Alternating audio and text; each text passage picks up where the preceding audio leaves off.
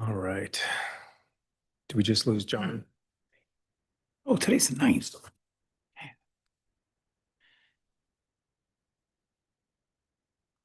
Okay. Do we know why? I'll give him a minute, but.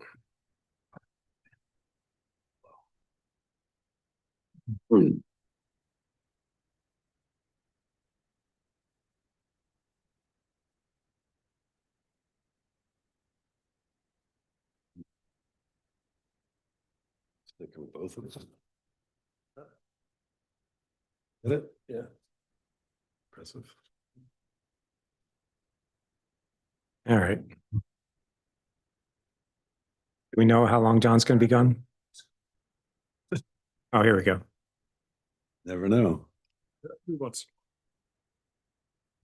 right, we'll go ahead and call this meeting to order. This is our October 9th Planning Commission public hearing. Can I start with roll call, please? Gavin O'Toole. John Agosto. AJ Summers. Rich Levy. Brian Adams? Lou Tadora. David Box. Great. Before we begin any agenda items, is anybody here this evening to give us public comment on something not on tonight's agenda? Okay, seeing none and seeing none online, we'll go to our first agenda item. This is PL 2025-0136 Depot Art Center Summer Tent. Is the applicant here for a presentation? Hi, I'm Robin Miller. I'm the operations manager for Steamboat Creates. Let me know if you have any questions. Okay, great. Thanks. Does staff have a presentation? Yes. So this project is for the conditional use of a 20-foot by 20-foot tent on the parking lot of the Art Depot. Approval would be for an annually recurring use of this tent that I will explain. The parcel is zoned OR, open space recreation. It's located kind of between right next to the Yampa River there on 13th Street. There is every year a 10-week-long summer camp that they set up the tent for. Obviously, there's set up and tear down. It doesn't necessarily fit neatly into any of our other sort of typical event style tent uses and the effect that it occurs for too great of a length of time. So when those specific temporary uses don't fit into our categories in the use table, they can be approved by conditional use, which is why you're hearing it tonight. When we reviewed compatibility with the community plan, Steamboat found in the community plan, of course, that we want to support community cultural and arts programs. We felt like that was a very specific reference to this art camp and the use for this tent that the organization makes use of. In terms of consistency with the purpose of the zone district, the OR zone district is to provide area for public, private recreational use, open space preservation, other similar uses. And the zone district also accommodates community gathering spaces. Since this is not a private use, this is a publicly available art camp to kids, we did find that it met the purpose of the open space zone district. 3 was probably the greatest consideration, criteria 3, which is to mitigate negative impacts. We wanted to make sure we gave full consideration as to why the code may or may not be limiting generally the term or length of events and what we typically approve with these temporary structures, tent style approvals. In this case, we found that the visual impact would probably be the greatest. We did review the parking standards there in excess of the parking needed so that when this tent is set up in these 2 parking spaces, they're not even close to being at risk of not having enough parking. So then the visual impact of being on the parking lot, we just wanted to make sure, we found to be different than, let's say, you set up a festival tent in the middle of a park or in the middle of a field or in the middle of our view corridor. This tent in itself and the specific use, it's also not for sale products. They're not trying to be out on the corner and hustle some wares or try to sell anything. They're back tucked away up against the building, obviously visible from the core trail as you ride across the adjacent pedestrian bridge there. But otherwise, we didn't find the visual impact to be too intrusive. The length of time is set by the length of the summer camp with accommodations for setup and tear down. In the way we framed it, you'll see in the conditions of approval and would be adopted as part of this entire application that would be approved is to set it by month. So they have a little bit of flexibility if they need to move the camp forward or backwards by a week. Lastly, criteria for approval is to make sure it just complies with other applicable requirements of the CDC, which it does. With that, staff did find that this application is consistent and would recommend approval with the 2 listed conditions. Great. Thank you, Jeremy. Any questions from commissioners? I have 2 questions, one for staff, one for the applicant. One is, this tent's been up for several years. Why is this coming to us now? We began code enforcement on this at the time when it was made aware to us. So it has been a process that we've worked through with the applicant to get it to this point. So sometimes it just happens. Things don't always move as fast as we would like, or we're not made aware of situations that might be out of code compliance. So. Thank you. And Robin, on the 91 days, is that sufficient for potentially school running different days, for having to serve these students? Yeah, we padded it on both ends. Our camps are consistently 11 weeks, 10 or 11 weeks, but we had to pad it on both ends because we rely on volunteers to help us erect it. And so it's a matter of when we can get people to come and help. Okay, thank you. That's why, yeah. Any other questions? I'll go the easy one for staff. Since there's other uses on this parking, on this lot, how do you calculate the parking available for the current uses as well as the proposed uses? So the Art Depot Center, we consider a community space, and we use that parking standard to calculate how much would be required for that building. It is a public facility as well, obviously, that has no associated, or I'm not sure if I'm saying that right. Obviously, any public could park there as a city parking lot, but it's not associated, it's not that the library is accounting for those spaces or that any particular parkland is. So I think I understand the question. The best answer I could give to that, obviously, this was signed for submission by our city manager, Tom Leeson, who approved this use on that lot. So in terms of how the city as a general entity views the need for this parking, Representative Tom Leeson would generally think that it is appropriate and perhaps not necessary. Thank you. Any other questions? Yeah, I've got a question. The code enforcement action, was that due to a complaint? I'm unfortunately not privy to how that started. Rebecca may know. I don't think so. I think it was something that we, no, I don't think so. I think that was initiated by the city, if I remember correctly. Yeah, thanks. Any other questions? No? Is there any public comment on this agenda item? Nope. Seeing none, yeah, unless you had anything else to add. Nothing from staff. Robin, okay, great. I'll close our public portion and come to commissioners for discussion and a motion. I like the idea of using a couple parking spots for art camp.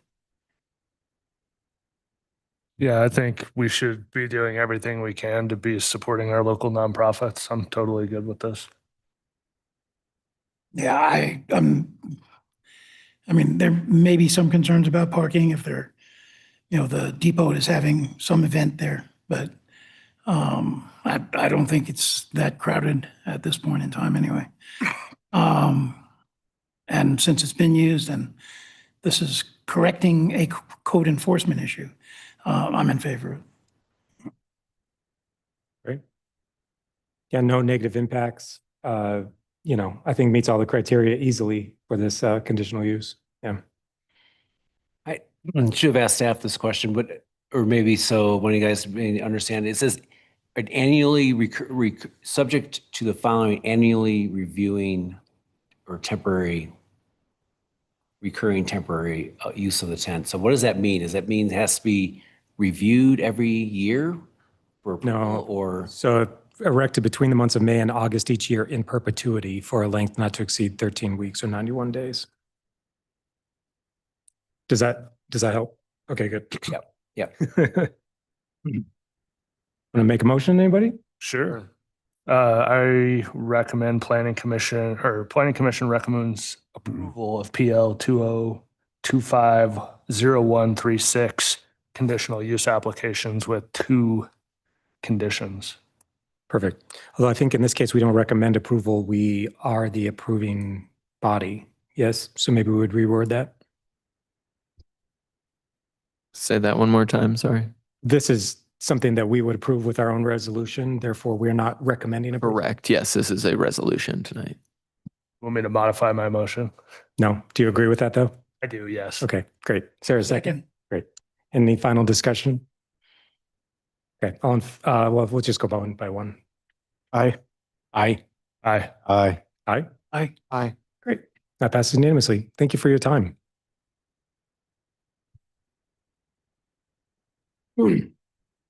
Let's jump into agenda item number 2. This is Steamboat Springs Community Plan. Give you a second to get ready, but when you're ready, Brad, we'll look forward to a presentation.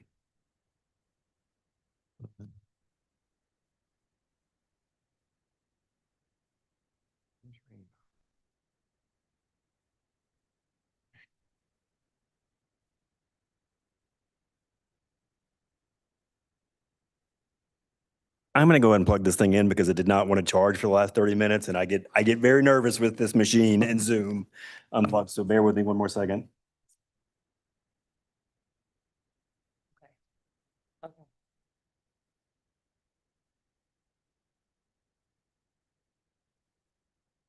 Okay, thanks everybody. Brad Calvert, Principal Planner in the Planning Department. I will just mention, the last time this community adopted a new community plan was 21 years ago, so the process may not be entirely familiar to everyone. So I will just do kind of like a quick recap.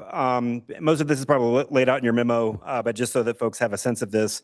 In our community, there's a group called the Area Plan Coordinating Committee, which is a joint committee of city and county folks, elected officials, appointed planning commissioners who are really kind of what I describe as the executive steering committee of the process to identify and create a new community plan. So that group, and in this case, both Rich and Brian sit on that committee, or that from the Planning Commission.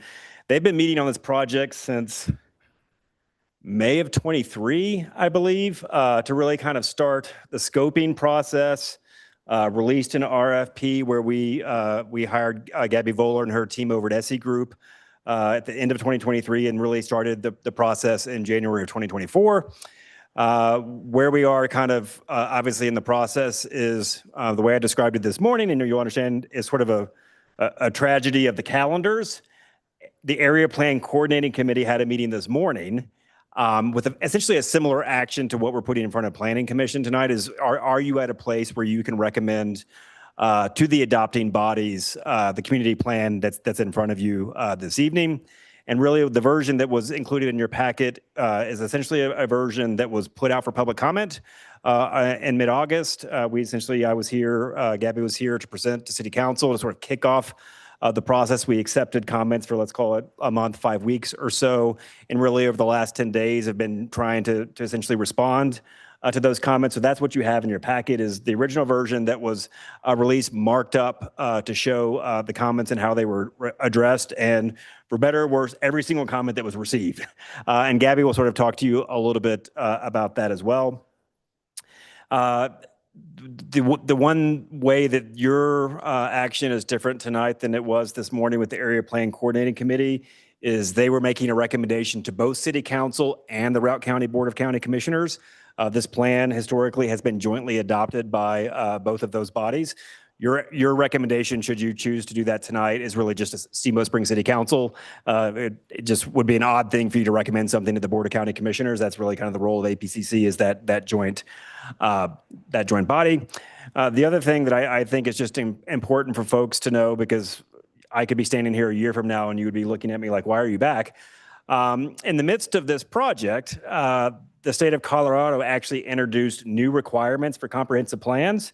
So in fact, some of that guidance is still forthcoming.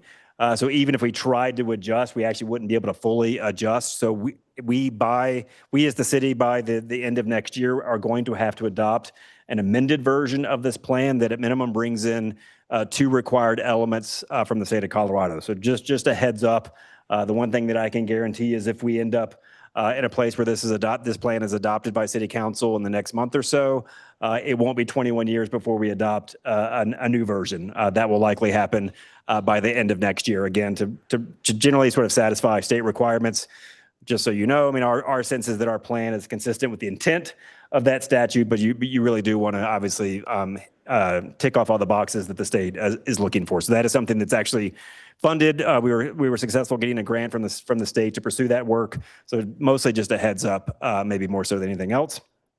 With that, Gabby, as I mentioned, is with SC Group. They've been our consultants from the beginning, and she'll sort of walk you through the presentation, which again generally kind of includes a little background, but also again there's a lot of comments that we considered over the last month or so. She'll kind of give you a sense of what was addressed and sort of the high level versions of the comments. For what it's worth, the Area Plan Coordinating Committee this morning did recommend that the 2 bodies consider this for adoption. There were sort of 2 pieces that they suggested be revised, sort of in the process of getting this ready for City Council and the Board of County Commissioners. And we can talk about that in a second because it may sort of come out in the sort of natural review of the comments. So we're here to essentially present this to you and obviously have a conversation. So Gabby, if you want me to just sort of what?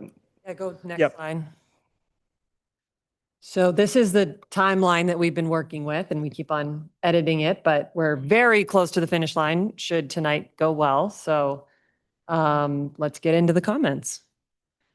So I wanted to talk about the process by which we edited it. So for full transparency, I think it's really important to track every single comment and how we responded to it. And then I pulled out some common themes, and we can discuss some of those themes of whether you think additional. I made some changes based on comments that were very similar that came in multiple times. But if we want to discuss additional action around those themes, we can do that. We also got 2 fairly lengthy formal letters from the Yampa Valley Sustainability Council and the county. And then we also got a long email from the Climate Action Plan Land Use Working Group. And they were very similar to the YVSC. So I combined those into kind of one topic area because there were a lot around environmental changes. So I want to go through those to make sure you're aware of edits to the actions and the plan from them. And then wrap up any additional comments or changes we made. I made some changes to the map that I want to make sure we go over. And then you guys have all been looking at the very boring version of the plan, which is just 80 pages of dense text with a couple images. But behind the scenes, we've been working on the more beautiful version. But there's been a lot of work to make sure that it's an accessible document with the Colorado state laws around accessibility. So that's been kind of sitting on the sidelines back and forth with my team and the communications team. And our goal is to have the pretty version for October 21st. We're still kind of working through that, but I wanted to at least show you what it looks like because we did get a lot of comments of like, why is this so dense? There's no table of contents. Like, We're like, I know, it's going to look better in the end. We're just trying to like get through the content process. So that's the agenda tonight. And then at some point we'll add the comments from this morning to make sure if this group agrees or disagrees with some of those comments make those changes noted moving forward. So overall with the feedback, we got 20 emailed comments, including those 2 formal letters. So I broke every single comment into basically a row in a spreadsheet and gave it a comment ID. That way we could, if you saw in the packet version, there's like a comment on the side for each change. It says like, this responds to comment ID 10001 or whatever. And that's so that you know why that change was made. And then the letters that had multiple comments, I broke those out into like a branched ID. So it'd be like 10001, 002, 003. So it was almost like a family of comments from, the YVSC or from the county. Because you can't respond. It's hard to respond to like 20 different things in one ID. I thought it was easier to just break those into separate comments.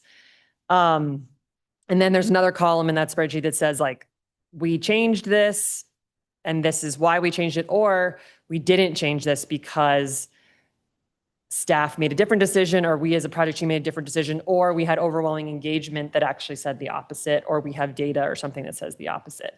Or the comment was just like an angry, vague comment, like, we shouldn't be spending money on public good. Like I got a couple comments like that, like that's like a philosophical stance. And there's nothing we can really change in the plan based on a comment like that, or like, everyone's leaving because there's not enough housing. It's like, okay, we heard that, but that's not like a substantive enough comment where we can say like, okay, we're going to change this sentence on page 35.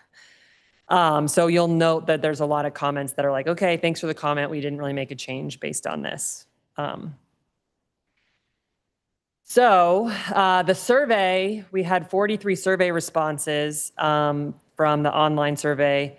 And those answered a couple questions. It said, how in line are the values of the plan with you on a scale of 1 to 5? We kind of got answers all over the place, depending on like the viewpoint of the person. If they were like angry about it, they tend to give it a lower score. If they were supportive, they tend to give a higher score. There wasn't like any data that was worth pulling from that question. Again, and also the other question was like, what chapter do you thought was the most relevant? Again, it was kind of all over the place. So I didn't really pull that data, but there were 2 open-ended questions in which I did pull text comments, and very similarly to the emailed comments, I gave them an ID. We said, we responded to this or we didn't respond to this. Everything's anonymized, so people's names and email addresses, aren't published on that. But that's how we handled all the comment process. And there's 2 sets of comments that have not yet been incorporated.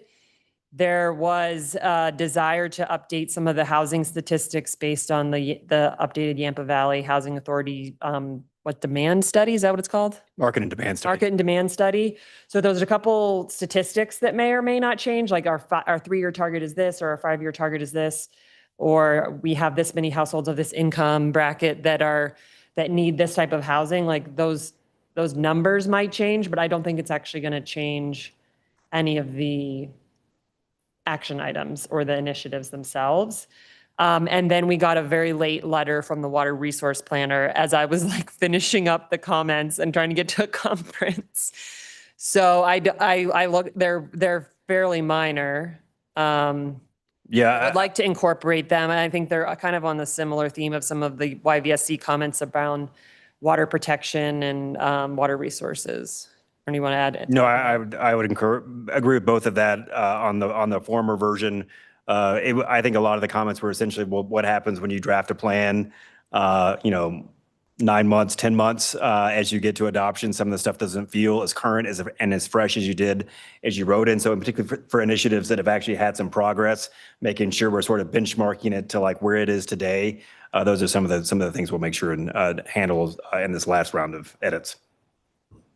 Any questions about the process of edits? Okay.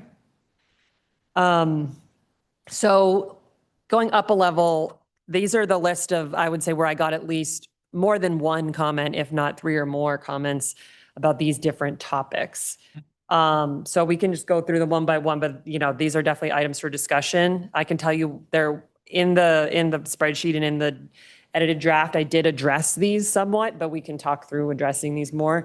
So we got multiple comments, including from the county, about disagreeing with some of the approach towards allowing residential uses in industrial zones. We have a recommendation around kind of re-examining that. And then there's also in the future land use district plan document additional language around that. And so what I did to respond to that, instead of, we had this approach that was basically like ban all residential uses, industrial zones, and then study it. And we softened that to basically say, let's study it and then make a plan. So that was the change that was made. But it has come up a bunch about this particular topic. So I want to make sure we have a chance to discuss if we want additional edits to be made about that recommendation. Go ahead. Yeah, so you can clarify, you said there's disagreement, and in particular, the county came back with a disagreement. What were the people disagreeing, what were they asking for? They wanted to retain residential land uses in industrial areas Okay.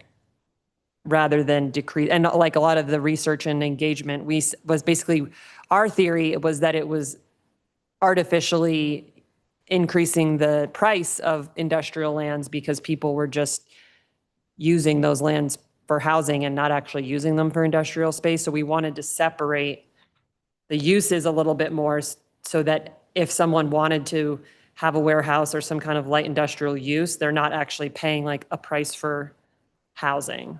And I think what we tried to do is say we encouraged a lot more mixed use in the commercial area. So a lot more housing above retail, housing mixed with commercial, but reducing the mix of housing with industrial.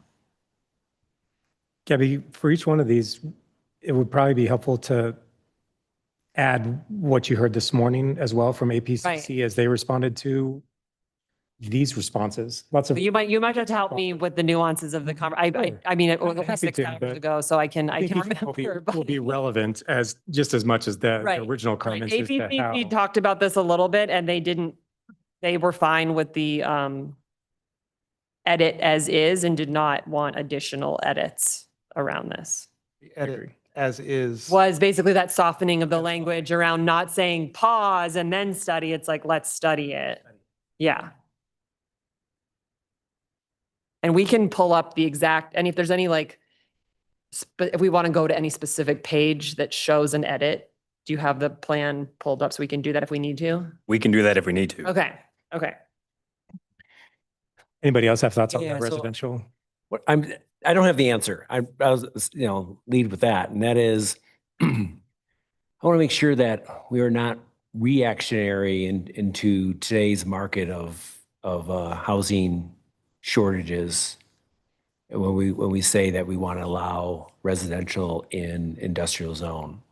Right now, I don't really have a problem with that, but I'm also leaning around the fact that we have a housing crisis, but I'm thinking, is that 20 years down the road, is that what would we appreciate that or not?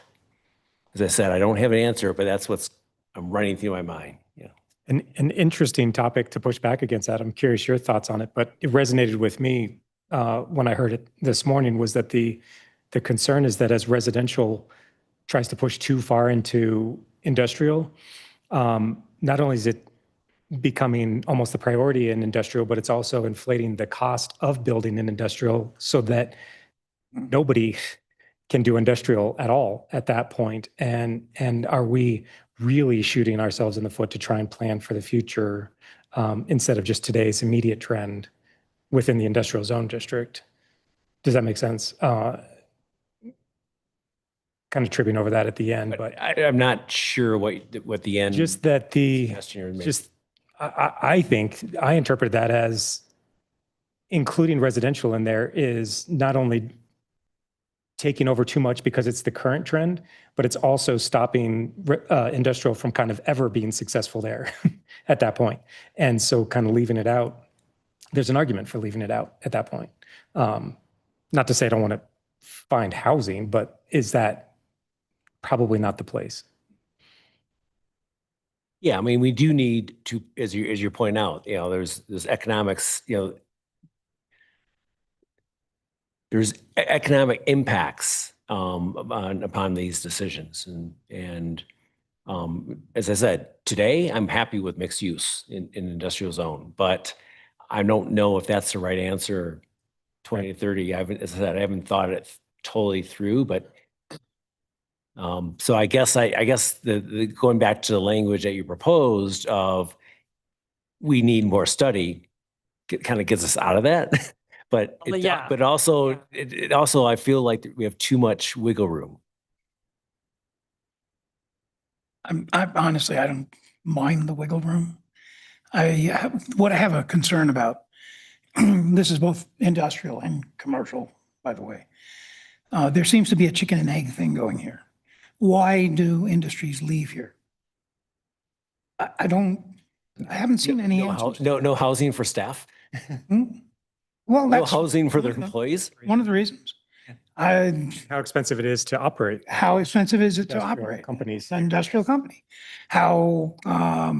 What for commercial enterprises, how expensive is the rent? Does that make, we talked about it before.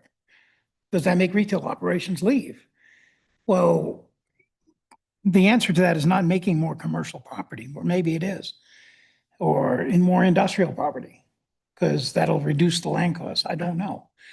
But, I'm not sure we're addressing the key question. I don't know that we know what the real question is. Why are we losing industries and commercial enterprises here? I don't know why. Why did Smartwool decide to leave? I don't know. I think it's a really good question. So now I'm going to ask you to tie that into how does that look in this area plan?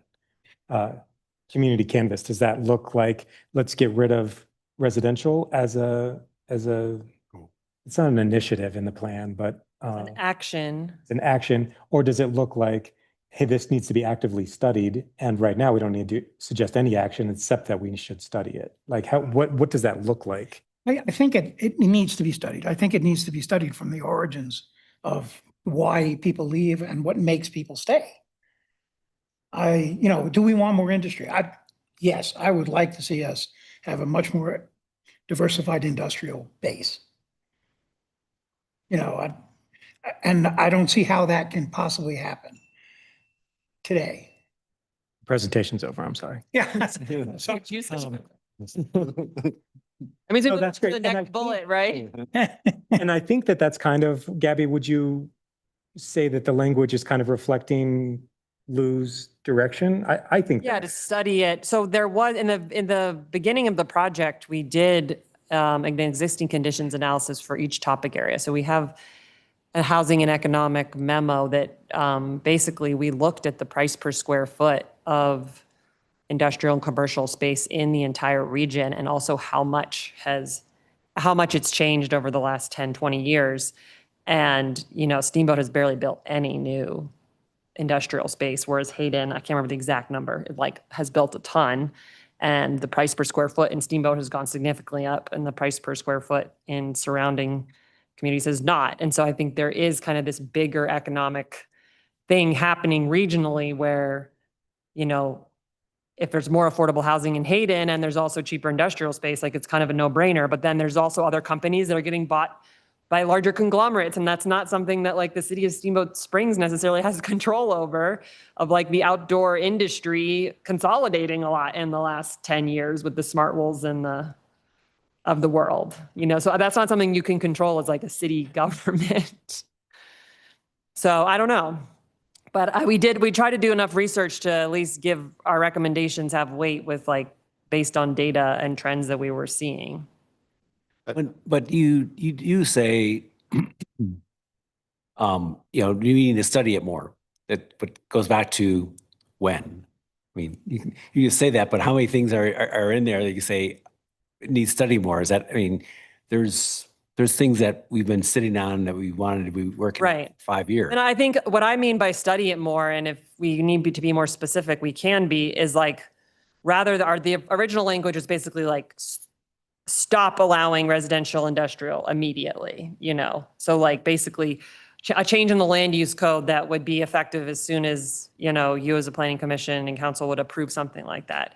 I think instead we're taking this approach of like, let's really study the code and maybe study the existing residential uses in industrial. And is it an overall problem, or is it a certain type of problem? Is it like those live, work, garage style units that aren't working? Is it certain neighborhoods where, you know, it's not working, and then amend the code appropriately around the residential and industrial, not like additional market study, if that makes sense. Like figure out like based on how it's been working or not working, what the actual recommended code change would or would not be. Like maybe it has to be a larger percent affordable, or maybe it has to be, I don't know, you could come up with some in between type of regulation rather than just say no more residential and industrial. So Commissioner Acosta, I think what you're also saying, and I think you said it well, is we have to think what 20 years down the road looks like, and let's not kick this down the road so we never think about it again. Why don't we have this on, we said we need to update this plan next year. This is an item that we have a lot of discussion around and not necessarily a good answer yet. We put this as a pin in saying we have to get this in for next year. Just, Like a work program item. A work program item that we cover in work sessions and come up with our overall recommendation as a commission. And just so you know, that topic actually fits pretty well with one of the things that the state's going to want us to look at. It's called a strategic growth element. And it's very sort of where are you growing, what types of uses and what locations. So it fits well with the scope that we would be writing for that. So that's a good suggestion. Any other so that being thoughts? said, are we feeling pretty good with where the edit is at today? Yeah, I didn't think of the idea of, you know, I didn't realize we can just put it onto a side, you know, side sheet and say, okay, we'll look at this next year. So I'm comfortable with that. If we can do that. Side sheet is always an option. We just have to act on it. Is there any chance that the county will not recommend adopting it because of the language of that topic? Ooh. That's really a stumbling block for me when I think about it. I mean, how strongly worded was their objections? You think the county wouldn't adopt that? I don't know. We I have didn't, I one didn't, I county didn't see commissioner. their letter, and We have one county Interested in- commissioner too on the APCC. One. One. So Angelica didn't seem to have a issue with it, but I don't know what the other two would. or their planning commission. Pete, I guess, they're represented. like also, we- they Their feel planning like commission doesn't get to adopt it, right? It's just. They have to recommend They it. get to just like recommend, we- same thing as us. But it's a good, I didn't know how strongly worded their letter to you was.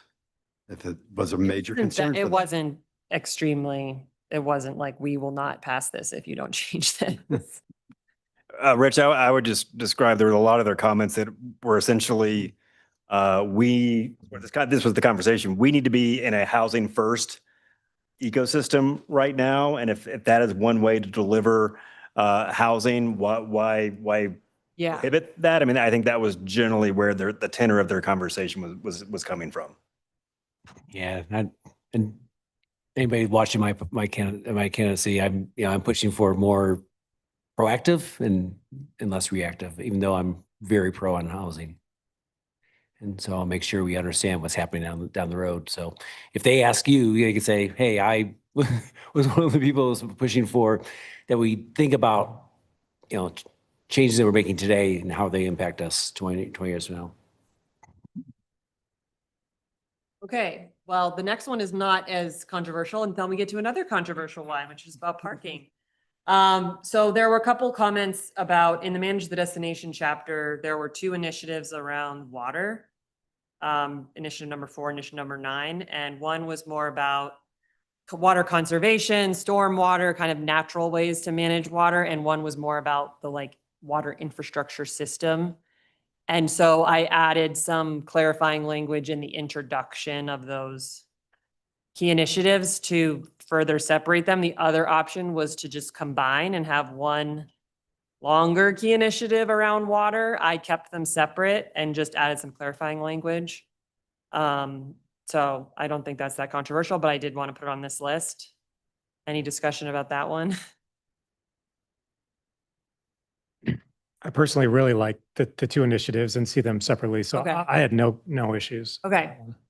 Okay, moving on to parking, everyone's favorite topic. So we got many comments about parking. Some people saying, you know, you're wishful thinking if you think paid parking and bike lanes and trails and more bus service is going to fix the parking problem. We still need additional supply. We need a garage, et cetera. So there was a lot of language around parking, and I changed a lot of the language to talk about a managed parking approach, which is like a larger family of tools, which could include more time restricted parking, enforcement of the existing time restricted parking you do have, having people know where parking spaces are and what types of parking available, so people aren't spending all that time circulating, adding to congestion, and then also paid parking. And there's a lot of different ways to implement paid parking. So I just changed the language to basically have more of this managed parking approach, which could involve a lot of things rather than going right to paid parking. And that was the change there. But we did talk about this quite a bit at APCC this morning, and we circled around, and we actually didn't recommend they didn't recommend any additional language to be changed, other than, which is another comment I'll get to later, is adding an element of equity in any parking management so that you're not disproportionately impacting low-income people that maybe they work downtown and their only way to get in is a car, and now they're paying like $10 to park for the day and they're only making like $15 an hour or something like that. So we did add a line edit around that, but I do want to open up for discussion if there's any other changes around paid parking. Refresh my memory, and maybe it's Brad or Rebecca. Wasn't the city going to undertake a parking study? They do. There was a parking study for the House and Hill complex completed last year. That sound right? Yeah, I think so. And I mean, there's been parking studies done previously. Was it something recent that you are remembering I discussion? seem to recall, and my recollection could be bad. It could be years ago. I don't know. That there was a very strong discussion at City Council regarding parking and taking on a major parking study to figure out exactly what we needed, where we needed it, when we needed it. Now, it could have been a dream, but I think it was real. Well, I don't remember anything. Yeah, I don't remember anything recent, but I do know in my time here at the city, I believe we did undertake a parking study. It was a number of years ago. Inventoried it was a downtown parking study. And I think it inventoried what existed at the time and provided some recommendations. I mean, have we looked at those? I have no idea, honestly. Is that part of this that went into the area plan? The results of that study? No, I don't think that was an input. No, this was more a response to essentially community feedback.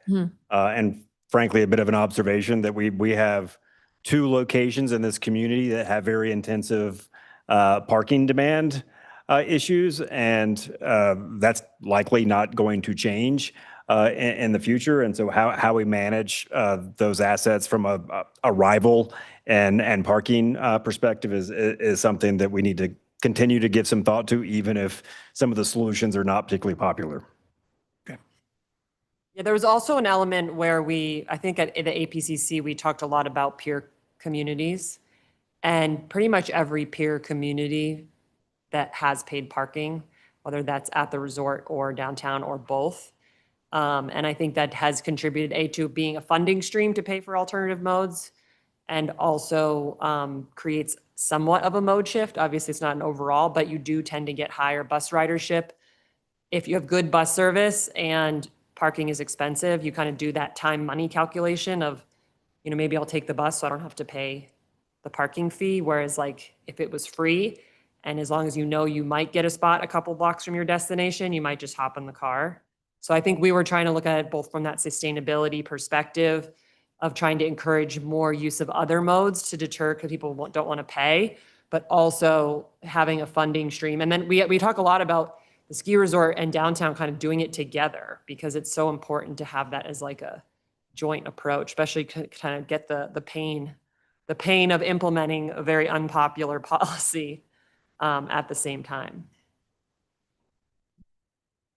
Were there any comments? I'm thinking any town I've been in that has restrictive parking or paid parking tends to have some restrictions in the residential neighborhood. So is there any discussion in there about, because once we, if we did add parking on Oak Street or paid parking on Oak Street, people will start moving into the residential neighborhood and then, so typically you have some type of restrictive for neighbors only. We didn't get into that much detail, but I think that's part of the managed parking portfolio. And it came up in APCC this morning. Also, there was one comment that said, everyone's just going to park, 2 blocks further. It's hard to manage a little bit of parking. You have to manage essentially the parking shed. So yes. Managed parking has a big, lot of stuff in it. Okay. Yeah. So Gabby, would you consider managed parking also that business owners and their employees are parking places that customers should be parking? Yes. And we should provide opportunities and safe transport to Sure. other locations. Yes.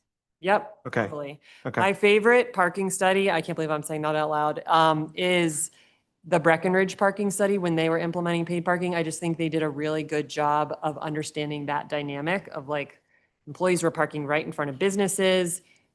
So they was just their car was sitting there all day. They were kind of they did almost like this like block by block analysis because they have kind of a long linear downtown of like where the pinch points were the most and where people were actually parking to access different places. So they basically have those kiosks and then different lots kind of on the perimeter so that people kind of park on the perimeter and then their main street isn't as vehicle heavy. It's probably on their website. It was done maybe 10 years ago. But I would recommend an approach like that because I think they did a really good job of like understanding all the nuances of the parking issues and then coming up with, like they do have a lot of neighborhood restrictions just outside the downtown as well. Thank you. So the question is, with the language that we see tonight, does anybody have any concerns with the word manage? Is it too umbrella-y? Is it too not descriptive enough? Do you guys like the way that it is, knowing that it probably encompasses everything that you've brought up as a concern? Is it another one of those items that goes onto the list of to be studied? Yeah, maybe. We're 2 for 2. Well, the other thing that we did is that, so we didn't say, let's study a parking garage. I did not want to go that far. If you want to go that far, we can certainly do that. We did say if there are certain areas that need more supply, that is on the table, but there needs to be like a really good reason for adding supply in a specific location. So that is in there, but we didn't say adding supply via a parking garage. We didn't like use the term structured parking or parking garage or anything like that. And I'll add one thing so that you all aren't beating yourself up too much about putting stuff, unintended, in the parking lot. And that is that this is an initiative-driven plan in a lot of ways. And there is a companion document that I mentioned to APCC, and I should have mentioned to you all in my little preamble, that isn't something that feels like it should be adopted. It's an administrative document that is sort of an implementation and user guide. How does this group best become a daily, weekly, monthly user of the plan? Same for staff. And the other thing that document will attempt to do is to really be something that we can use as a scoping guide when we are scoping the conversation about how do we have the best version of a conversation with the community about a more managed parking scenario in this community. How do we approach that project? Because the plan is suggesting that we feel that the plan is suggesting that we are probably ready for a conversation about managed parking, but we really don't know if we're ready for a conversation about managed parking in terms of actually implementing implementing it, like that's what more detailed conversation is about that, like, obviously can't be handled in the scope and the budget of this type of planning document. That raises a question in my mind. We deal with development plans all the time, and we talk about how much parking, and that's an issue. And sometimes there are requests for variances, and sometimes there's plenty of parking. So, as we have this managed plan being created, how do we use that to make decisions in terms of the parking? I'm, again, it's kind of the chicken and the egg thing. Tomorrow we're going to talk about somebody's parking lot. If we're honestly going to have the tortuous conversation in this community about parking, we might as well talk about it all. Yeah. Like even the third rail winter on-street part, like I suspect we will have to talk about it all, like, because otherwise you're talking about an asset that we're suggesting needs to be managed in a way that's not managed now, which to me you suggest like not only what's there, but also the future version of parking, which obviously comes through the development process from a private property standpoint. I think the goal is that you're having the biggest version of that conversation so that it can be as successful as possible. So I would say that I remember what you are remembering about parking study is because it gets talked about an awful lot. Yes. But nothing has really happened with it. So when I look at this planning document, I would love for it to suggest very strongly that we stop talking about it and actually do a talk about it, right? Just to really be on the nose about it. right? Recommendation says Right? Is implement. that we and actually continue need implement to and manage parking. have a study that talks about what management looks like and what our town needs rather than saying, oh, we should.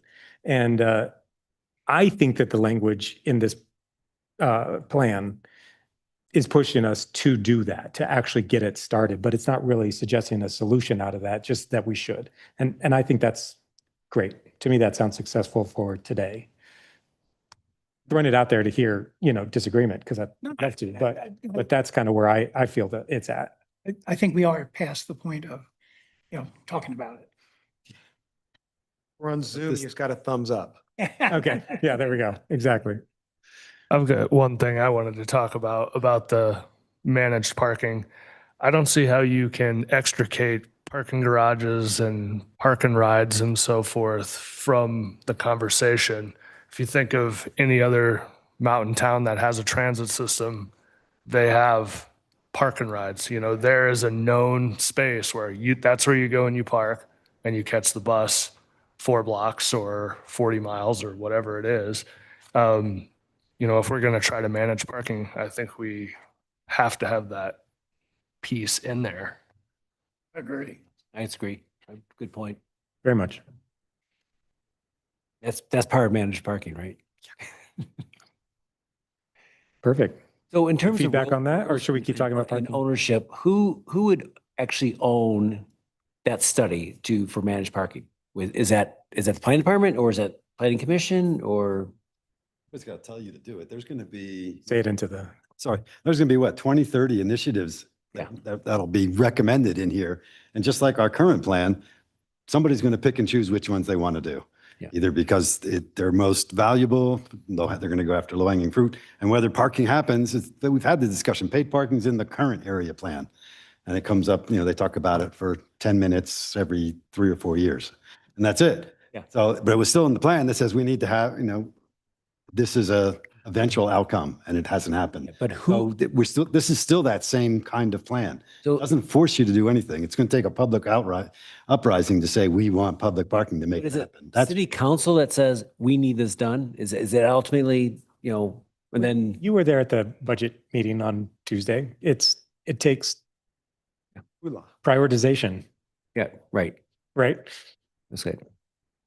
And we can't suggest. it, Yeah, but because- staff is the one who would actually implement, do the study, most likely. I'd say we have somewhat, every once in a while, it comes to us to help with a list of priorities, what we think are the most important jobs to accomplish. Absolutely. So that's usually just a recommendation to city council. Should we move on to Were the you next going to add something? I was just going to add, it would likely take some budget. So that is something that, we would have to plan for and request that budget and have that appropriated through city council. Great, Moving on. let's do. Okay. We've already talked about the next one, about how we're going to update the housing numbers for that report. That's more of a to-do that has not been completed yet. We got a couple comments about not really understanding how the future land use district plan, which was living in a separate document, works with the community canvas plan. So I added some language in the introduction around using those two together. However, I do want to ask this group if you want that future land use district plan to be its like own separate document with like a different link, or you want it to like be an appendix. So it's all like you click the link and you get like the plan, the future land use district chapter. It almost feel more like its own chapter, and then all the other appendices, or do you want it to like live separately? I'll vote first. I think it's a chapter within this document. I don't Okay. think it's separated. That's my vote. Then it takes a plan amendment to change it. I know. Versus if it's a separate item, it can just be standalone and doesn't open a can of worms. Oh, well, since we're talking about changing the area plan, I know. we could talk about other things. In most plans, changing the future land use map or changing this isn't a zoning, but like a land use designation description would usually be a plan amendment. It's pretty uncommon for it to live in a separate document. And if it wasn't, I think we'd have to create a process for doing it separately if it weren't the community area plan. Then we have a separate process for changing our future land use map now. Separate from the community area plan? No, it's actually a community plan amendment. This, You typically only see it when people are proposing land use map amendments, but it could in theory be used for other things. And I think we have seen that happen once. another question I asked earlier, is the future land use map continuing or does the district plan replace it? If adopted, this would replace that. Okay. There will still be a 3-mile plan Yeah, not process, but Mm. this would be the future land use plan. It would, just have a the different. other one would become archived, obsolete, whatever term you want to use. Okay, thank you. We can talk more about the map. There's a whole slide about map changes too. But I just want to talk about the clarity. There might be a couple additional, if we're going to have as a chapter or an appendix, there might be a couple word changes just to reference it as a chapter or reference it just to be consistent. So I'll add that to the list. And I'll just add, I mean, the reason they're separate now was almost like a workflow issue Yeah. as much as anything else. Just as we were sort of developing the plan, we really wanted the land use system, to call it something, to be the guidance that's offered there to be consistent with the guidance that's offered throughout the document. We also wanted it to wait to the very end to do it so that we could let the other key initiatives sort of work themselves out. So it was just in some ways easier to sort of do it wholesale at the end. And then to Gabby's point, like slowly but surely integrate it back into the document. So it was much a plan development process and workflow issue than a purposeful reason to have it separate. You all good on that? Okay. The next one, there were a couple comments about, so the CAP recommended a lot of electrification, basically moving forward. No new housing should be on natural gas, all that stuff. There were a couple comments around worrying about the redundancy. So especially like in a wind event or wildfire event, a lot of times electricity gets cut off for, a couple hours or whatever. And then people want like a backup system. And so there are a couple of comments about wanting a wood stove, like being able to use their wood stove or not precluding that they'll ever be able to have a wood stove. I don't think a lot of people have generators for backup systems here, do they? Maybe a couple people in the deep woods. I can only speak for myself, but yes, in most of my, They do have generators backup? Okay. it's pretty common. So Residential. I didn't change the language to reduce any emphasis on electrification. We kept that is, but we did just note be sensitive to redundancy, or as we implement electrification, let people have a redundancy. We did, but I didn't I didn't reduce the emphasis on electrification because I think that was an important thing to not do. There was a comment that I somewhat disagreed with. They basically said the electrification, and it was related to the newer building codes of like, makes housing construction so much more expensive. We're going to get less housing built because of that. And I think it's just one of so many factors of housing costs. It's like labor supply, materials, electrification is just one of many reasons. And I don't want that to be like put as this like scapegoat of like, we should reduce the standards in order to produce more housing. I just don't think it's as simple as that. So I did not make a change based on that, but I did want to just be transparent in that there were some comments around worrying that these higher standards would reduce the number of housing units built or the cost of housing. And just to add, I mean, one of the things that's been clear to us throughout sort of the development of the plan is that alignment with the climate action plan is important, and that we would not want to create a community plan that creates conflict between those documents. And that was a big driver of the decision to note that, yes, redundancy is a consideration, but in terms of primary fuel source conversation, that like it wasn't a change to be made.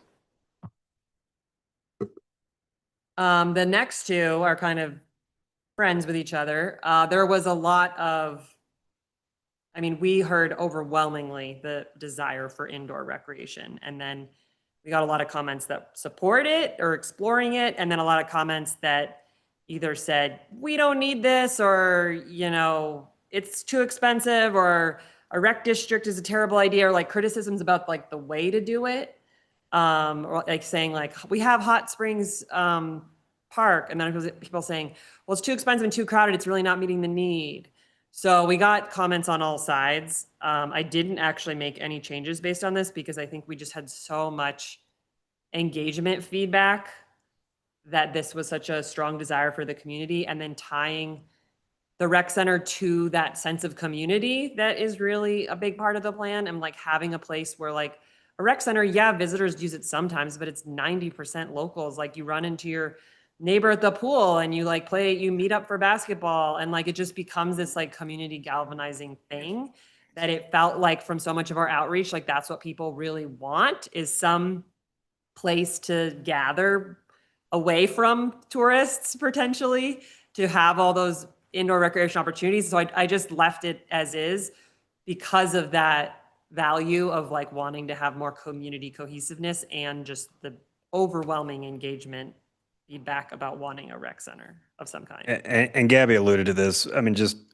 having gone through the engagement phase, it would have been tough for me to suggest to the consultant that public comment at this phase warrants a change. I spent 10 Saturdays at the farmers market. It was housing, transportation, and indoor rec.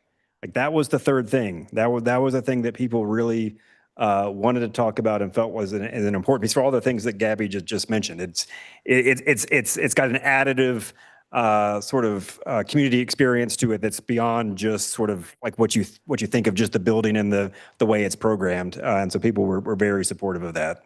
Yeah. And I know it's difficult. I mean, like Tom said, he's like, I don't know, it's going to be a tough one. Like implementing this is going to be extremely difficult because of like what's the structure? How do you fund it? Where does it go? I mean, there's like just so many questions, but you're not alone. Like this is a larger trend. Many communities in Colorado, Crested Butte is having the same conversation. I don't think they're going to use the spaces they have. They're not going to do a rec center. Univista is having the same conversation. Telluride's having the same conversation. So I think there's like just a trend happening around people wanting this type of use for a lot of reasons. I could talk about this all day, but I'll keep it moving. But I did want to bring that up. And similarly with the Arts Center, there were a handful of people that said like, yes, this is so amazing. Other people are like, well, we already have so many other venues. We don't really need a big Arts Center. We just need to like have more cohesive planning around the existing venues and existing arts. I didn't change any language related to this, but I just wanted to tell you about the comments. And apparently, I can't remember, there was one comment that said there was like already a study happening about an Arts Center location. I've never seen that document. I don't really know if that really exists, but apparently someone studied it at least a little bit. And didn't have any revelatory changes from APCC this morning about either of these topics. I just wanted to bring them up as like, these were hot topics. So, Well, the comment from APCC on the rec center was essentially stand strong. If that's what you heard during the sort of primary public engagement, even if it's a hard thing to do, this plan is to challenge us to do hard things. And so it should stay in the plan. I've never heard anyone say that we don't need a rec center. Great. That's where I'm at too. Like 100% of my I conversation. wasn't shocked at that. Yeah. yeah. The art center one I thought was more interesting though. I don't really want to recommend changing, but I will just kind of state for discussion is that I had always kind of liked how the arts were kind of spread out and it kind of created the art walk feel and kind of the community support feel of arts as opposed to a singular location. I don't know what to do with that thought, but I wanted to at least send it out to the group that I thought that there was something neat about that, but maybe there's something even better about exploring a specific center. And I didn't have a strong like, well, this ought to be in the plan kind of situation. Isn't that what the Art Depot is? I don't think, I don't know. I don't want to pick on the Art Depot. We just, It's, you can go and paint and you can look at paintings and stuff. And And I think a you bigger- can. pointing to a bigger, That's bigger venue. a bigger venue for, Okay. And there's private work Right. going into this right now. So if we think of the overall community supports it. This doesn't have to be something the city does, correct? Correct. I mean, one of the big sort of parts of this plan is it suggests how important collective action is and collective impact. I mean, so like that, this is not suggesting that the city is in the lead position on creating a performing arts venue to call it something. It's just that we heard from the community that there is some desire for that type of community asset. which is just really interesting. I mean, we have, I don't know, it depends on what scope and scale you're talking about, right? I mean, there's a lot of things that strings can handle. There's a lot of things that the chief could handle if it were open. Yeah, I was, always comes to mind. So I just kind of wonder kind of what that looks like and what the get plan is kind idea of trying to people intend are for it to look thinking like. about like what's in Silverton, like something like that. I think that's, like the performing arts venue. yeah. Okay, yeah. Or a good example is the Crested Butte has that Mhm. art center as well. I don't know. Like strings. Can I go back to one comment, Gabby, you made is when we were talking about rec center, you mentioned Parks and Rec District, and that's obviously back at the, towards closer to the end of the document, talking about initiatives. That's an item that requires a lot of discussion and has a lot of pluses and negatives. Is this the right place for that to be? If it's is it ready for prime time to be in a community plan?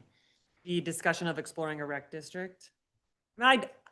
It's such a fun, it's an interesting balance between like, make these vague goal statements and also try to give concrete actions. And I feel like at least going enough down the path of exploring a rec district to know if it's the right choice or not is worthy, just because that's like a known solution that has worked for many places. I mean, every place has done it slightly differently. Like Del Norte created a rec center and then the initiative to fund it failed. So they have an empty district. They have like a district that has no funding. It's like a district in name only. And there's like other rec districts I think are really successful and they figure out funding from a bunch of different sources, whether, like vehicle tax and sales tax and a little bit of here, a little bit of there to like cobble together funding for a rec district. I think it's worth exploring. Maybe it's too specific for comp plan, but I didn't want to like give no ideas for solutions. Your thoughts? I think it's fine in this plan. Yeah. And David, if I may, just one, comments always tend to go towards the things that feel like actions, maybe more so than the why section of the plan. And the why section of the plan makes it very clear that we as a community have an ambitious view of where we want to be in the future, and that the status quo isn't going to get us there, and that there are policy tools, there are financing tools. I mean, we have, everything needs to be on the table if we're actually going to sort of execute on the things that we say are important to us. I mean, that's why, like, you know, a lot of this time, the conversations we've had will be difficult conversations, but we've heard through this process that there are conversations the community thinks are important to, again, live the best version of who we are as a community every day. Come to a decision. Thank you. Any other thoughts on these two? Cool. Okay, move on to I can't remember what's next. Okay, the map and future land use district plan comments. So we didn't make the change, we just marked it up so you could see what the changes will be done so that we can do it all in one fell swoop in case there were additional changes requested. So the change, that I'll go through the changes and then we can talk about if there's any other changes you want to make. Is there's two, we're calling them nodes, the circles on the map, and I think was it Planning Commission or APCC? It was at the work session. There was people saying they want a more of a softer node. I don't know if you all recall that. So we're going to change it to look more pixelated, so it's not like a specific hard boundary. We had some comments from staff about adding some additional riparian corridors into the ones that are already there. And then we also were going to add some more labels, maybe some main streets or other, you know, landmarks to just make it a little bit more understandable of like, where does this yellow end and the red begin? Oh, it's at this intersection or it's at this like known landmark, just to make it a little bit easier for the common reader to understand. We also wanted to add some language clarifying what the 3 small changes were to the UGB. Just to make sure that's really clear. You can kind of see them on the map. They're like outside of the boundary there with the lighter color. But basically the thinking behind that, which was basically like the county, they're not likely for annexation for a number of different reasons. So it's not really worth putting them in the UGB if they're not likely to be annexed. They're pretty much already built out or already, you know, the county has changed the land use code to actually make a lot of those areas more dense anyway. So there's not like an incentive to have a higher density or some kind of, you know, annexation to have it in the city. And then we had some staff comments about some of the pictures that described each district, mostly getting rid of pictures that basically discourage, basically what's not allowed now. So a lot of it was garage facing townhomes, basically things that wouldn't fly now. So why are we going to put them in our document as like exemplifying? And it's funny because the pictures are kind of a mixture of existing conditions and maybe newer stuff, so your desired future conditions, but we don't really want to show pictures that say, this is what we want this district to be like, and that type of building is like not even encouraged or allowed anymore. So there's a couple picture changes that we'll get to as well. Yeah. So since this is going to be an integrated document, you probably can't do this. It would be great if this document had layers, so you can actually overlay with streets or pull off streets. And so well, we created that interactive map at the beginning of the project. I mean, you could always add Well, and eventually future land use layer to that. And there's also the Routt County land use viewer. this would make it to the city's online mapping. Yeah, this viewer. would be eventually on the online viewer tool so that you can do exactly that. Okay.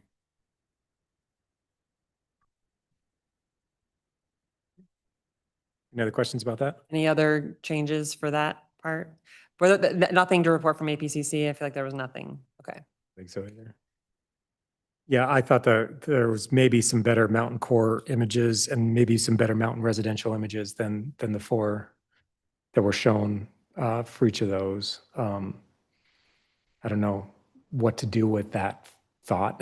Like that, it doesn't really reflect my ability to support or not support this plan, but Ryan, you've got a camera and a phone and a phone, so On like a Saturday morning before the weather turns, just like give me your favorite images of those neighborhoods. sure I could find another architect or two to help me find some exemplary architecture in the neighborhood. Because staff gave us those images, so we're hoping that staff or other volunteers can go back out. and that's, you know, one day of driving around very quickly, like we got it. So yeah, so a little more being more thoughtful and intentional wouldn't be the worst thing. Yeah, Right. yeah. Okay. So this summarizes the letters from the Yampa Valley Sustainability Council and the CAP Land Use Working Group. That was an email, but there was a lot of overlapping points and there were multiple points within that email. So I kind of combined them into one slide because they were very similar comments. So we changed the greenhouse gas emissions report. There were a couple of places where we referenced those statistics about what percentages from buildings, what percentages from transportation. I think there were 2 or 3 locations where we just changed it to be updated from the 2018 report to the 2023 report. I talked about this earlier, but we incorporated a phrase around equity in the parking recommendations just to make sure there wasn't disproportionate impact to underrepresented populations. We added a phrase around bike parking locations to some of the downtown recommendations. I talked a little bit about this already, but we made some changes to the electrification actions and then added some additional rebate programs that we had not included. I just don't think we captured all of those to encourage more investment in electrification. I think the biggest thing is that like navigating those rebate, like what's even available. You know, I even did this as like a thought experiment, like, okay, how do I put solar on my roof? You know, I was at a conference yesterday where that was kind of one of the main topics. And it's like, okay, well, there's this and it's expiring in this year and there's this and this and this. And so I think one of our key recommendations is to make the process make the process easier to navigate so that people are actually like, I think the perception is that it's just going to be so expensive. I don't even know where to start. So I think our recommendations still remain as is on that, but I just made a couple tweaks there. There was a success measure about the destination stewardship plan.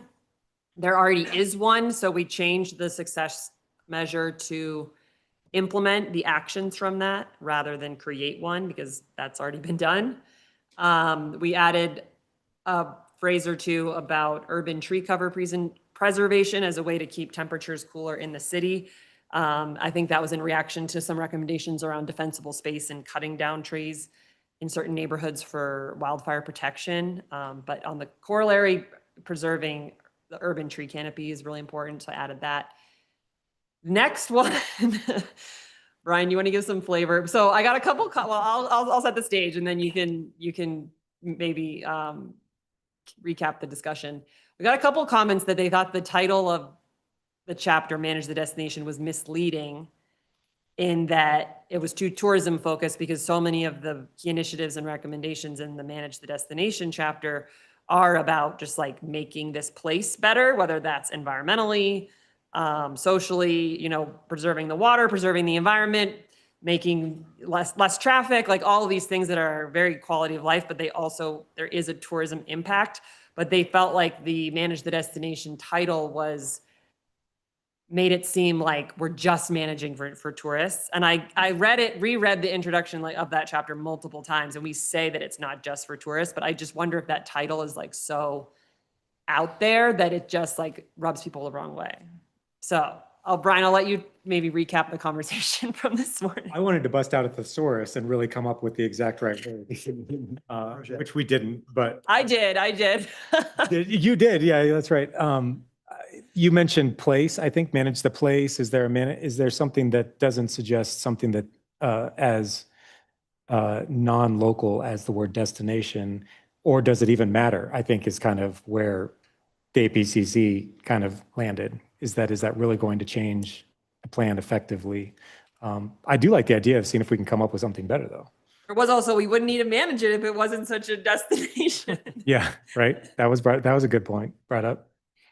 When I look at it, it seems like it reads, manage your destination, as in somebody else's. It's not ours. It's not local.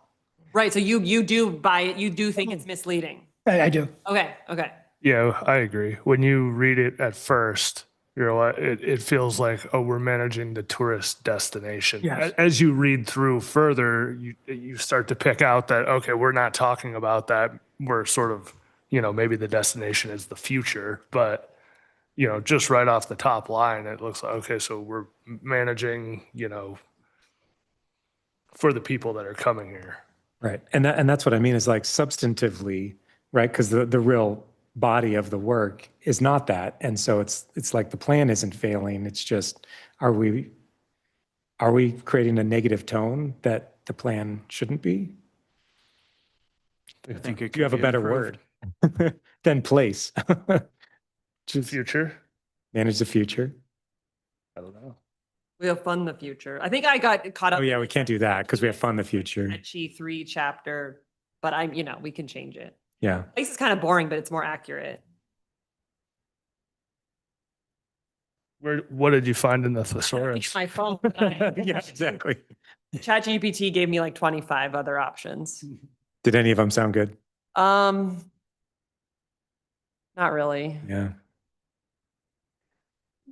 Place sounds boring, but honestly, it's not wrong. I don't think there's any reason to shy away from it. It does sound boring. You said you don't like place either. No. Might sound boring, but I don't necessarily think people read these type of documents for, the spice. I know. That's fair. I keep on wanting to think about like you're managing the area, you're managing like the ecosystem, the The environment, transportation You're network. managing the environment. It's not, but I think the thing is, it's the Sort of. built, it's not just the natural environment, it's like the built environment too. So it's like there, how do you capture that with all one word? Is, We have a community plan. Maybe we say it's community. Manage the community. Right, but then that feels too, I don't know. we have maintained community. We have Because that's more about, like, I think the social and the people, and this is more about like the physical elements, transportation, infrastructure, water. Sure. So I think that's why we were trying to separate it, like the sociocultural piece is in the first chapter, and then like the physical assets are in the second chapter. If Manage the I- physical assets. Could be that. If I suggested that we collectively would love to see something better if we saw it and we can move on? I Is can that come up, something? I'll come up with some ideas. Yeah. We can survey you all and we can just vote. We'll come to public comment soon if anybody has any ideas. Yes. Would you like 7 recommendations from ChatGPT? Yeah, and I asked ChatGPT and they gave me like 2 categories of word choices. Okay, so maybe we would be interested in Okay. you exploring that, but we can move on for right now. Okay. That was probably the juiciest one on this list. I added some additional citations for river health that we hadn't cited before, for basically referring to those documents for more detailed recommendations. Similar to the urban tree preservation, basically trying to preserve existing vegetative cover, whether that's just along riparian corridors or other places just for wildlife habitat and kind of connectivity of wildlife habitat. And then there were some additional resources around landscaping, low water irrigation programs, certain types of gardening programs that people can use for either, healthier habitats, bees and bunnies, or lower water use. So I just added some additional resources. So nothing that changed anything. It was more additive. I'm not familiar with that term. Naturally affordable. No, Oh, that's in the next one. Yeah. Oh, sorry. Are we ready to move on to the county letter? Oh, I think you were reading I from was the, way ahead. Okay, sorry. yeah, It's just one slide. You're good. that's okay. Anything else about the CAP or Sustainability Council comments? I liked all that. I had one thing on the rebates that they were adding more rebates for you to consider. And I was wondering if the plan made more sense to just say that we should have a rebate hub and it should make available all the rebates that exist at the time, as opposed to saying, Right, I didn't Specific change the li- is language that- about the rebate hub, but there was a couple specific clarifications about the rebates themselves that I. right. And I'm saying I'm not quite sure if the plan, because assuming that we don't change the plan every 3 years, the ones that you say today They are could be kind of fun. inconsequential, but just the fact that we have whatever rebates exist at the time on this hub, I think the hub is a great idea. So rather than trying to add all the ones we Right. can think of, I just think we need to make sure we have a hub. Okay, Yeah, I agree. I think that's a great idea. And my one question is, who's going to manage the rebate hub? I know, that's the, who do you think should manage it? YVSC, tell YVSC to mention. I mean, yeah, if you could get buy-in from YVSC, maybe they'd be down for that. But I mean, I feel like a governmental entity would probably be more long-lasting. If whatever YVSC's funding dries up for whatever reason, they're gonna stop updating the rebate hub possibly. You know what Yeah. I mean? I almost think it's like a state level thing because so many of these programs, it's like layers. Like I did something, I had some, it was like an ad served to me, Colorado Energy Office, put in your zip code and we'll tell you what kind of thing you qualify for. This is my solar experiment I was doing yesterday and I put in my zip code and they're like, okay, you have this, for where you live. And I don't know if they have all the data, but they at least have like a mixture of federal and state data. And then there'd be like a local layer added on if there's any county or local rebates on top of that. You could put in your address or your zip code or whatever and be like, okay, these are the resources available to you. Like, I almost feel like the state should be doing that rather than every county or every city in the state doing that independently. I think you're right, but we can't really compel the state to do anything. Right. So I would just say, I don't think we need to deal with it in this plan. And what I do think is that that's just the tip of the iceberg. And in my experience with the climate action plan is just initiatives and solutions, but who's going to do it? And you have a group of governing bodies and somebody needs to allocate money to do something, if anything's going to be done. And yes, but also I fully agree. it doesn't stop me from liking it in this plan kind of idea. And I think maybe that goes in the margin just so it's something that doesn't get forgotten. Right. On sheet 2 or whatever you called it before, the side sheet. The side sheet, yes, the side sheet. Anybody else have anything on this page? Great, John gets to go first on the next one. that's good.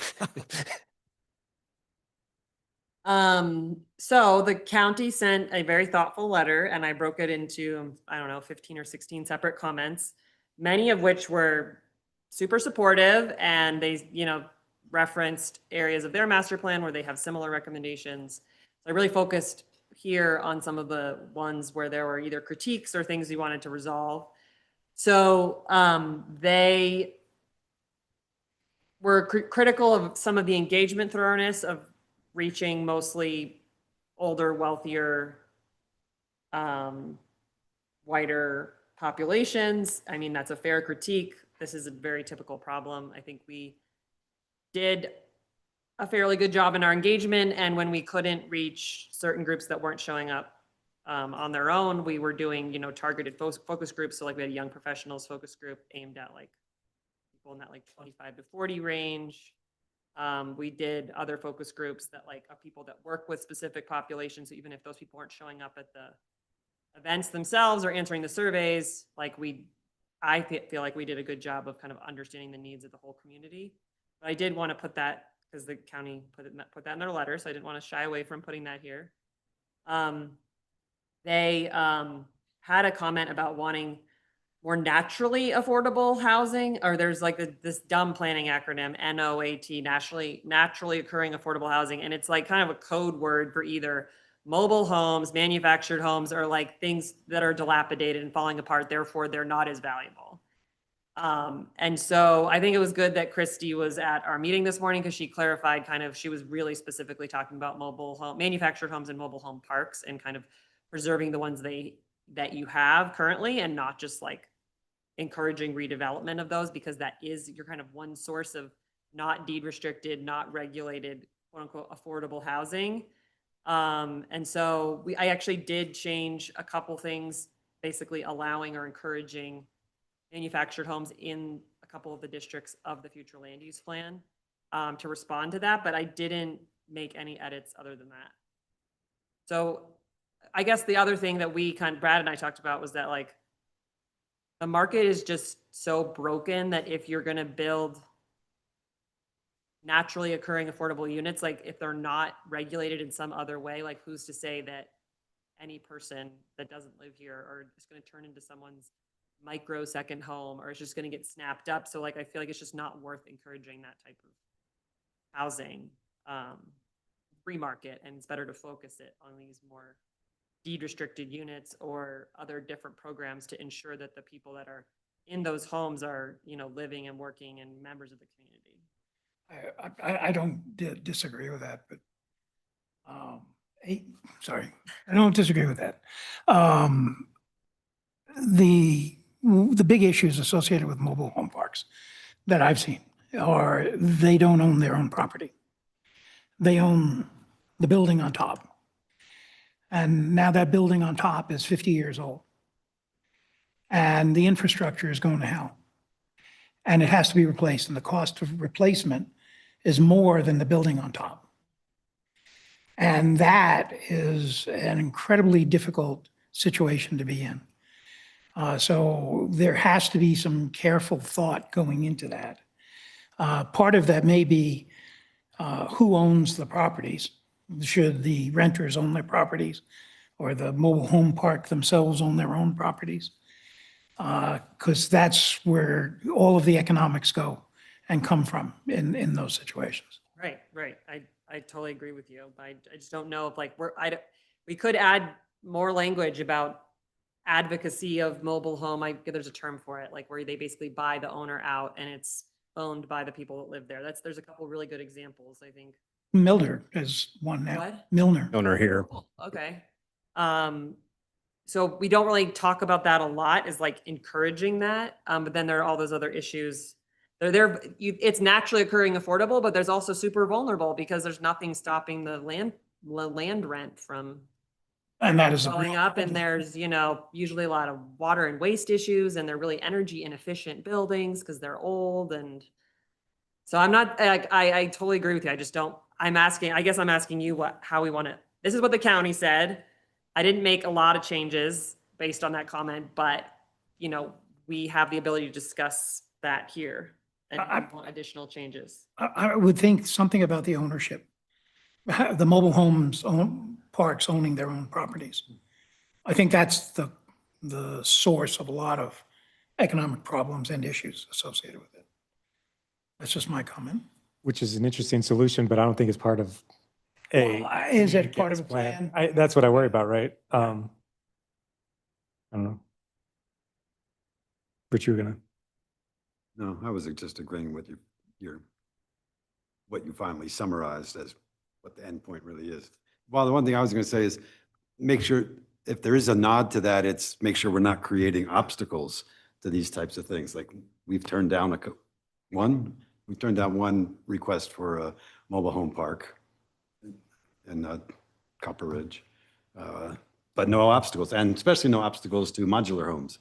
I think we've gotten rid of ours recently, but at one point we had obstacles to that stuff in our building code.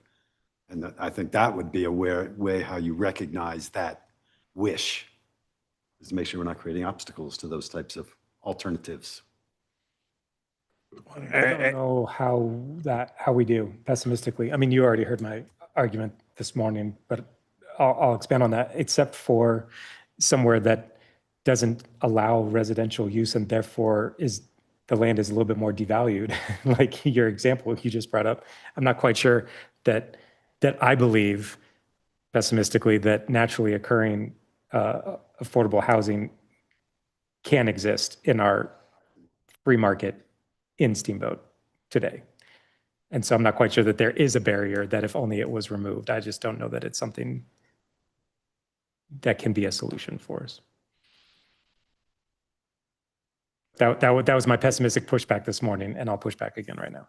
Go ahead, Rich. But my thought is, and what Salinas had talked about is there's that middle income portion of people that are also in a housing crisis. And even if you make $100,000 and maybe even $200,000 a year, you may not be able to buy a house in Steamboat. Well, what could we do to bring that down a little bit? And whether that's smaller lot sizes, smaller homes, FAR restrictions, things like that. Because just like we talked about the housing raising the industrial overall costs, larger homes are raising the cost of every piece of property. Because, what's the potential if I max out my size and put a 3,000 square foot house here instead of a 1,200 square foot house? The cost of that property just got up. So those are the kind of things where I think that topic leads towards, and whether or not that plan can address that, I don't know. But I thought that those were the kind of things that she made me think about when she expounded on what that topic really meant. And then I try to apply it to our city. Where in our city would that happen now at this point? Or redevelop to become, or? I was saying before, I think even what we label as our more concentrated districts have liberal or no maximum lot sizes.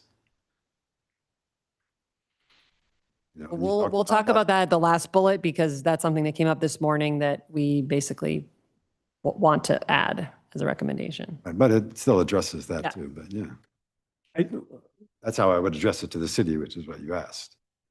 And therefore, it could be applied, where would you re-plat in our town that's largely built out for what are available You towns? brought up, it would prevent lot consolidation, potentially, which we're seeing.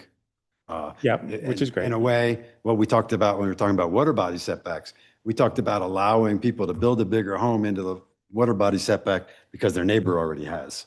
Well, wait a minute, why should we allow anybody to build a bigger house, especially I want to say double dipping, but that's not the right one, and conflicting with another goal of ours of protecting water bodies. Those are two negative things that we currently are allowing through our process. So I think they're all baby steps. We're not going to address the problem. We're not going to fix the problem, just like other things that we have on our list, but it's a vision. What can we do to say we're at least taking steps in the right direction? We're not going to fix our housing cost issue. Yeah, that's a good point. Yeah. Slight tangent. What restrictions or what encouragements do we have on modular homes? I don't know.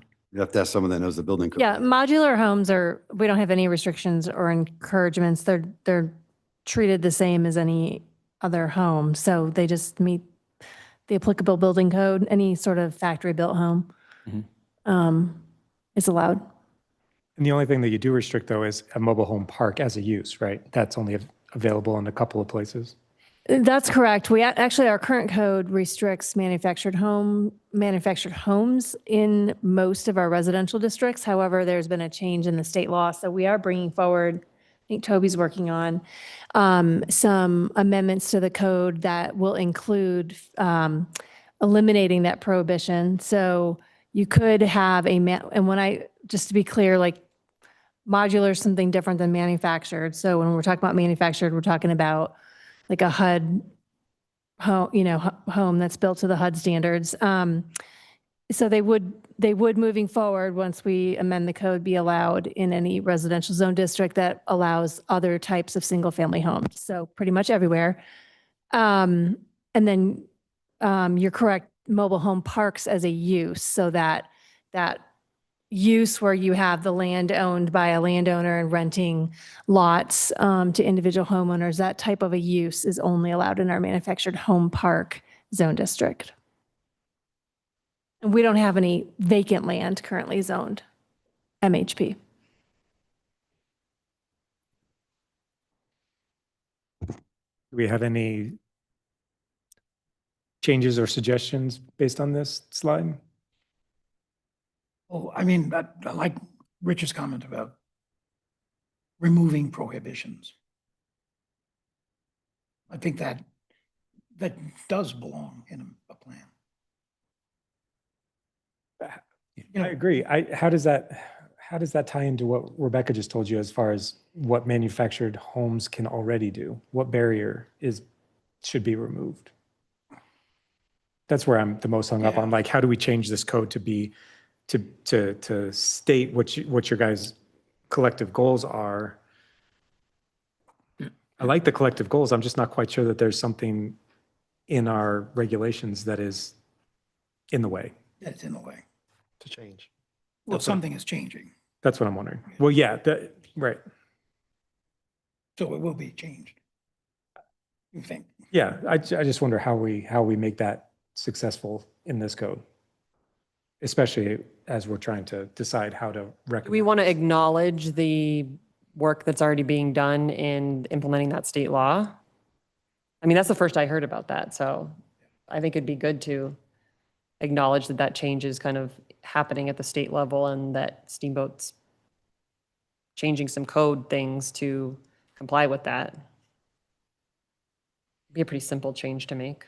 If we're do you talking think? about actual language, where would you envision some nod occurring in the housing cost initiative or the affordable housing initiative? Where would we even be looking at changing language? Probably somewhere in maintain community in one of those initiatives, or could end up in the future land use chapter, or both, so that they're like reinforcing each other.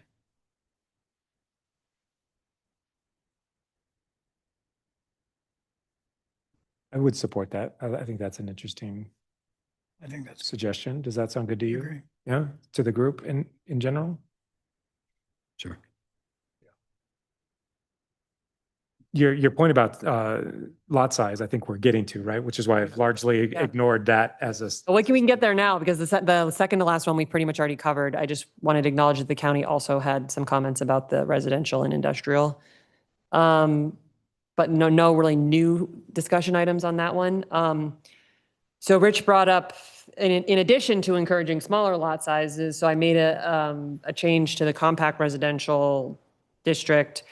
It had said below 8,000, and I added like a phrase that was like encouraged down to 3,000 or something, because it's like the zone, it's not a zoning document. So we're recommending what these districts look like, but if that were to be codified, that would have to happen in a code change. But I basically encouraged down to 3,000 square feet. So that was a change that I made, but then Rich brought up a point of like having some kind of maximum lot sizes in certain districts too. Or, I was working on a different project recently where they brought up the idea of like not allowing as much lot consolidation, because what was happening, people were buying up 1, 2, 3, 4 lots, and they were coming to the planning commission to basically dissolve those lot lines to have one really large lot and then building a very large home on 4 lots, as opposed to allowing that, especially in the more urban areas. So I think there definitely is some room to improve in the future land use chapter around encouraging some kind of max lot size restriction, and especially in the more uncertain of the districts, or recommending some kind of up to like some kind of lot consolidation cap, or how regulation around not encouraging that or not allowing that up to a certain degree or something like that. So I don't know, Rich, did you want to add any additional context to that discussion from this morning? Context, no, I was thinking, I'm trying to bring up your district plan now, because it just, but I thought even beyond the compact, I would say, except for our larger, don't we have 3 residential zone recommendations? Zone type resident? I would say both our low compact and our medium one could. And maybe even the neighborhood one. Yeah. And I guess the answer to your question, Brian, is maybe we see lot splitting in order to not, you asked how would we fix, do replatting? Well, maybe someone say, oh, I'm going to build 2 smaller ones, and.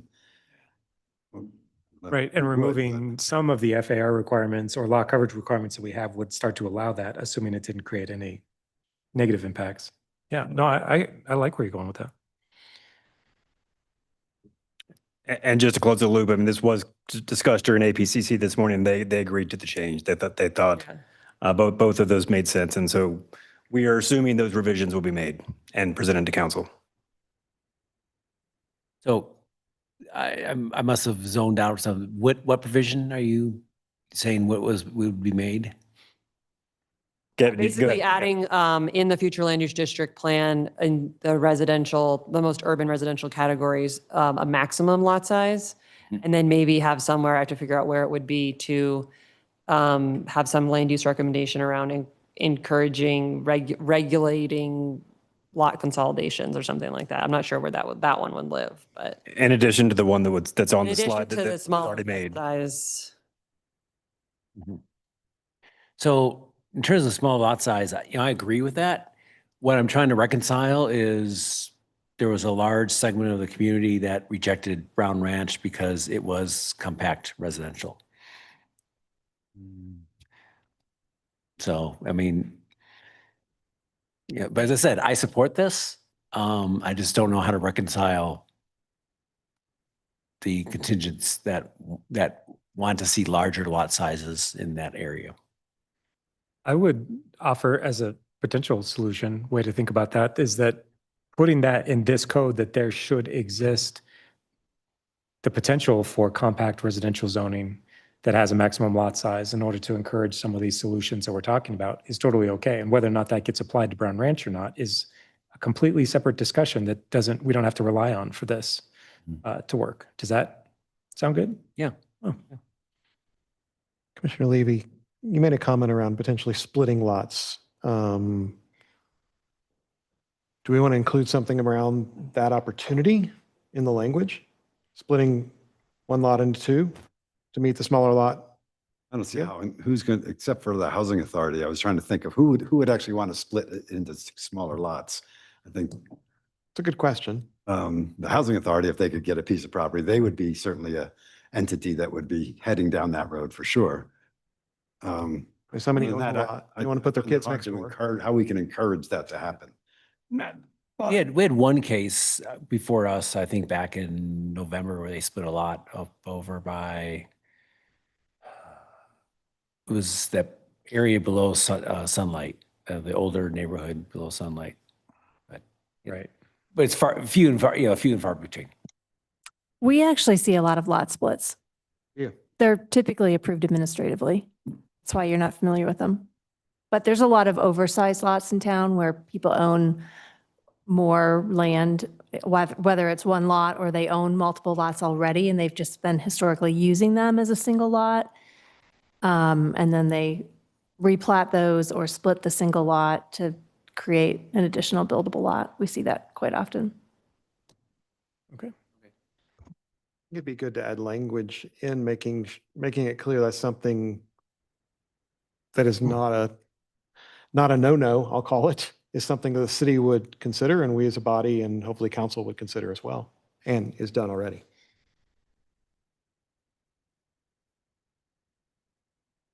I'm not getting any head nods, so. Opposed to it, I just don't see I'll see about about at the codifying stage, I don't see how that language would appear in a plan. Yeah, and I see the lot splits also as a surveyor. We draw them up. They happen quite a bit. It seems like generally people understand that you can do that, and they do occasionally do that. As long as you don't bump up against minimum lot sizes. Oh, well, yeah, sure. Okay. Okay, I think we can move on to the next slide. Oh, they were here do we want to do public comment first, or you want to go through this briefly and then? Well, we can finish the presentation just because, I mean, this. Okay. Just, Want me to go for it? Yeah, Okay. yeah. So this is the pretty version that's not as dry as the 80 pages of dense text. To let you know like how it's going to look when it's finally done. We tried to really bring out some graphics to show the different certain statistics or different things that people said. Go to the next page, please. This is an example of like how that values page will look, where we basically have an icon for each value, and then throughout the plan, each key initiative keys back to 1, 2, or 3 values to show that connection there, that each key initiative is trying to embody one or more values. So I wanted to show you what that looks like.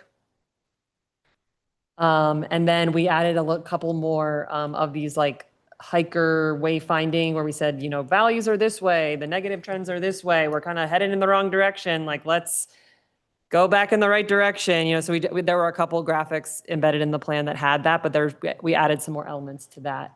And then some like infographics on the right that just shows, you know, brings out key statistics. So they're not just buried in the text. And then again, here are some of those graphics that we did have in the plan, but just how they'll look in the final version of like, this is where the themes came from, where we got our chapter titles, which are now to be changed. And then, you know, how each chapter is structured, this journey of like understanding the trends and challenges. You have to make a decision. Do you want to do the hard thing that gets us on the right path? Or do we want to, you know, do status quo and maybe not make the changes we need to make to get where we want to go? So I just wanted to show how those will look. Is that the last one? Up and then, oh, it's kind of washed out. You can't really see that megaphone, that megaphone in the, you can kind of see it on this one. We really wanted the call to action for each chapter to really pop of like, this is why we're doing this and like, this is why it's important. So in this more design version, we really like create a page that says, you know, this is what we need to do and this is why, rather than have it, you know, be the beginning of like lots of text. So I just wanted to show you what this looks like. And all the changes will be integrated into this version at the end. I don't really have anything else. Yeah, I'm just slowly advancing. Okay. I feel like there was one other change from APCC that we may want to The describe. enforcement Yeah, one? just Okay, I was please. thinking about that. So Rich made a good point about, this came up in parking, but I think it applies to more than just parking. There's kind of this dance between creating this new rule or new policy or new program and your hopes and dreams of what's going to change when you do that versus what if you just enforce what you have now?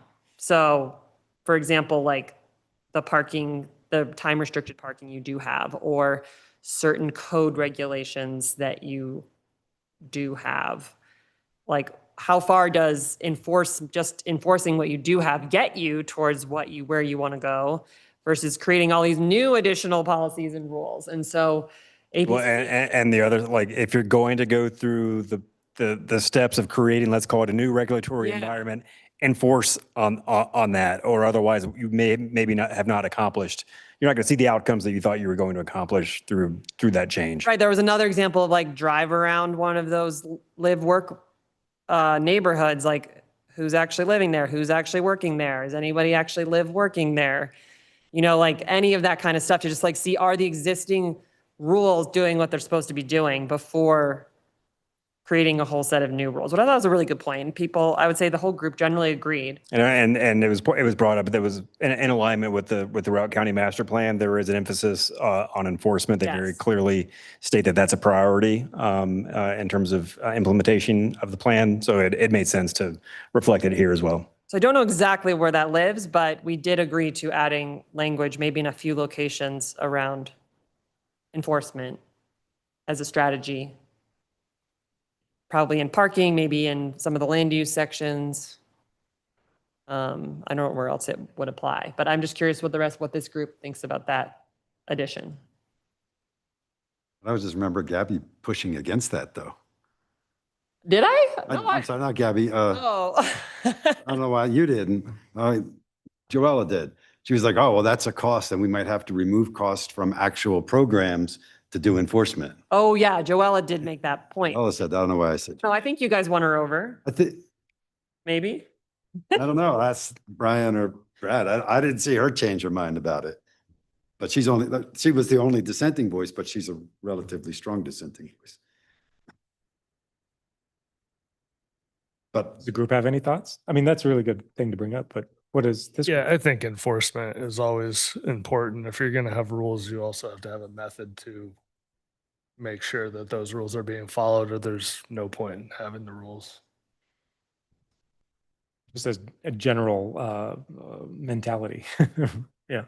And just the other thing that I mentioned, and I sort of alluded to it earlier, I mean, that's a good, not only should it appear in the plan, at least that was the recommendation of APCC, but the other note that I brought into the room earlier today is that's a really good thing to also bring into that user and implementation guide as you're actually scoping sort of, let's call it a key action or initiative that may have an enforcement component to it, to go ahead and make that very clear as part of the process that like we are talking about something that creates enforcement action potentially, so that folks are aware throughout the sort of program design or policy design or regulation design phase that there is an enforcement component that may be associated as well. Anybody else? Okay. Great. We could jump into some nitpicky items within if anybody has anything that's on their own mind, or we could go to public comment. I'm inclined to go to if there is any public comment. We must ask. Great. For just a quick sec, anybody have any, you guys have been bearing with us for 2 hours. Tell us what you think about what we thought about, if there's any public comment. I'll just state, like I always do, if you are going to give us your name and address, keep your comments at 3 minutes. You guys, this is amazing. I'm Eric Rippentrog, and I'm reluctant to tell you my address is now Fort Collins, and it makes me very sad to say that. Oh, that is so. Brad, great job, man. You just crush it when you do this. Gabby, you're Gabby, and you work with SE Group. I know Chris Cushing and Adam Ports. You guys are awesome too. So I just wanted to kind of share a couple things. My experience growing up, when we were talking about the rec center, when I raised my kids here, when they were little, the only thing we could place to take them in town to let them run around in the wintertime was Walmart. I kid you not. We had memberships at Old Town, at the Hot Springs, and it's so expensive. My parents I grew up in Montrose, and I went and spoke in front of city council one night talking about the rec district and saying that could coincide with the school district and get more buy-in and opportunities for people to participate. And keep the cost down. Like, they have an amazing facility. It's like $4 or $5 to get in. It's absolutely sick. It has indoor basketball. You mentioned indoor basketball, and there's not an indoor basketball here unless you know someone with a key to the middle school or the high school. So what I'm talking about here is kids. And I heard I was listening to a podcast on Modern Wisdom by this guy who is Stephen Shaw, and it was talking about how there's the lack of births and everything it's going to bring down society here in the next 30, 50 years. It's really scary. But my point of that is, with kids in this town, how expensive it is to live here, smaller lots are really problematic from, it's an easy thing to say, hey, if I put a small house or small lot, we can build a small house. It's intrinsically going to be affordable because it's only so big. But on a small lot subdivision, you really need to have production home builders, because if you're trying to build on a really small lot and your neighbor's doing the same thing, you're going to have trespass, you're going to have conflict. You're not able to do it to make it work delivery. One of the biggest things I was thinking about are condominiums, and not resort condominiums, not luxury condominiums. And the biggest issue with that, as far as what we've seen in this community the last 15 years, is basically due to construction defect claims that have kept builders of multifamily and condominiums out of the market. This year, apparently, I just was trying to get my thoughts together for coming up here. There's the Colorado American Dream Act. You probably have heard about that being in your deal. It's basically an involuntary incentive program for developers to try to bring condominiums to the market. It requires third-party inspectors to make sure the quality's there. It's meant to reduce the risk of construction defect claims. Steamboat could do that. It'd be a great way to try to encourage that. On some of these lots, like Brown Ranch, I don't know the best place for that to happen, but you wouldn't necessarily, if they could be for sale, they wouldn't have to go through the housing authority. And that might be a great way to get families here, families with kids. Kids are going to be the what translates into the workforce that everybody's talking about. I need to have firefighters, teachers, policemen. That's for people on younger families that are Joe Cool, regular dudes, not old people like me. I can't even move back here, man. I can't find condos to live in. If I tried, it's oh man, great. It usually has to do with the HOA dues and everything like that are just outrageous. I remember when we did Mountain Vista years and years and years ago in the late 90s, that one actually had public streets, because what that did is that the city would plow the roads, and it kept the HOA dues to a minimum. And it worked great. It allows workforce people to come in. They start building equity. They don't have to worry about deed restrictions and what that hampers as far as their upward mobility. Those are some ideas on the community plan. I don't know how that works out, but again, kick butt option. Great job presenting all that, Brad. Thank you. Thank you for your comments. Thank you. Does anybody else have any comments? Yeah, come on down. Give us your.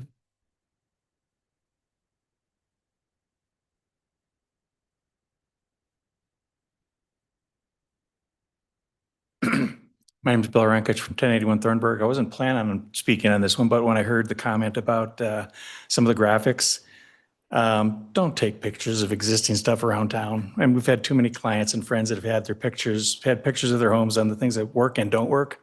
There's plenty of examples you can find in Eagle, Gypsum, Tabernash, all over. That's all I have to say. Okay, great. Thank you. Thank you for your comments. I didn't really consider that. That's And take somebody else's pictures. that's a good idea.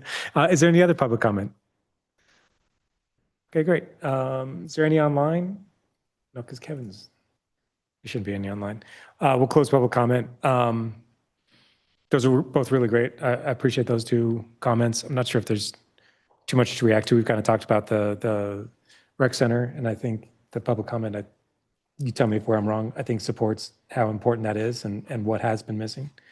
I like the other one about the visualization of it is we don't have a lot that says what not to do in those specifically, but nevertheless,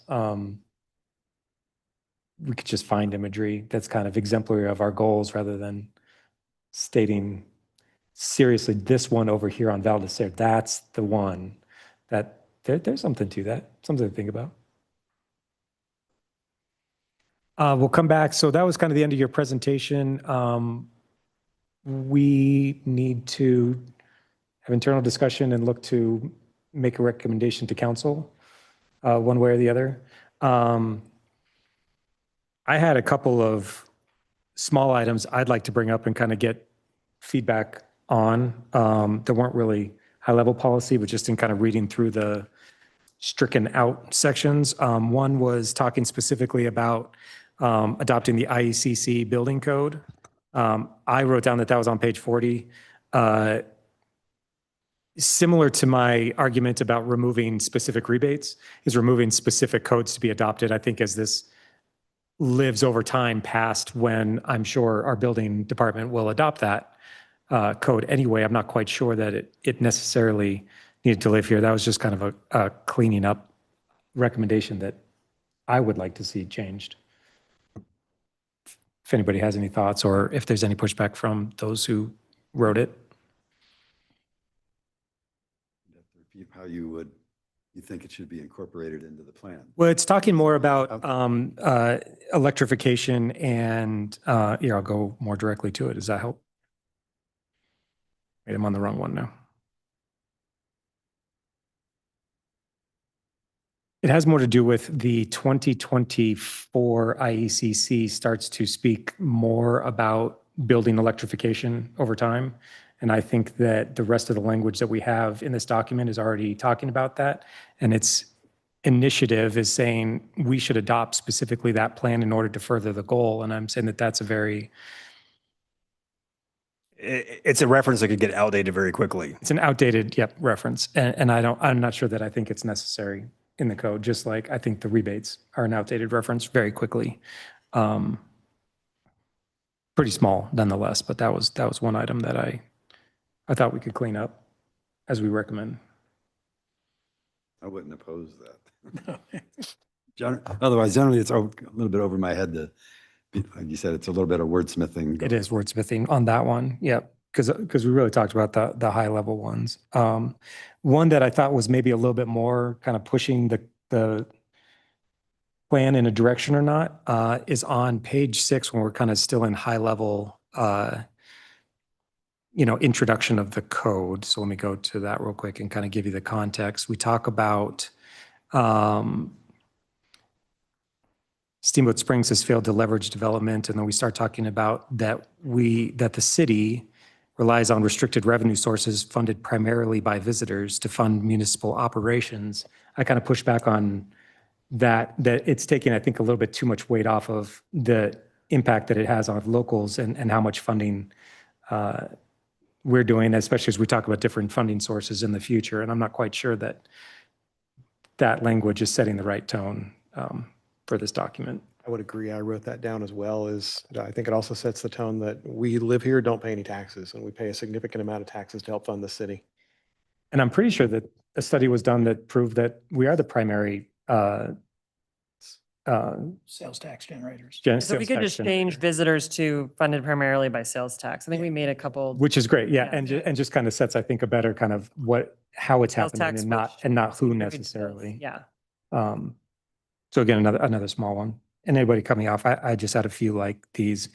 A bigger one is I would personally change the word may. Steamboat Springs may do this. I would change to should or must because I want to see this thing have like let's do this behind it. But I kind of was immediately ready to back off on that. That was one of my notes. Is a few times I read the word Steamboat Springs may do this. I'm like, well, is this a plan or is this a plan? Kind of feel. I don't know what you guys thought about how the language should read in these initiatives. I think being more forceful would be okay.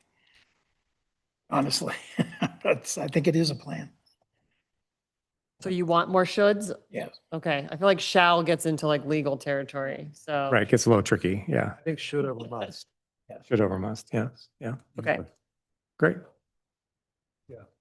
That'll force city council.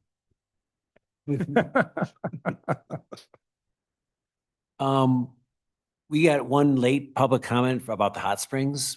Did we respond to that? And I didn't quite understand why it was on legal, letterhead, but that's what he had. Okay. It's one of the wording changed. He wanted some wording change around the hot springs. I don't know. No, I didn't. No, I'll give you that, Gabby. Yep. I'll send it to you. Okay. Is there any? So we should at least respond to that. That being said, Brad, you did read it. You didn't include it in your presentation today, having read that. Do you think that I'm not quite sure that I think it's setting a personal attack tone in this document towards a group so much as just the large number of indoor uses that aren't being supported anywhere in our town. Again, to my sort of earlier comment, I heard consistently over and over and over from the community that they want, in their estimation, affordable indoor recreation. Yeah. And from that perspective was suggesting that is lacking currently. Yeah, I thought there was 2 points used. One was, his second point was basically around the, that it's expensive. I have no problem calling it expensive because I think the community would call it not affordable. But in terms of, they have done some increases in redevelopment of the hot springs that they can now do some programs there. So I'm fine with that portion of the change. Recommendation, yeah. So instead of saying small, use something different? Is that what you're saying? He had some proposed wording. Yeah. Yeah, Hold up. I just got the feeling that they were feeling like the hot springs was being attacked. Yeah. Yeah. And I don't think we need to necessarily attack them. I think we should just broadly say we need more options for affordable. Not meeting the need or whatever. Yeah, it said, the hot springs doesn't meet the need. It's too small. It's too crowded, whatever it says in there. And they were just pushing back and be like, whoa, whoa, whoa. It's pretty rude. It was defensive. Well, instead of saying expensive, that's a barrier to some people being able to use the facility? I'd just say we need more options for, expanded, Broad. affordable indoor recreation and just leave the hot springs kind of out of it. Like, yeah, they're an option, sure, but there's a lot of people that live here. It's not like we could all pile in there at the same time. Well, and I think that part of that is the offerings at the hot springs are not necessarily a basketball court Sure. where kids can hang out, or an indoor soccer court, or whatever you do in a rec center. They can vary across the board. It doesn't have to be weight machines and swimming pools and hot tubs. So I don't want to we work through the wording here. I'd say, Gabby and Brad could probably, come up with something based upon the inputs. And yeah, but I think we should, do some kind of response to it. Yeah, I mean, just so, again, to sort of reflect kind of what we heard during the sort of the general stakeholder engagement phase of this was very similar to what you heard during public comment. But there are seasons in this town that essentially limit your recreation options in a place that obviously embraces recreation. And so the more opportunities to recreate, particularly in the winter, if that needs to be indoors. I mean, it was not really intended to sort of single out a facility as entirely not meeting that need. It's just like, we just need more. And so the sentence that you have that speaks, you're really describing just talk about the ice arena as the next sentence, for example. You're kind of, I know that the intent is listing off kind of various sort of indoor activity kind of ideas. Is it necessary though? Is it plenty easy to say exactly kind of what you just said. Yeah, we can- And not. Yeah, we can certainly do particularly that. without having to back off on the ice arena either, because that's a very much more specialized facility as opposed to just indoor recreation that's more flexible. I know. I'm kind of. Does that kind of get to your point, opening of the John? Am I language, summarizing that well enough to? Okay, sorry, Rich. I'm That's sorry. okay, no, sorry. I'm okay with softening the language, but the bottom line is we've heard those comments. Any of my friends that I know that go to the hot spring, the current facility, say that it's usually crowded and always crowded, and they sometimes avoid it for those reasons. And that's what we've heard on this survey too.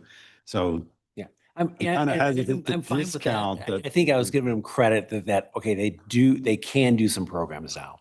they do, yeah. So Is it enough? No, not enough. Yeah. We need a rec center. Absolutely. Okay.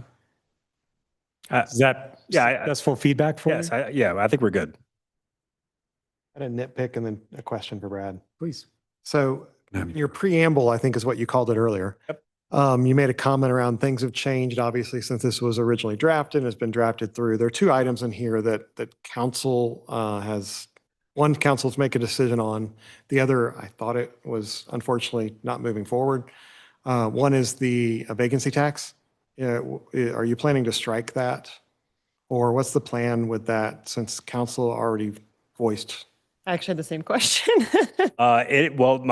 The short version is it survived APCC this morning. Huh? I'm just using that word because it makes it like it's survived. I don't recall. Was there a comment that I don't recall? Weren't any comments about it, but when you told me a couple Yeah. weeks ago that it had Yeah. died or whatever, because it's funny, we added it in, I don't know, 6-8 months ago, whenever. My recommendation is to strike it. I don't know, what, do you think it's a tool that will never come up in discussion again? This is a 20-year plan we're talking about. Agree, but then we should list many other types of taxes, not just this. I agree. Are many. Yeah. I would hesitate to strike it because it is an option. But we should explore lots and lots of options. I don't have the paragraph in front of me, but I'm pretty sure other options are listed, right? Well, but it's, the paragraphs, and this would be changed, I would imagine, by staff. The paragraph says that currently being considered by council, et cetera, et cetera. I would think other taxation options should be considered, such as vacancy tax, such as lift tax, such as blah, blah, blah. Property tax such as, Property tax is listed separately, right. Yeah. but being called out separately when city leadership already said no, we can put it in front of them. They're the ones that made the decision. But I'm not in favor of it staying in there as an explicit called out paragraph. How does the rest of the group feel? Where is that paragraph? Tell us what page. Yeah, hold on. And I'll Wanna look bring at it up? In context. It's on.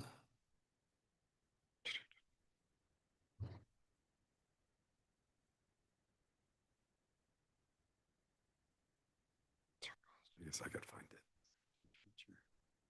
Page 44 of the PDF, 44 of the PDF.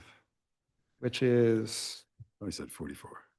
page 58 of the document, but 44 of the PDF. And it talks about actions that support key initiative number 2, find new revenue sources. Then it starts talking about additional lodging tax, a separate paragraph vacancy tax, a separate paragraph property tax, and then build revenue consensus and on from there. And you would like to see more, Or other taxes that should be considered include but should not, or I include think Dave's saying, items such as. yeah, 'cause if city council has said, we're not doing that and highlighting it as something Right. that we should do seems inappropriate. I think you could go either way, but just as long as you're consistent across the board. So you're not calling specific Doing it things out. Treatment. Yeah. You want me to add in lift ticket tax? I know that's kind of been up for discussion. I mean, it's, Also don't want to throw a wrench in it. honestly, both I'm not sure. of those got a thumbs down from council. Okay, well, that one did too. So Agree. And so it could be in other things to consider in the future, because I think someone said, hey, this is, Rich, you said, this is 20 years. Let's remember that. So my recommendation would be strike it out as a separate paragraph, but put a comment around other taxations that should be considered are this, but not limited to, something like that. I guess I personally can support the document either way. I don't really feel very strongly either way as far as whether this is a limiting plan because of one direction or the other. So however you all feel, I support. I find it a little strange that they actually list them out here. Because like, then you can start like, you know, as you said, there's a lift ticket tax, you know, lift tax. It could be a real estate transfer tax. So, you know, when do you stop? Right. You reduce this whole section? So I would be fine with just doing the find new revenue sources paragraph and Fiscal accountability, you know, that's that Yeah. area. I mean, you could just say it broadly and exploring additional types of taxing. I mean, this goes. what do you spark a discussion educated we don't authors have. feel about this idea? I mean, this is again, one of those things where it's like, how specific do you want to be in a comp plan? We're trying to be specific enough to give different types of solutions, but I guess I worry if it's, I mean, I'm fine with it either way. I don't think it fundamentally changes I worry if it's too vague, it's not going to get the like attention it needs. But I guess that's my fear. do we really think that staff or city council needs a listing of potential revenue sources? That's a fair question. I They won't mean, come to this when they're trying to decide. Point. oh, I'm kind of condensing it makes a lot more sense to me. I mean, I would thumbs up condensing it. I like that recommendation. Okay, that would be our recommendation. And then the joint childcare center. We need childcare desperately, but do we want to be that specific on a project that may not be moving forward? Or am I incorrect there and we should just stay quiet and let it go in the document, in your opinion? I to your point, David, I think anything that sort of points to the need to support the childcare sector, whether that be housing for folks that provide childcare or the physical space where the childcare happens, I think is probably an evergreen issue in this community. And much like the previous conversation, calling it out and calling out potential solutions, hopefully, you know, just continues to build on momentum. I'm fine with it. It just, if anybody else has other opinions or thoughts. So I didn't pull out all the different childcare pieces, but I'm glad you brought that up. Because there are some initiatives of encouraging in-home childcare units as part of new development. And so is that referenced in here somewhere? Is that a local initiative or is that a regional or state? It is a new discussion that's happening locally. Okay. It's not included because I haven't heard, I'm not at every single meeting to hear that, but we did get a comment about like wanting more specifics about childcare strategies, but again, it's like, how much level of detail do we want to get into? So I don't know if like the first impression folks if they've pulled, you know, tried to spend any effort out over here on this, but that's where you would get it from. And I mean, the memento there is Uray has put an example, that's, I think where you're headed, has an example that they've implemented through rural. So you want to remember, what's the name? Yeah, it was Uray. But the organization who funded it is Rural. Oh, I forgot. Sorry? Is it just Rural Homes? Thank you. Rural Homes. I'll look into that. So that's an initiative that has been recently looked at. Okay. So it's probably too new for this, but I think Someone did in their comment reference the first impressions work. Yeah. So. And there's anything about inclusionary housing or? That's Specifically all for childcare or just inclusionary housing in general? in general. Oh, yeah. Yep. Okay. And there's feasibility study underway now, actually. Yeah. I mean, there was a state, I would have been surprised if Yeah. that wasn't there. a couple years ago, there was a state law that you basically had, and I don't know if you guys updated your code on this, that was like, I can't remember exactly what it was, but you couldn't prohibit in-home childcare in certain zone districts. I don't know. I remember this came up a couple years ago. Yeah, and we've amended our code, so we're in line with that. Okay. So I'm concerned about going out to where love first impressions opinion, but we're kind of at the goal line here. And going out to ask for additional, is this the right time? What's your opinion on that? Should we suggest the side sheet again with that? Yes. Yes. Yeah. Yeah. Put it in the side sheet. Make sure engage them between now and then. Get Meg involved. I can tell you that city council is starting to talk about that quite a bit. And so put it on the side sheet because that otherwise you'll spend a half hour with them on it. And so, but if you have a parking list, I think that will allow you to get through it for quicker. All right, my last item, I promise, is on page 4 of the PDF. It uses the term wicked problems. I'm not sure if that's the right term that a city should be using. Is this a challenge? I mean, that's a philosophical term. So Yeah, Brad, know what with- Brad introduced me to that term. I was not familiar with it either. He, about a month ago, I was Okay. like, what is this? I mean, we could define it in like a little call out, or we could use a different term. I think defining it in a little call like that. Okay. thank you. You guys didn't take that philosophy class in undergrad about wicked problems, the that's- tragedy of the commons? Come on. That's first semester planning school stuff too. I think I graduated many years before that one came out.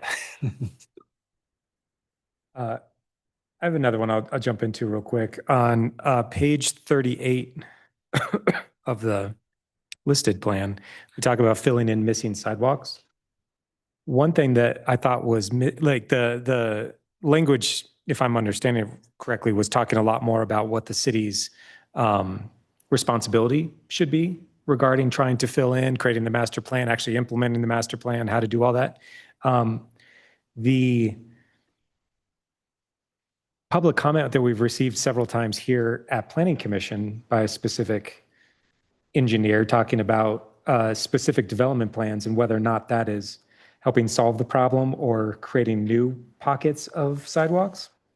I was wondering if talking about just development in general as a solution to filling in the sidewalks could be discussed here rather than just the city's responsibility.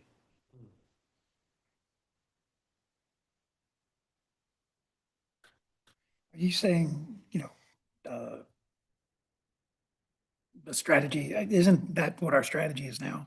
The development comes in, they put in a sidewalk, Yep. okay? And Which is a lot different than, a lot of times what we've seen is that they need to put in a sidewalk that doesn't connect to other sidewalks because of how development is currently going, which is not necessarily where the highest priority sidewalk needs to be in town. And so should developments should not necessarily not be responsible for sidewalks, but should they be putting in kind of more like when they need to contribute to the street light that they're affecting in the future kind of a thing, as opposed to literally putting it in? And should that be a part of how we fill in sidewalks? And should that be how we talk about it in this plan? but isn't that what the in lieu fee is all about? I mean, I think it could be a that's- lot that better is the and it should be strategy. reconsidered how I it's agree. done. That I agree with. And right now, there's no language that says it should be reconsidered, and maybe it should Maybe be right that should be here, in there. I hypothetically. think hypothetically, we have a master plan for sidewalks. I've always been told that. We have no sidewalks to nowhere because 20 years from now, there may be somewhere to go. There won't be, but to me, you need a sidewalk master plan that is funded, that says, here's how many sidewalks we build every year, and here's where we build them. And maybe that's the only thing that ought to be in this plan. And I can see both sides of it, which is why I raised the question. I'd like to test the two of you on that. And the test is, we've had a couple of situations come through this commission where sidewalks were required and we took money in lieu of sidewalks. I think in one case, recent case, Rich and I were, I think the sole people saying, no, we need the sidewalk. What would change in what you're proposing from, would that change your decision on how we would balance off payment in lieu of versus putting the sidewalk in? Well, and that's where it gets tricky. I think that's a really good point.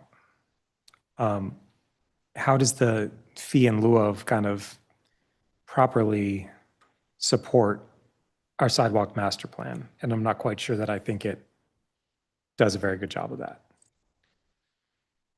And I would agree. I think the criticism is the fee in lieu of is it's cheaper for me to put a sidewalk to nowhere here than to pay for that equivalent sidewalk somewhere else.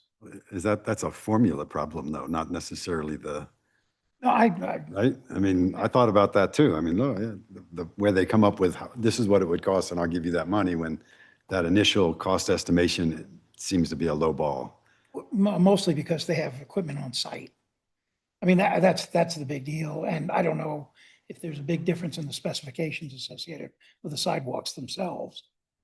Now, here's what the developer will put in. It'll meet whatever minimum requirements, but the city's in lieu of sidewalk is a whole lot more expensive. That's the criticism. Because they have the graders out there now, so they have, so they can do it with everything else. And so, yeah, it's definitely going to be cheaper for them to do it when they're building. And I would actually encourage that we put the sidewalk in when they're building also. And even though it's a sidewalk to nowhere, slowly these things will come together. And then it'll cost us more to fix that problem after the fact. Yeah. Well, no, The problem is that slowly is too slow. never. Yeah. Because if the next door neighbor is already developed, then you really need a substantial, not even just developing vacant property, but tearing down developed property to rebuild, to force an impetus of actually connecting that sidewalk at that point. So it's not doing a solution that's happening anytime soon. And there's a better way to do that. I mean, just think of Tamarack. There's no sidewalk. And there are a lot of people walking on it and they're in the street. And in order to put a sidewalk there, you'd have to put retaining walls through there. You'd be tearing up people's property. I'm not sure how you would do it. But should it be done? Yeah, I think it probably should. Right. But no developer's going to do it. Everything's developed. I'm sorry for saying it the way I'm going to, but mostly I wanted to hear staff's interpretation of my question about that, about how we look at developers' responsibility as a part of filling in missing sidewalks.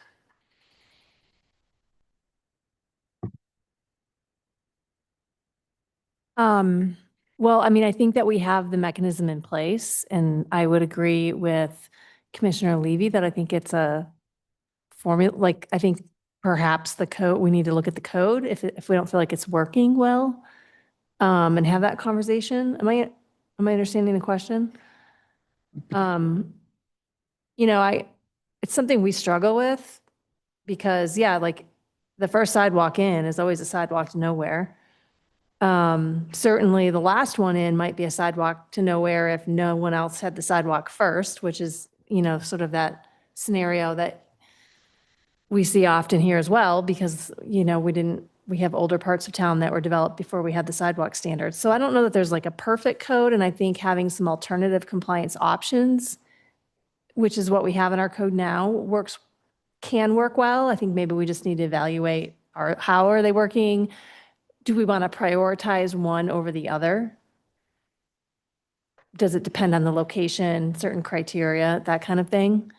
So that's probably something we can look at. Does the fee in lieu stay in a separate account that can only be used to fill in gaps in sidewalks? Yeah, those dollars are restricted to sidewalk projects. So those would feed into capital projects in the CIP to fill in those sidewalk gaps. We'll use that funding there. But it at least gets allocated to that. It's restricted to that. In a measurable way. Yep. And so you don't think it's necessary to call out anything like that, and that only the city really needs to be looking responsible for sidewalks as this is read? You know, I mean, the way that I look at this, it's talking about coming up with a plan. I think that plan would have to talk about how do we fund it. And so that conversation could result in reevaluating our alternative compliance, deciding would we, in certain areas or in certain circumstances, should our code find a way to prioritize that fee in lieu versus construction on site? And, you know, what kind of code amendments would that require? I think that would be probably part of that evaluation and that development of that plan to fund. I mean, we have a sidewalk plan now, but, you know, obviously it's dependent on funding. So if we want to really focus on finding a way to fund it consistently to start to make a difference and fill in more of these gaps, then yeah, I think looking at where we get more funding might be a good place to start. And that could be through the development process, through a fee in lieu. Is a place to start not, okay, if you're not, you know, if you're going to do a payment in lieu of, that we actually build it somewhere else? I mean, we basically, that money goes into a general fund and usually it never comes out, but it comes out as a streetlight somewhere or. No, like, it you know. can, it's restricted. It can only be used for construction of sidewalks. Is it? Absolutely. Yep. And I mean, I would say, How much is it? to say if someone pays a fee in lieu, we're not going to mobilize and go out and find a little. Right, yeah, don't. Any expect- section of, like, we're going to put those funds together and create an efficient process. But, so we have a Can be pocket of, I want to make sure I understand. So we have a pocket of money right now that is only used, can only be used for sidewalks. But we don't have a program defined for how to use that money? Is that? No, we do. We have a sidewalk master plan. We include sidewalk construction oftentimes in our CIP. You'll see that. Yep, And I see it. those construction of sidewalks get funded. What I'm saying is if we want to find a way to make more progress in that area, build more sidewalks faster, then we probably need to find a way to have more funding for that activity. So that funding, potentially our alternative compliance options, the fee in lieu, through the development through the development process, we could incentivize that developers opt into the fee in lieu versus construction on site in certain circumstances. If we're looking for a way to find more money, we could do that. No, I appreciate your answer because I just wanted to be noted that the private sector is a big part of this too. And if you think, I mean, it does say private in a very small part of this larger paragraph. If you think it's adequate to start talking about the plan that could have those solutions that I'm talking about, I'm satisfied.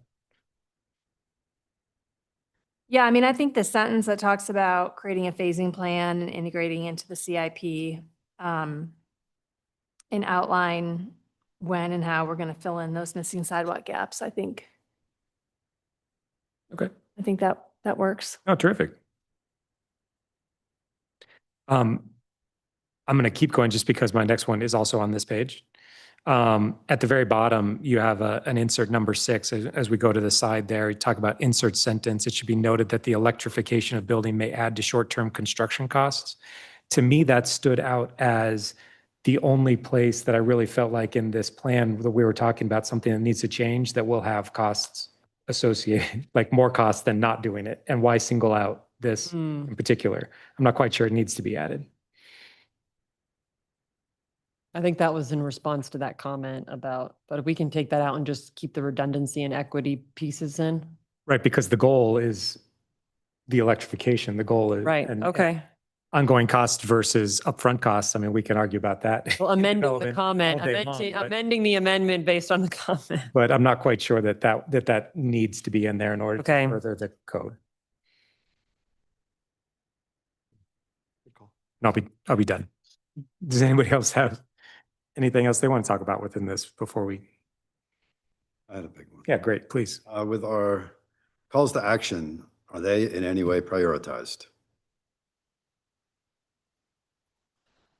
The current structure of the document doesn't prioritize the call to action itself. The call to action is more like the introduction to, so like the prioritization comes from saying like these specific key initiatives or these specific actions within the key initiatives we think are the most important, and we describe why, but the call to action, it's like, what would you imagine how to better prioritize the call to action? Well, for me, it's easy, affordable housing, because we've talked about this before, about we have conflicting goals. So we have a goal for whether it's the rec center and affordable housing or an arts center or affordable housing. Those can be, especially if we had any piece of vacant land, those can be competing goals. Why? Because you're competing for this with the same money, or? Yeah, with the same piece of ground. Same piece of land. I mean, you don't even say open space versus housing to bring a more lively topic to bear. And we've talked about this in the past, that we've had this trouble as a commission. We have these two goals, and somebody says, "Well, we have this goal, so we're going to say it's more important or equally important." And I know early on, even with APCC, I said we really need to say our community thinks, and this is the most important. You know, we have these surveys that say affordable housing is our number one concern. But this, to me, this community, this whatever we want to call it, campus thing, does not reveal that in the same way. And it's a huge step, I know, but I remember bringing it up early on, and it does seem to be, I don't know how to address, how we can get all together to come up with a priority list, but I don't know why it's not there. My one thought of while the call to actions aren't prioritized, the sheer number of initiatives that are particularly related to affordable housing, like I don't know if they're the majority, but many of the key initiatives that have been prioritized are about housing. So I mean, it sort of sets the agenda that is the very first things that we ought to be working on are particularly related to the housing goals that are included in the plan. Yeah, I mean, I would say, like, I didn't do it myself. Do we know how many key initiatives we have in this plan? Well, we renumber on each chapter. I know, I didn't like that either, because then it makes it hard. Oh, I'm talking about key initiative number 3. From which section? Right, well, you could, yeah, I mean, we had a numbering system, but the accessibility wiped that out. Oh, really? We can go back to Well, that's fine, but still, how many do we have? Do you have an idea? probably 20, For two dozen feels right. yeah, 20, 25-ish. You know, and like how many could we knock out in a year? That's a lot to choose from. That's, you know. Prioritized because- is much less. I would say in each chapter, there's basically 3 to 4 that are prioritized. So the number. Are the is initiative number 1 the highest priority, at least within each call to action? Or are they just 3 random, no, I won't, random, not the right word. Well, they were, 3 of the the way most they were important. written were to try to capture the topics. I don't think number 1, I mean, Exactly. in maintain community, the first one is housing. Because I'll put it out there that we've seen council and maybe even planning commission go for the low hanging fruit. Parking. We have things in there, but that's going to be the toughest one. It doesn't mean it's ever going to get done. And if we prioritize it, when we have to make these decisions, when we have variances, no, affordable housing is number 1, and we shouldn't allow whatever, you know, to convert it to a hockey rink, just to use some extremes.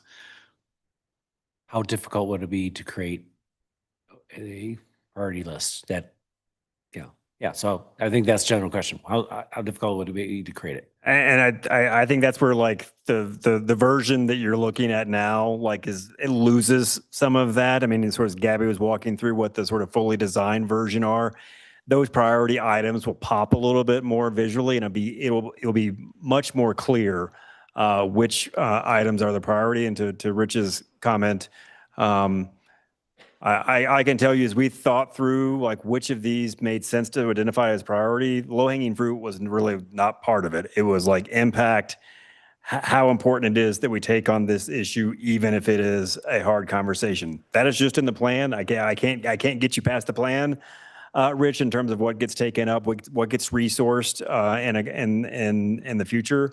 But certainly that was the way that we sort of thought about what gets identified as the priority actions. I mean, I'm sorry, I'm just trying to like think through how it would go. I mean, if you think about it in each chapter, the first chapter, housing is the most important one, even though the rec center is also in that chapter, but I would say housing trumps rec center in terms of urgency and importance in maintaining community. In the second one, I would say transportation is the priority for the second chapter. And the third chapter, it's money. Let's raise more money to pay for all the things that we want to make our place better. So like if we could have in the introduction and in each chapter, basically like calling out housing, transportation, and taxes, like if that's what you want, I don't think it would be that hard to change that. It's like, that's kind of how I'm interpreting. If there's like one key initiative or one, I don't even want to use that word, one priority for each chapter, I would say it's housing, transportation, and revenue.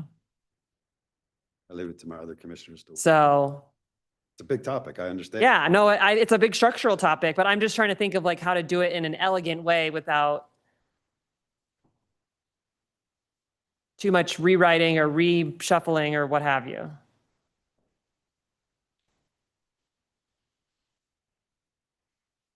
I never really saw them as a hierarchy, so you're blowing my mind a little bit right now. I saw them as more, all of these things need to happen. I hope they all do get happen. All do get happen. I think we've been here too long.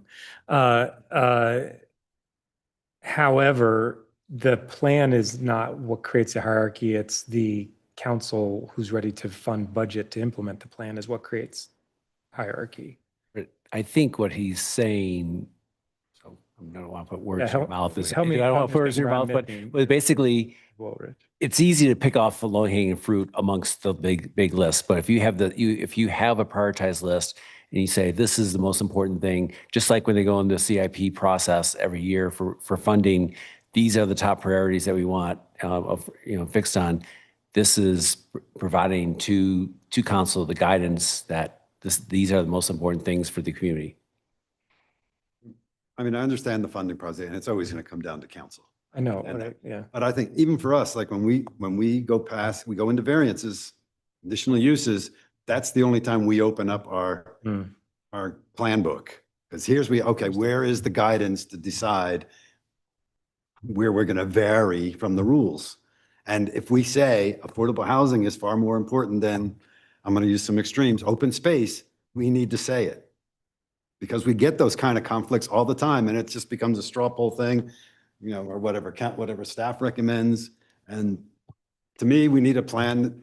I always thought we need to say, this is what is most important, that year after year after year after year, this is what our community has said, not just what I have said, but our community surveys always have said this more or less very consistently what their top topics are.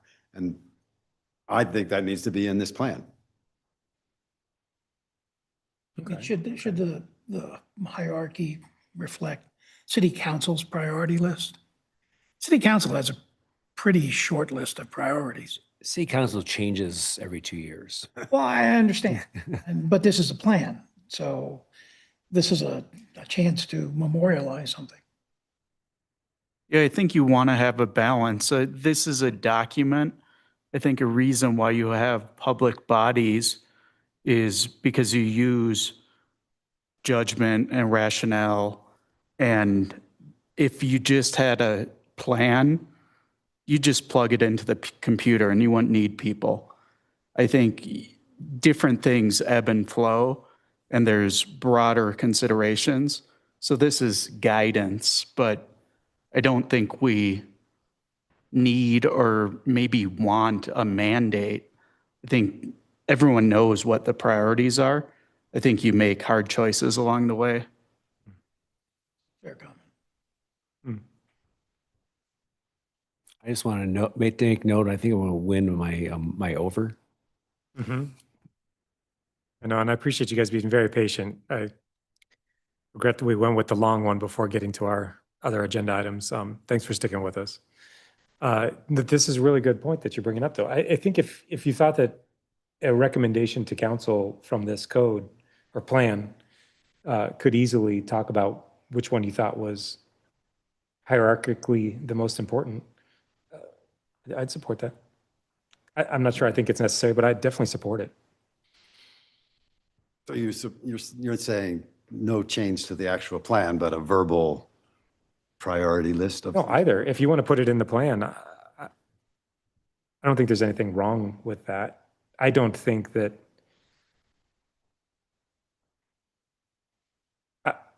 I would support it if it didn't do that too.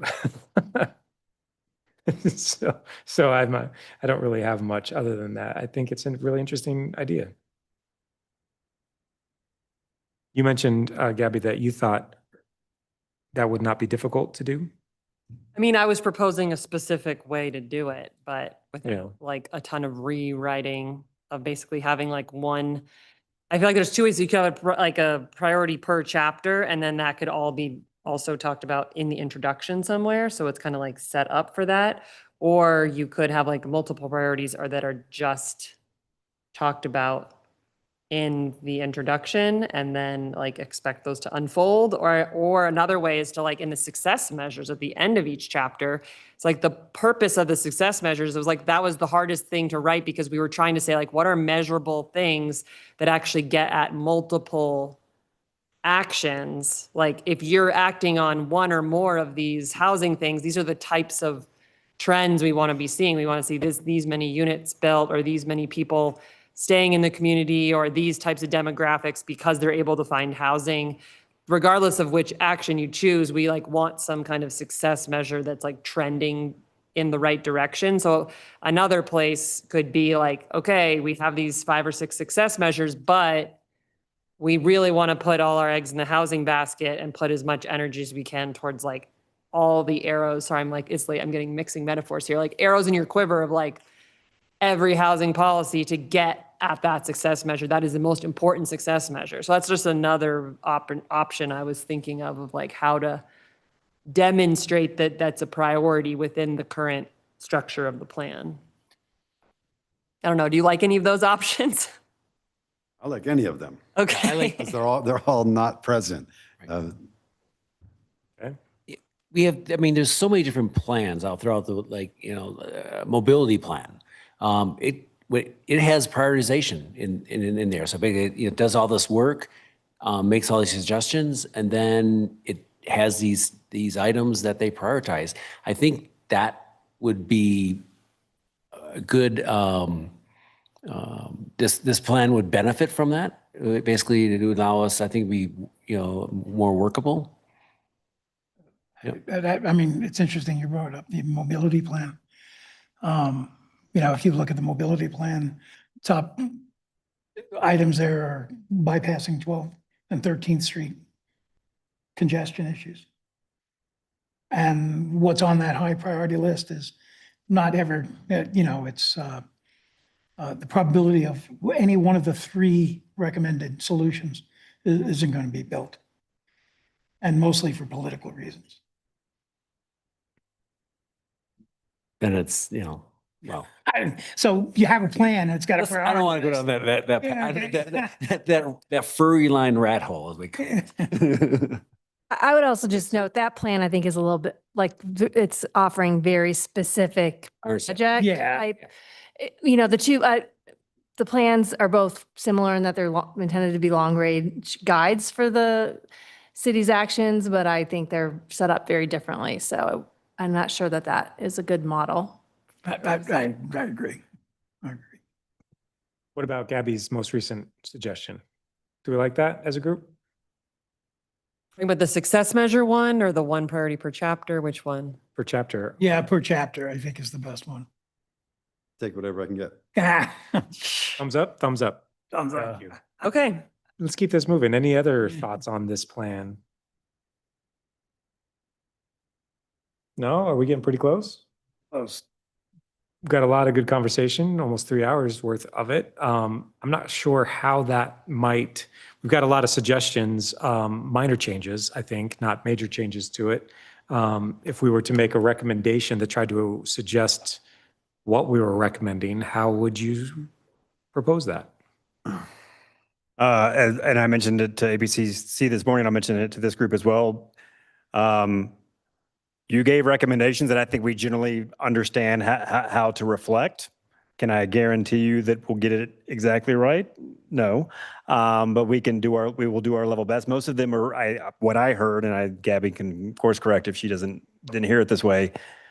I think we have a pathway to figure out what the revision looks like based on this conversation. So it's a matter of whether you can recommend with essentially the verbal revisions that you offer tonight, knowing that the project team will incorporate those before it goes to council, or whether you want to see it again with the revisions before it goes to city council.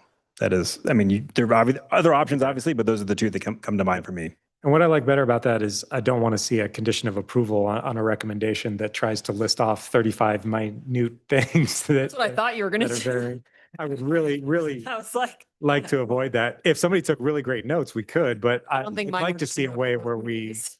all agree that we understand what we've been talking about as we think about a recommendation. Okay.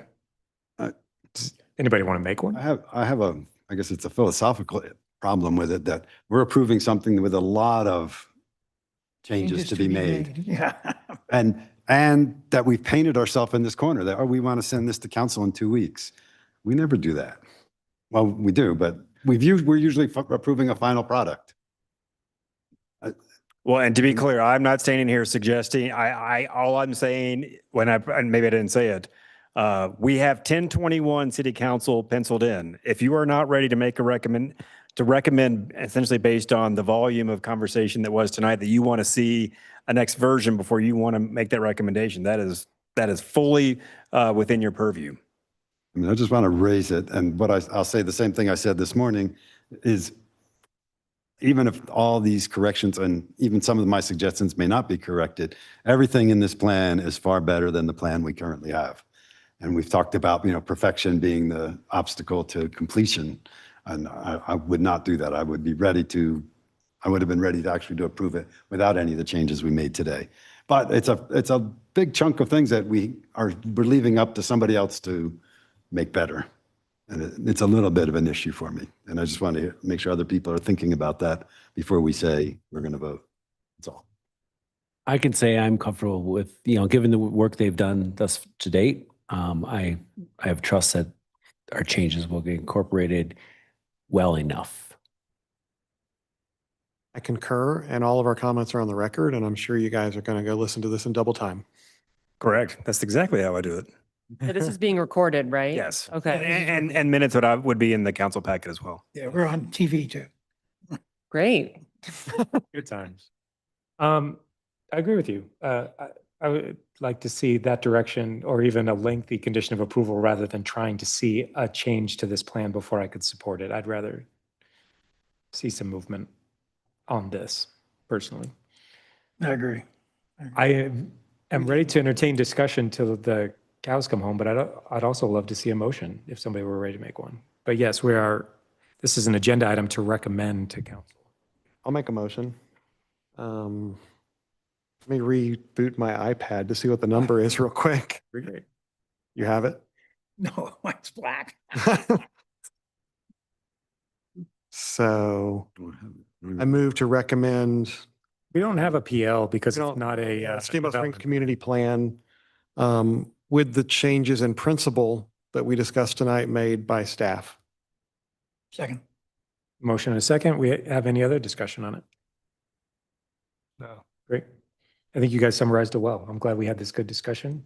I'll be supporting it for all the good that it is. I think we focused on a very small part of it to try and change, and that the majority is far better than what is there now. Is that how you put it?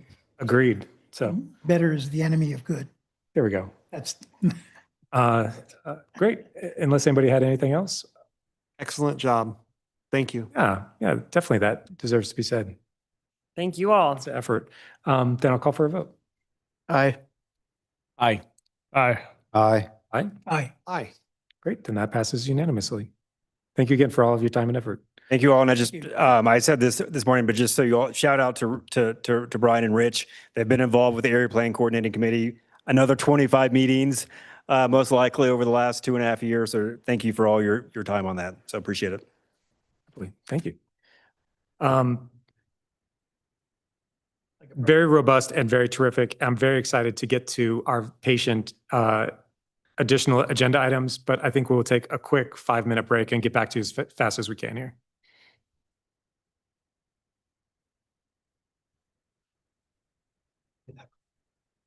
Change.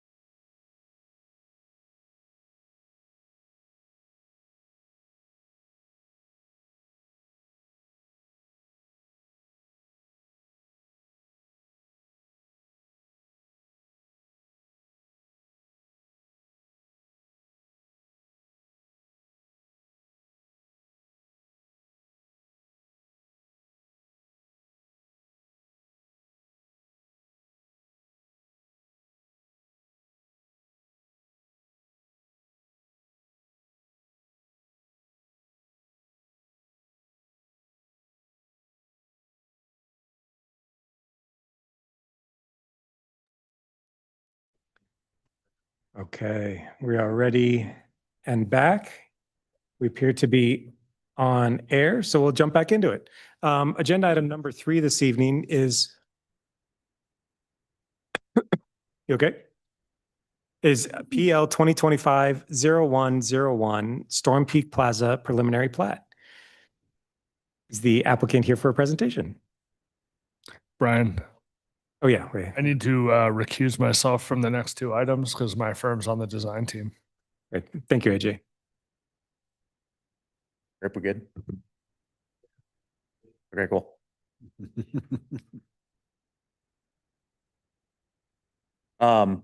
Well, thank you all for your patience as well. Yeah, my name's Wyatt Patterson. I'm one of the owners of Storm Peak Brewing. With me tonight is my brother, Zach. He's also owner, business partner. And I've got Kevin here from Landmark, or Eric here from Landmark, and Kevin, our architect, is on the Zoom right now. I'll just give a quick intro to kind of what we're trying to do. A lot of you have seen us kind of slowly grow this business over the last 11 years, which is crazy to say. We've done it pretty organically so far in the space that we have. A couple of years ago, we were lucky enough to purchase the property that we're on right now. And essentially, we're looking to accomplish 2 things here. One is to improve this property that's on the west side of Steamboat. It's right in kind of what we consider to be like the core of downtown West Steamboat, and we want to make it better. And so we're seeking to do that by also growing our business. And something that you guys touched on in the last presentation right at the beginning, if you can remember, was industry and jobs leaving this town. And that's something that we're trying to do, is grow a local business, retain those full-time jobs, and grow more of them. So with that, I'll hand it over to these guys. They'll talk a little bit more about the nuts and bolts of the project and how we came to what we have put in front of you guys tonight. Thanks. Great. Thank you.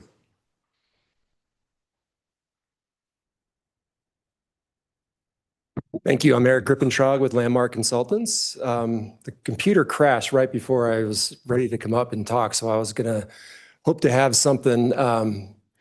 Kevin, is that you sharing your screen right there, please? I did say Kevin is sharing, yes. Okay, can you go to the next? So I was just going to do, so what we're doing right now is we're going to talk about the preliminary plat and then talk about the development plan as the next agenda item. And as a quick background without getting into the weeds too much, because you guys have a pretty thorough staff report.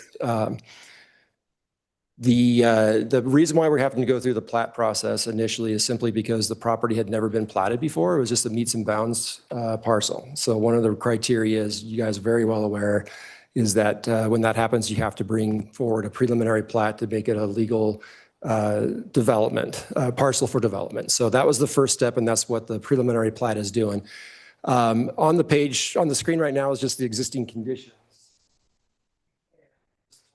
Real quick, I'm assuming that most of you are very familiar with the location of the property and the Storm Peak Brewery, which of course is the kind of the purplish looking building right here. What was the name of the auto? Was it 4-Star? Or I'm trying to remember the Advanced Auto used to be in the Black Diamond. Thank you. Used to be in the north building. And then Elk River Road is right here. The Reserves is to the north. And then way over here is Sunlight, and Sunlight Crossings is down further this way. Moe's is right next to us here. So as a quick introduction for site orientation, in the back of the property is, if you've ever been back there, it's got a lot of storage, outdoor storage. And, you know, it's kind of something that Wyatt and Zach inherited when they bought the property. Kevin, would you go to the next slide, please? What I wanted to show on this, even though we're not talking about the development plan, but the development plan is what informed the preliminary plat. So I think it's important just to kind of flash it up there so you can see how the property lines and the geometries of the site were derived.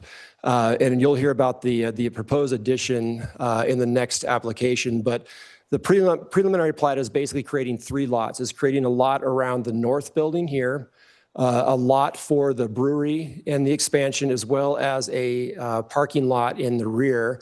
And then we're doing a 3rd lot in the back. And we're going to be, as part of the preliminary plat and the development plan proposal, certainly is to clean up all of that outdoor storage, remove that, get it ready. We are creating access to go to the back for this future lot.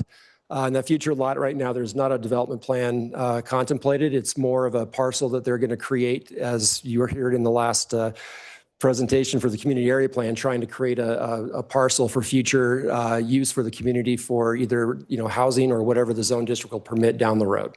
So it's going to become a development parcel. As part of that, we had to demonstrate that we have access to it, as well as extending utilities up to the site for that future development. Kevin, you want to go back one slide, please? So one of the things that happened with the site evolution and the design was to maintain as much of the existing site and use as much as we could. The Zach and Wyatt are local guys. They've been building this thing up, putting on their boots every morning and going to work hard and trying to make this a project and a company that they can be proud of, as well as the community. So they've been working hard, and we're trying to keep this as attainable as possible by using the existing site to the degree that we can. Using the existing facilities also is a great way for minimizing demands on resources around here. We don't have to bring in a ton of asphalt. We're not hauling off a lot of gravel, building materials, things like that to kind of wipe it down and start over. So that's just another kind of a byproduct of the site and the level of detail and design considerations that these guys have been pouring into this project for the last several years and staying up late, not only for listening to city council and planning commission hearings, but certainly thinking about their project. I'll quickly go to the next slide again, Kevin. And I'm sorry, jumping back and forth. I had a quick, more distilled version down that was focused only on the subdivision, and I apologize for showing this, but I do want to point out that there are existing site constraints that really inform this, okay? For example, this building is only about 17 or so feet off of the property line on the back, right along the existing Storm Peak building. So that's an extremely tight spot. On the north side, it's about 40 feet or so. And so we were trying to figure out how we can get a road to the back.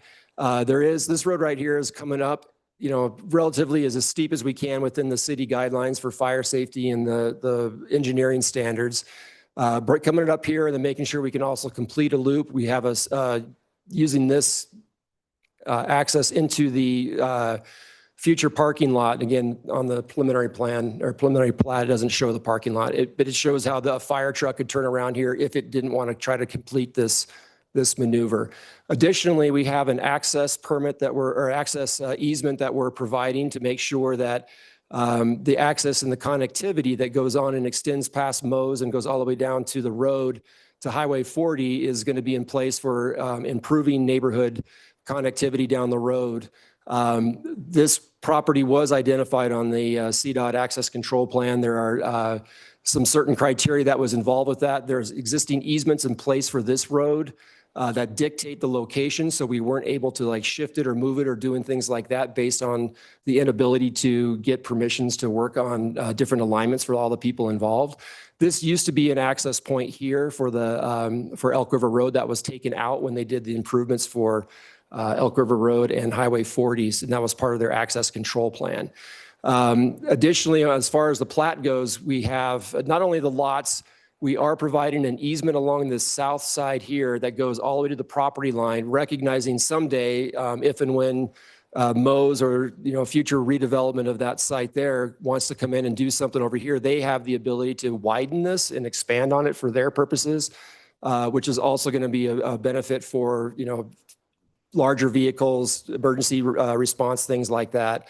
Same thing on the north side. One of the things that I want to point out, because we guys were just talking about sidewalks, the pedestrian connectivity for this whole thing and the circulation is valuable because not only is this a brewery and I think we've all enjoyed a few of their beers, but we also want to make sure there's a way to get to bus stops. There's a way to not drive to get to the site and from it. There's an existing sidewalk along Highway 40. The site, we were not able to fit a sidewalk in the limited space that we have available on the south side of the brewery. On the north side, we also had site constraints, and that was part of what we worked through with the engineering department and planning staff, and they were very, very cooperative. I just want to let them know that we really appreciate everything that they were helping out on that. One thing we did on this road is we tried to keep it as close to the building as we could, trying to make some space for drainage, grading, snow storage, because we didn't want to have this, when this thing is plowed, we didn't want to be pushing onto the neighbor's property. We also had to have a structural engineer review the integrity of this wall, knowing that we'd be placing surcharges on that. Brian, you can appreciate that as part of a design consideration. And so the pedestrian circulation is really going to be more internal for connecting this future development parcel here. People parking along are going to have a way to access a nice stairway, a nice anchoring moment as you're looking down through the site. It's also going to have an ADA alternative route for the ramp based on the grade changes that we have here. But this is going to connect with a sidewalk, and we're going to widen that as part of the next application. Sorry, I shouldn't really be talking about that. To make sure that there is circulation to the regional sidewalk, let's call it, along the road. Ways to get in and out throughout the site and connected to all the different aspects of the buildings and the tenants that are going to be there down the road. With that,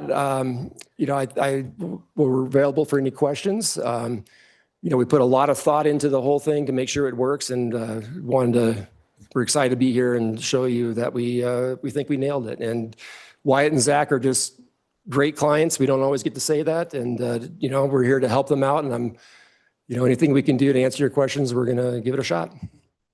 Great. Thank you. Thank you very much. And Kelly, does staff have a presentation as well? Yes.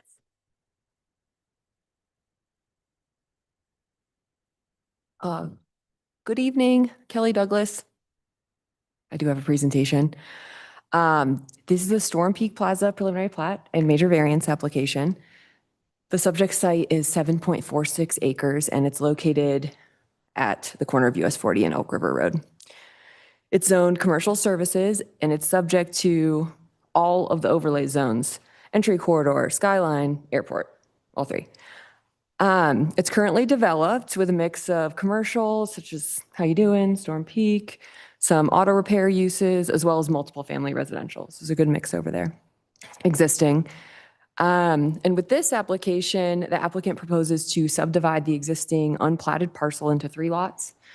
Lot 1 and 2 contain the commercial and multiple family residential components. That's I say the front is how I think of it, but it's the west. And then lot 3 includes a designated area for future development, along with open space on the non-developable eastern portion of the site that's subject to the skyline overlay zone. So those areas overlap intentionally, and there's a plat note about that as well. With respect to access, the subdivision is proposed to be served by private vehicular circulation improvements. It's classified as an internal private access, or an IPA. This term, it was already there. It just happens to fit, and I just have to note that I love it. It's made this really fun for me. So it's an IPA, which maybe you could name it that. I don't know, just suggesting. But this is treated as a driveway rather than a public or private street. This aspect of the proposal, this IPA, it drives a few of the variances requested with the application. So I'll outline each of the variances now, but just know that the IPA is the driver for some of them. Try not to chuckle too much. The first variance is to lot shape. You've seen a few of these lately. It's a little bit common with infill type subdivisions. Side lot lines, the standard requires that they're within 15 degrees of perpendicular to the front lot line. So that's a range of between 75 and 105 degrees. In this case, they have some angles that don't quite meet that standard. So there's one that's 72 degrees, 74 degrees, 106 degrees, so slightly outside of that range. Staff supports this variance due to the existing geometry of the parcel. It predates the subdivision.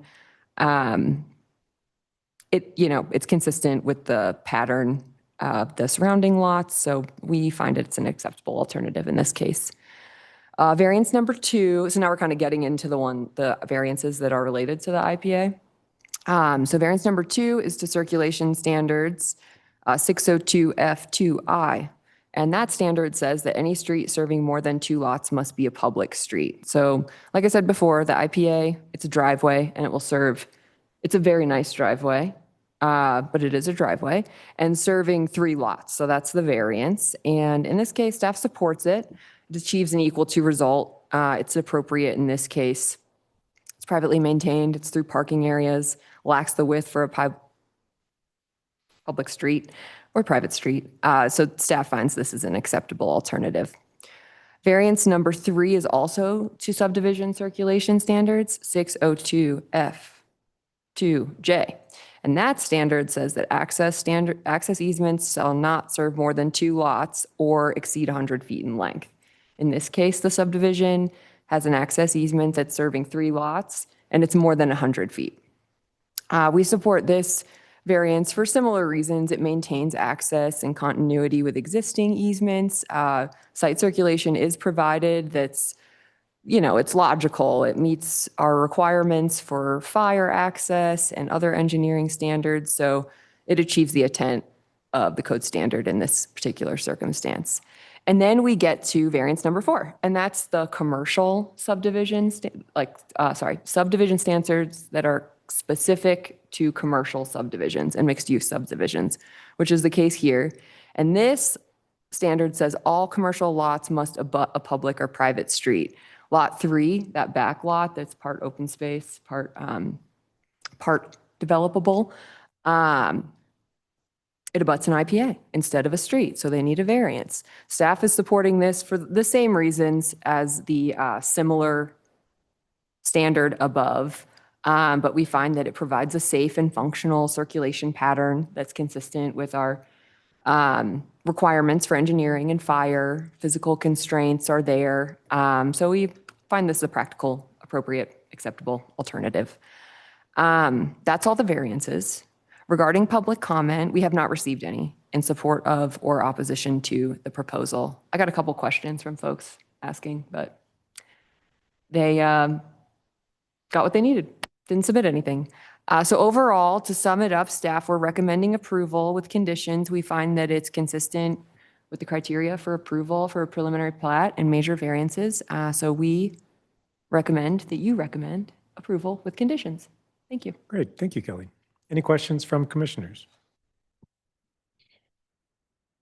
Is the overhead not working? Are we able to bring up the plot?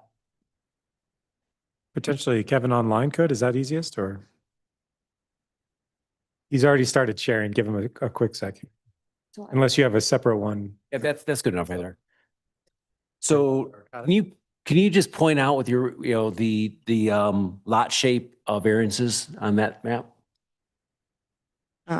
So the lot shape standard is they want them to be generally rectangular in shape with a certain width to length ratio. So with this, as you can see, let me see if I can do this right here. So like this, the south lot 2 has this little appendage going up to capture the parking lot.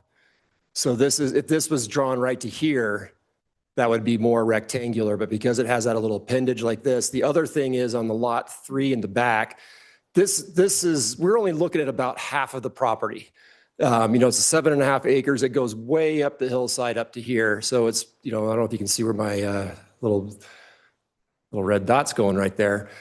So this line you see here for the open space, separating out the open space, this is basically unusable.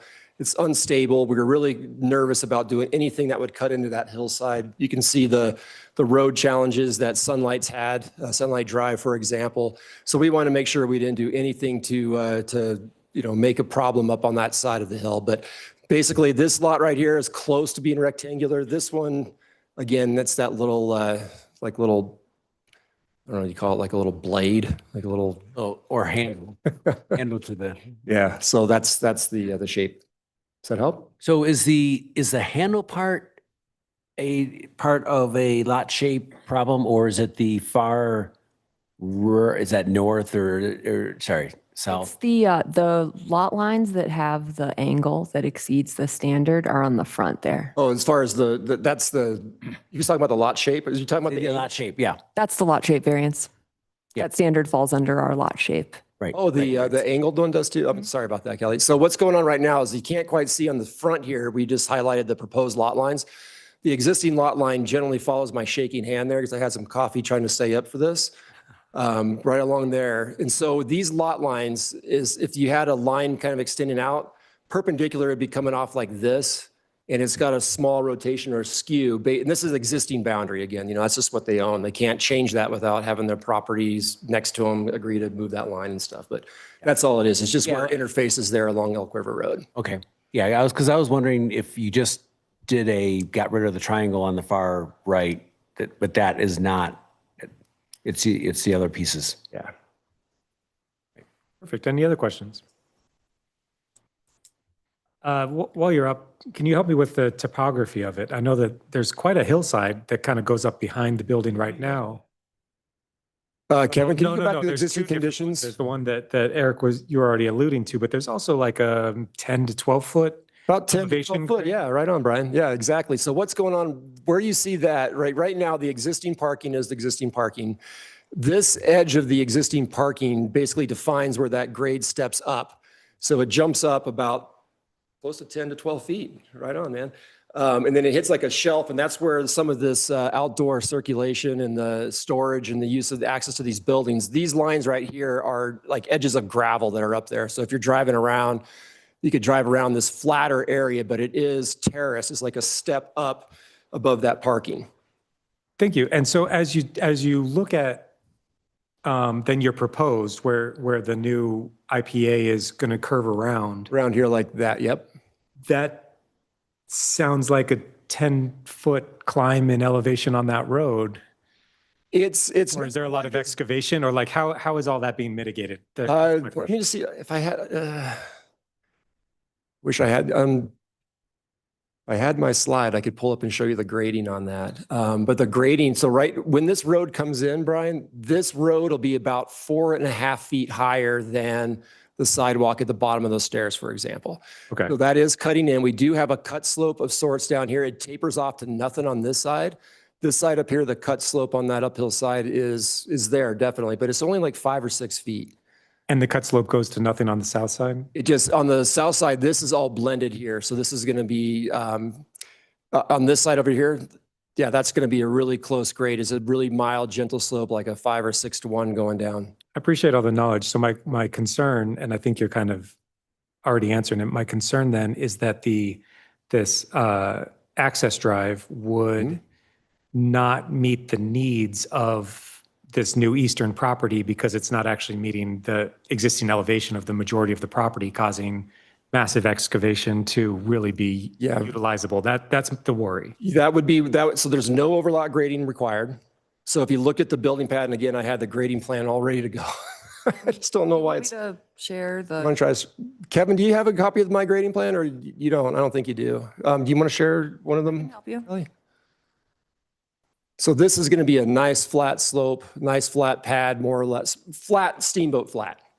Sloping, but it's definitely buildable. And like I said, as you get closer to the south, as you get closer to that parking lot, your grades basically taper out to almost nothing right here. On this side up there, you do have a cut slope. Okay, but on this side you don't. And again, this whole thing is going to be relatively flat all the way up to that where we're drawing that open space line, the division, so we don't have any impacts that could happen on that hillside and potentially, trigger a instability issue. Perfect. Thank you. Yeah. Thanks, Kelly. That's for staff. I'm assuming that fire has looked at this and they're fine with the circulation pattern. Absolutely. Fire is a standard reviewer on all preliminary plat applications, and we've all worked together closely. Okay, thanks. And the term the driveway is kind of mentally pictured, but it's a 24-foot wide road, same as any local road around town. So it's just the classification that we had to go through on that. Other questions? For staff on the private road, a little more CDC than this application. Why only is a commercial required to have that connection of the variance number 4, I believe it was? I would think residential would also need to want to have city street standards attached to it.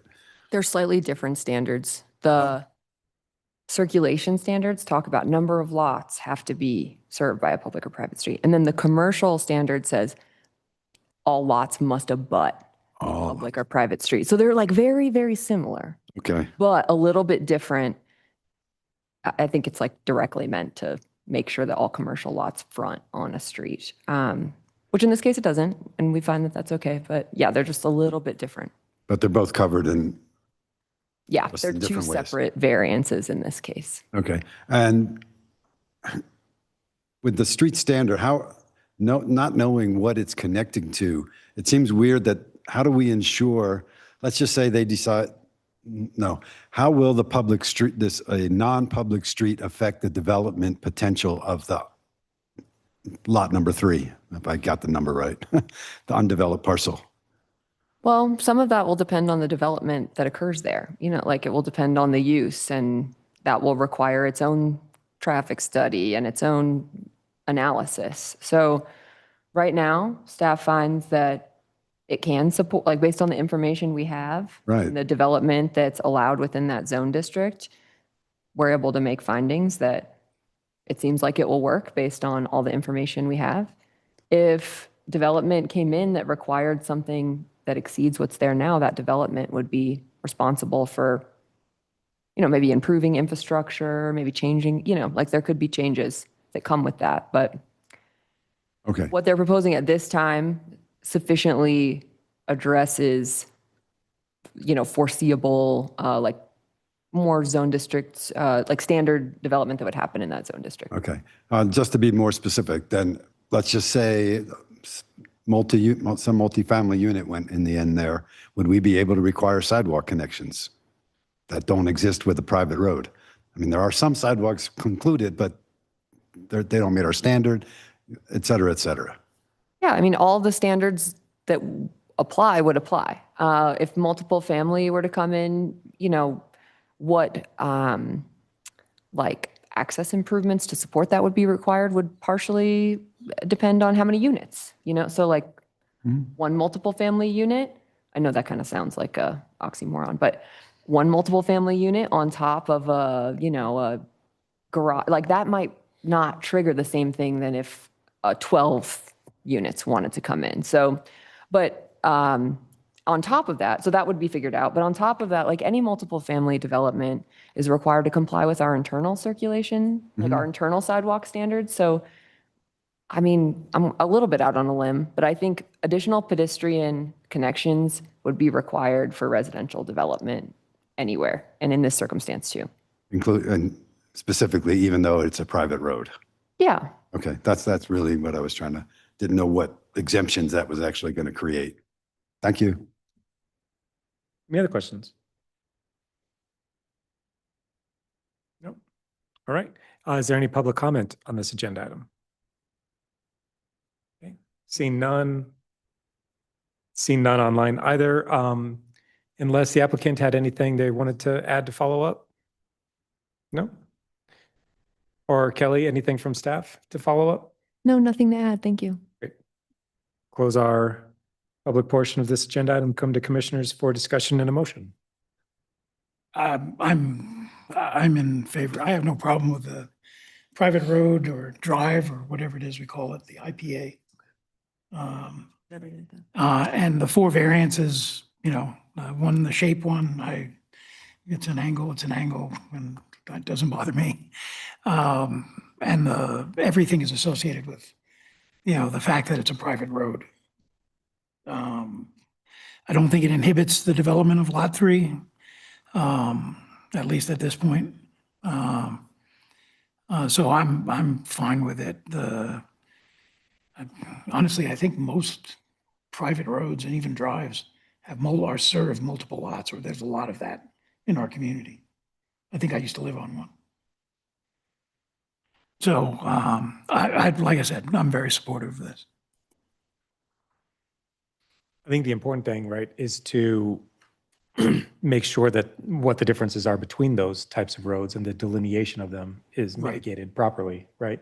It's like, yes, it can be okay, but it also very much could not. No, You know, I agree with your conclusion on this project though, right? Not just as a blanket, no, the private works. Well, it's a too. 25-foot bar. It's a good creative solution when it works. And I do think, I agree with you on this, that I think it mitigates what needs to be. And I think that my interpretation, or at least what my concern was that relates to, Rich, your point, is that whatever future development happens, that the safeguards are in place in order to be able to facilitate that to happen in the future.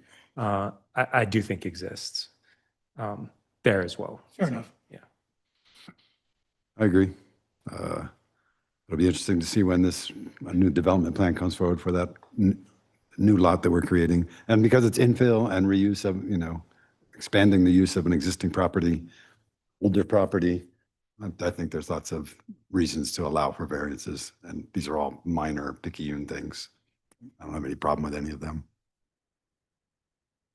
I'd say that, the benefits outweigh the variances in this case. And the big thing is be able to get access to another lot. So, yeah. Great. I concur. In our 3-hour conversation, this meets some of the things we talked about and that are written in the community plan. Building, supporting another business or existing business to grow. Right, and I think that's a really good point. Yeah, I'd say more of the same. I think a lot of situations in Steamboat, there's kind of messy, goofy legacy stuff. And I think this supports existing businesses and cleans things up and provides a good plan going forward. Anybody want to make a motion? I'll motion to approve PL 2025-0101 with 8 conditions. Thank you. I have that written down. Second. Okay, any final discussion? All right, hearing none, I'll call for a vote. Yeah. Aye. Aye. Aye. Aye. Aye. Aye. That motion passes unanimously. So we'll jump into our agenda item, excuse me, agenda item 4. This is PL 2025-0102, Storm Peak Brewing Company Campus Development Plan. So when the applicant has a presentation for this. We do. Can everyone hear me? Yes, we can. Great. Well, good evening. My name is Kevin Sperry with Casa Architects. Thank you, everybody, for having us. I think, so this is the same presentation that we've been looking at. I will go up a couple pages and start at the beginning. And I will keep this short, as it seems like we've probably mentioned most of the items, at least generally about the project. We'll get into some architecture things, of course. But we're very excited to bring this project to you. Similar to Eric, it's been a pleasure working with the Storm Peak guys, Wyatt and Zach, on this. And I think you guys just mentioned it. Something that I really think is very important is the notion that this is an existing local business. And quite honestly, it is a pretty interesting use for this site. It's in the CS zone. It's a commercial zone, and it is a commercial building. But what we're adding, one of, I guess you could say the largest piece of the change in this site is going to be adding what is effectively a production facility. So we're building a building that would typically be built for a very low cost at a very far site somewhere that wouldn't impact downtown. But that's not the way Zach and Wyatt want to do it. They want to continue to benefit and improve the neighborhood. They want to be a part of the neighborhood, and we're trying to then build a building addition for them to fit into that neighborhood in a very productive and positive way. That almost looks and acts like a commercial building, but really effectively sort of on the inside is an industrial building at heart. The program for the building addition will be additional brewing equipment, bottling, things like that, stuff that really is sort of back of house typically. We'll get into a little bit more of that as well soon too. But all of those sort of particularities of the program are what drive the design. And we're very excited to bring forth. So this is the general overall rendering of the site. You can see in the front, we have the existing Storm Peak tap room with How You Doing on the back side of this front building. It is a 2-story building on the 2nd floor of the north portion of the building. And by the way, we're kind of looking north. There is a row of office spaces, and then there is the roof deck as well above the tap room. Across the street, further to the north from that, we have what is Lot 1 that you saw on the previous site plan. That building is a mixed-use retail, residential, and office building right now. There is the garage tenant on the north side. There are 4 residential units on the second floor of the building on the south side. There's like a very thin portion of residential use there. And then below those residential units, there's a thin strip of office space. So what our proposal would be is to keep the building largely the same, at least from the outside, looking very similar to what it is right now. And we'll just basically renovate those office spaces into residential units, which would effectively match the use that is currently there on the upper floor. So we'd have 2 floors of residential units. That would be a total of 8 units proposed. No additions, no exterior modifications for any of that. And then on the north side of that building, what we would propose is to take that, what is effectively a garage use now, and just see what we can do with it. And maybe Wyatt and Zach could answer any questions you have on that. But the idea is that right now it's a great box. It could be anything. It could be another garage. It could be retail. We're just going to try to clean it up and see what the market wants from it. So those are kind of the existing uses. And then, of course, on the right side of this image, we have the new addition. And first of all, the new addition is intended to be, of course, it's the same building. It is an addition to the same building. It will have the same address as the existing building. But from a code perspective, it is a new building. And by that, what I mean is there will be a 3-hour firewall on the back side of the existing building so that it separates this new addition from that building. It'll be a very safe way to do it. It's a very easy and clean, kind of obvious change of construction type. So that's really why we're proposing that. All of the existing, there's only a couple of windows on the backside, which will be blocked in. And then we'll beef up that wall and we'll beef up our new wall to create the 3-hour firewall between those two. Then from there on out to the east, we have what is basically a prefabricated metal building with a shed roof. And you've seen, everyone here has seen them before. Usually they look like a barn. And in our case, we made it a little bit less like a barn, primarily because, as I mentioned before, of the uses inside the building. So there's going to be very tall tanks and pieces of equipment. And those were best to be put on the far north facade. And you can see on the far north facade, on sort of the eastern edge of it, that's where the building is its tallest. So that's why we wanted to use a shed roof design as opposed to a typical gable like you would see in a lot of barns. It's a really kind of form follows function solution. And we think that the prefabricated metal building is a really good wedding of the use and the sort of aesthetics that we're going for and the aesthetics that match the existing site. So I guess finally, I'll just sort of talk about while we're here. You could see the large glazed openings on the building on the second floor. This again goes back to the program, what's on the inside. We are basically going to be putting in an industrial sort of clubhouse kitchen canning production space. And it's not really the same as a typical commercial space. There's no shop windows. There's no, benefit of views from people to the outside. It's really a hardcore working space. So we're proposing translucent panels as opposed to transparent panels. And the translucent panels will do a couple things. Number one, it'll shield view from sort of that messiness that happens inside. There are, I should mention, some clear glazed windows on the north facade and the east facade, which will allow, the people from the inside looking out, allow for air, allow for visibility, things like that. But we wanted to create a bigger sort of glazed opening so that we could get some really great natural light on the inside. And what the translucent panels do is it filters that natural light so it won't bake the entire interior space. And of course, temperature control is going to be a big part of this type of production. So that is really the genesis of those window panels. They are 58% translucent, and it's really close to the 60% requirement. We can get into that if we'd like. But that's kind of everything in the design. I wanted to describe everything while we were here on this image. And as we've all seen already, this is the existing site plan, the two buildings that are there today that I think everyone is familiar with. And then we spoke about the grading that happens in the rear. One thing that I will kind of highlight that Eric already did a little bit is the sidewalk space. There's not a whole lot of great internal sidewalk space. It's, really tight next to the buildings. And it's a lot of parking kind of squeezed in anywhere you can find it.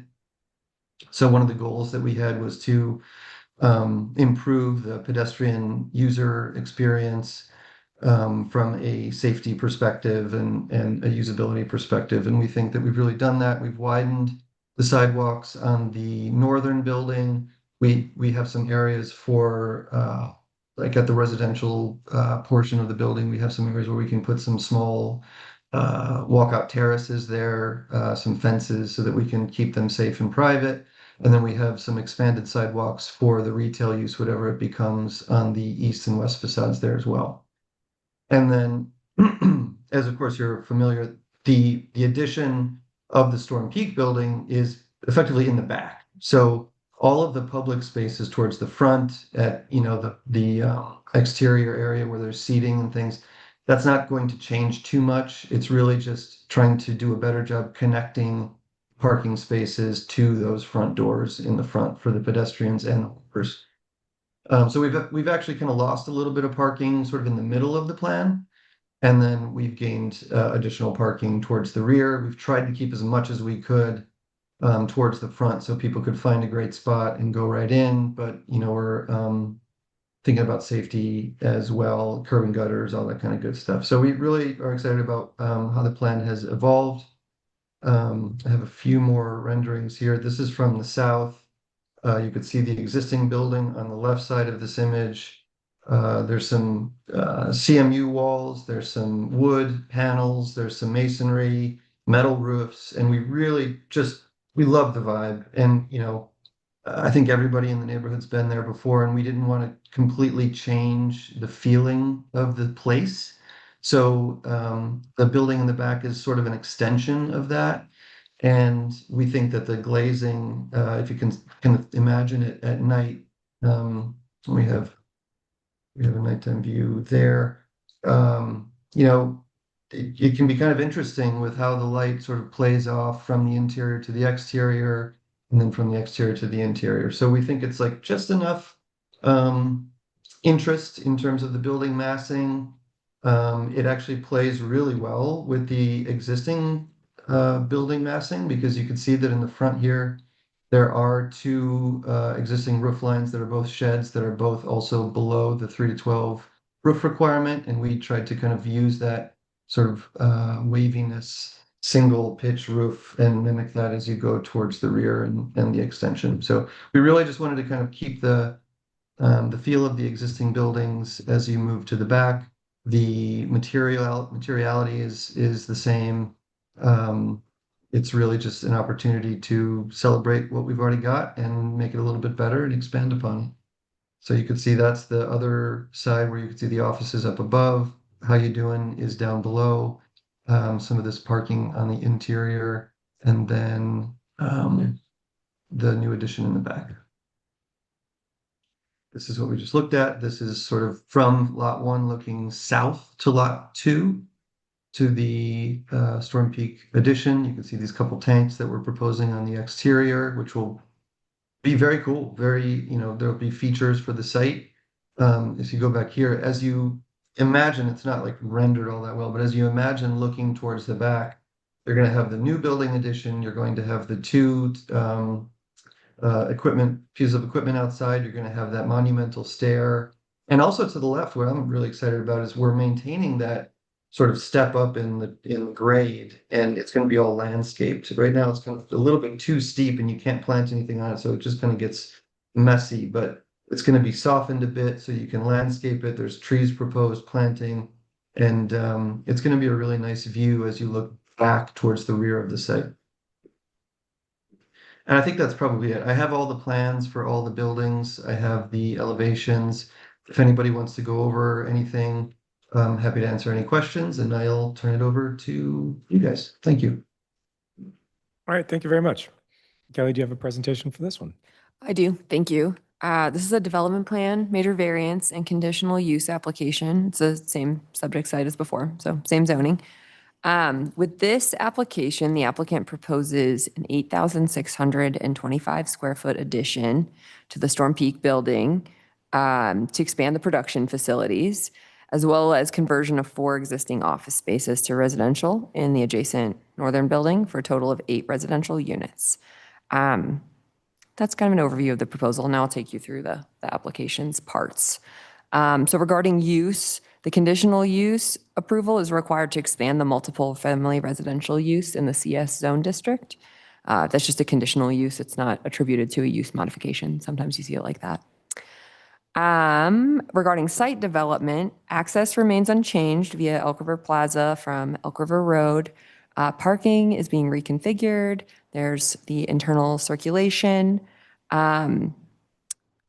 IPA that we discussed earlier that's proposed. Loading is provided, landscaping, as well as pedestrian connections. With respect to parking, there's a total of 102 combination of existing and new parking spaces proposed to serve the development that comply with Article 3 and Section 406 of the CDC. And then we'll get into the variances. I'll go through them each individually. There's 5 of them total. Number 1 is to the CS parking lot placement front lot line setback. The standard is 30 feet minimum. It's proposed 25 feet for lot 2. Staff is supporting this variance. It's to allow 3 new parking spaces within the setback area on the grounds that the lot shape, screening, the resulting site circulation amount to an acceptable alternative in this circumstance. The second variance is to second story intensity. That's a CS zone district standard, dimensional standard. The requirement is 50%. It's proposed 31%. And just to be clear on the application, this is only applied to the new portion of the building. So that makes this a little unique, how we apply things. In this case, the applicant's proposing an addition. That addition doesn't have second story intensity. So that's where the variance comes from. And that proposed amount, 31%, that's reflecting the amount of the building that currently has a second story. So they're not adding to that. So I hope that makes sense. We can talk about it more if need be. But staff supports this deviation in this case because it allows the production space addition to maintain a functional layout while maintaining the building form and scale, from the right of way, from the front, where most folks will perceive it. So we found that to be an acceptable alternative. The third variance is to roof pitch standards for this commercial mixed use building design standards. The requirement is a minimum of a 312 pitch. The roofs that you saw, the opposing roofs, they're 212, so it's a little bit below the standard. Staff supports this variance on the ground that an equal to outcomes achieved by furthering the purpose statements of the commercial and mixed use design standards, as well as some applicable guidelines for this section. Variance number 4 is a design standard. Again, this is a surface parking lot location standard, 438 G1B. This says that the standard says that surface parking should not be placed between the building and the street. And like I said before, or maybe I'm saying it better, more clearly now, so bear with me. But so in this case, there's an existing parking lot. Because the parking lot's proposed to be expanded, it's drifting from this standard further, right? So like the nonconformity is increased. So that's why you see a standard for this. If the parking lot wasn't changing, we wouldn't be applying the standard. So in this case, the parking lot is changing a little bit, so the standard comes into play and a variance has been requested. So for this one, we find that the proposal finds an acceptable alternative, maintains screening and functionality while accommodating the operational needs. So we support that. And then finally, variance number 5 is transparency standard. The required percent of lights transmittance is 60%, and The proposed translucence, and maybe I made that up, I don't know, I think you guys know what I mean, it's 58%. So it falls a little below that 60% standard. I think that was kind of illustrated nicely in the last rendering Kevin showed that kind of reflected the nighttime view. I think that that's kind of most helpful way to look at it visually in your packet. Staff supports this variance because the proposed translucent panels, they balance the functional needs of the use with the design intent. They maintain some fenestration rhythm, visual interest, where full transparency isn't necessarily practical. So we're finding this results in an equal to outcome in this particular circumstance. That's all the variances. Regarding public comment, again, same as the subdivision, none's been received in support or opposition, just a couple inquiries, nothing further. And then overall, staff finds the application consistent with the criteria for approval, and we recommend approval with conditions. Thank you. Great, thank you, Kelly. Any questions from commissioners?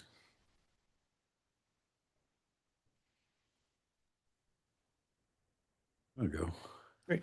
Kelly, can you remind me why, how we're avoiding either pedestrian frontage or ground floor residential use in the CS zone district? I'm sorry. Why that's not a variance or a conditional use? I don't believe it applies in this zone district. Let me confirm for you. I think the multiple family, the use standard you're referring to, it lists which zone districts. I don't think CS is on that list. Oh. It's just a conditional use, just a straight C in the use chart. So it's always conditional regardless. Let me confirm that for you real quick. Switch to my right hand, a little faster.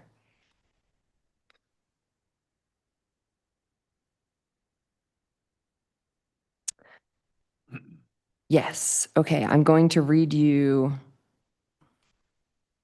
These are the zone district that use standard you're referring to applies to. It refers to G2, CO, CY, CK2, CN, CC, and I, not CS. Okay. Any other questions? I'm curious for the applicant, are any of these units that you're adding, are they workforce units?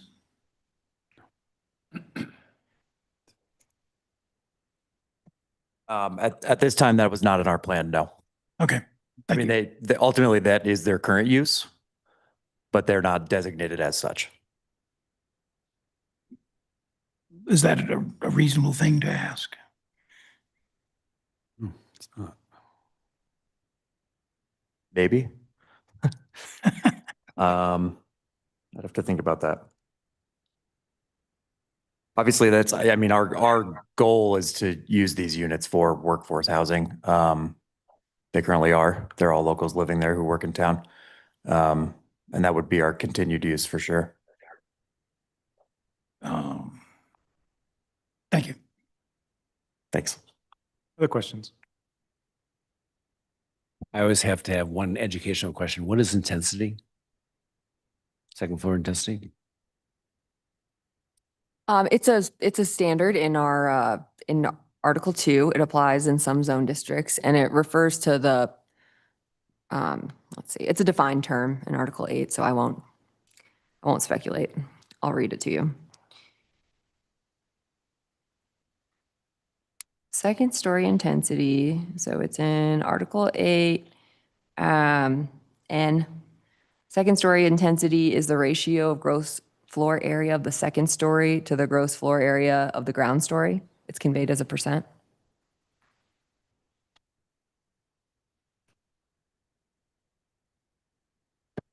Okay, right. Great. Any additional questions? I'll ask one real quick. The parking that's being added, some is required as a residential use, some is required as a commercial use. I'm concerned about the residential parking being overrun by commercial parking. Is the residential parking shown as dedicated on this development plan? That's not a requirement of Article 3, so perhaps the applicant could speak to how they intend to manage it. Article 3 requires like a minimum of parking based on the number of units. And then maximum, like the zone district has that I do. special characteristic. But it doesn't require that it be like signed or designated. It's required that we can, make that calculation. But yeah, the applicant could speak to how will be operated. The difficulty is because one has a maximum, but unless they are dedicated, how does enforcement come in to ensure that the two are not overlapping uses and that one's minimum is not affected by the other one's maximum? I mean, I think it's like a lot of our code enforcement, it's complaint-based. And it would be based on compliance with this development plan. So if we found, there weren't as many spaces as there were supposed to be, that would be an enforcement issue. Whether the code is calibrated correctly and parking shortages result because of businesses really successful, for example, I don't think our code has an answer to that. So I guess I put the question to you. Would you have a concern with dedicating specific parking to make sure that the minimum residential parking was protected is the only word I can come up with? Yeah, we'd be amenable to that for sure. Obviously, as landlords, it would be in our best interest to make sure that our tenants are happy. Certainly don't want them to not have parking. What we have found is that those uses do overlap to some degree. You have people going to work, leaving those parking spots empty all day, leaving them open for retail use during the day, and then they come home and those retail uses are closed. But I would be fine with having to designate that, yeah. Okay, thank you. Additional questions? So this is I guess, maybe a process question. If they're amenable to it, do we need to put it in writing? Well, when we get past our question portion of it, I would love to have that conversation with you. Okay.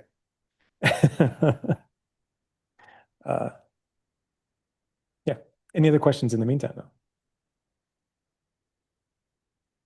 Okay. Is there any public comment on this agenda item? Seeing none and seeing none online. If the applicant has any final follow-up you wanted to add? I do actually have just one clarification, if I may. On number 7 on the recommended motion, and maybe this is just something quick for you, it seems that the amount to be paid by us to the Elk River Road and Downhill Drive intersection was calculated based on 1.1%, not 0.11%. So I'm just curious what the number, if it should be 1.1% or 0.11%. We can get it resolved prior to city council. Engineering, we work with them to write those conditions. So I don't have an answer for you right now, but we'll Yeah, get no one. worries. Just wanted to bring it up. Thanks. Kelly, as we're trying to make a recommendation, you think that that's acceptable for it to not get stuck here and get resolved at council's decision? I'm a little confused how we ignore that potential discrepancy as we make a recommendation. I think we just have to check the math. Is that what you're saying? I think we just have a math error, so we'll just double check it and make sure that it's correct in the final resolution. Okay. And Kelly, did you have anything else you wanted to add? No, thank you. No other questions? Okay, I'll close our public portion and come to commissioners for discussion and a motion. Honestly, I'm supportive of this. There are a lot of variances. I'll let the architects among us deal with some of those. The parking, as long as they're amenable to dedicating the residential parking, I'm totally fine with it. They have enough spaces. I think this is all added value to the western part of town and that area in particular, in my mind. I would like to see them maintain the housing as workforce housing, although, that's up to you all. I think it's a good practice. So from that standpoint, I'm supportive. Really like that they took an existing structure, expanding upon that, adding additional work, residents And the variances are, to me, are fairly minor. And again, the benefit outweighs the variances here. I concur. I'm struggling with fully dedicated parking because that dedicated parking remains empty all day. And so it's not put to use. Empty, interested on other thoughts of that? Struggled with that in Not if they ride their bike. So I'm interested in other thoughts on that. Not if they ride their bike. They could leave their car in front. You assume everybody's going to drive. Or if they're not working that day or working a half day or not beholden to a specific time that they're gone. I mean, right, it's all the things. The core Ride the trail is right bus. there. and- Oh, it's a great idea. Yeah. Okay. So how many units would that be? It would be one car per unit? No, they have a 12 space minimum. Their calculation in here is 8 units times 1.5. So they've got 12 minimum spaces dedicated to residential. Yes, it's not dedicated as workforce housing, so it has more than one Oh, that's right. space, which is fine. I would add, going over the variances, the second story intensity, I mean, they're creating space, an industrial space, and more space up there would not give us any more residency or any more occupancy or anything like that. So the second story intensity is really almost irrelevant for the purpose. And so I find the variance to be certainly acceptable. Roof pitch, I also have no problem with. I mean, the other buildings are both flat roofs, and I probably would have been okay with a flat roof because it would match the existing structures. Surface parking location is pretty much where it's already exists. I can't imagine trying to change that. And glazing transparencies also don't fit the need of the product that's being created. So I don't really see any need to be trying to enforce that at that level. So I think all the variances are acceptable. So I'll jump in and agree that I think the variances are acceptable, but I disagree with how you got there. So I'll state that in for the record, just for my own reason for my vote. I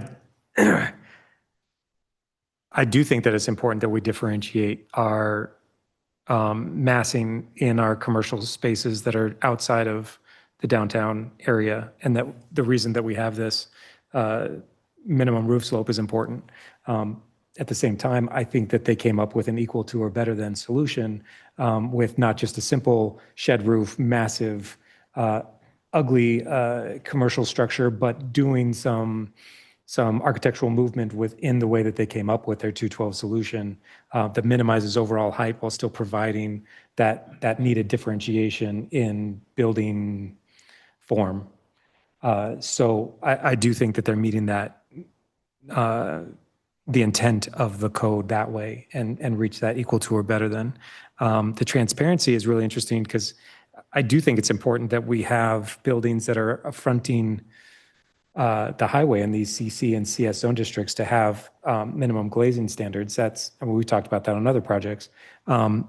What's interesting is that, and same with the second story intensity, I'll use the same argument, is that because of where the building is and what its visibility is to the public, they have come up with a solution that is actually more visible, I think, to the public with this translucent panel higher up than if they had just found a way to make punched opening windows that met the minimum transparency down lower. So again, equal to or better than in this case. And then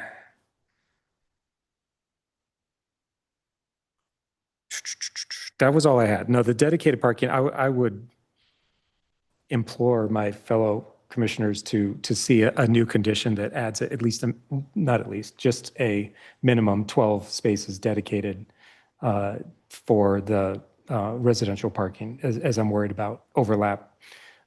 Only worried because I hope that this business is successful, but worried nonetheless about making sure that the residential parking is protected for that use. Yeah, like I said, I think that's a good idea.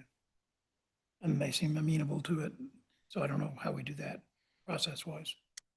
I'd like to see a motion, this is just me, I'd like to see a motion that adds a 9th, 10th? 10th condition that dedicates 12 residential parking spaces.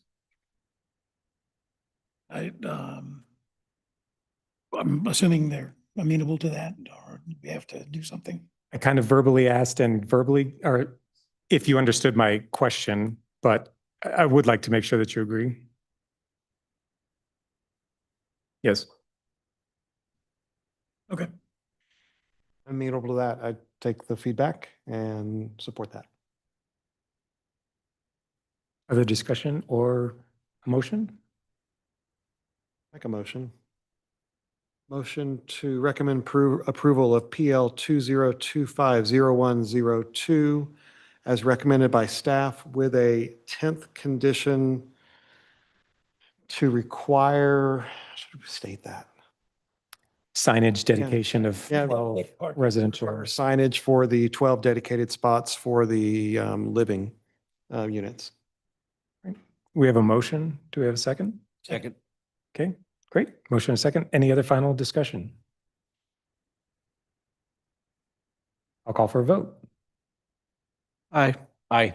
Aye. Aye. Aye. Great. That motion passes unanimously.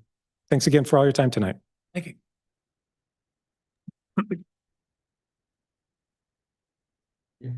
Thank you.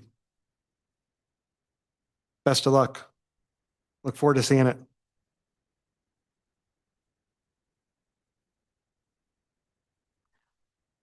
We will jump into our fifth agenda item. Again, thank you for your patience as well this evening.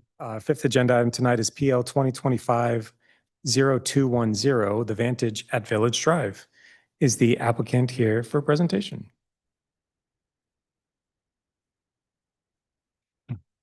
Yes, good evening, Planning Commission. Walter McGill on behalf of the applicant, which is Village Drive LLC.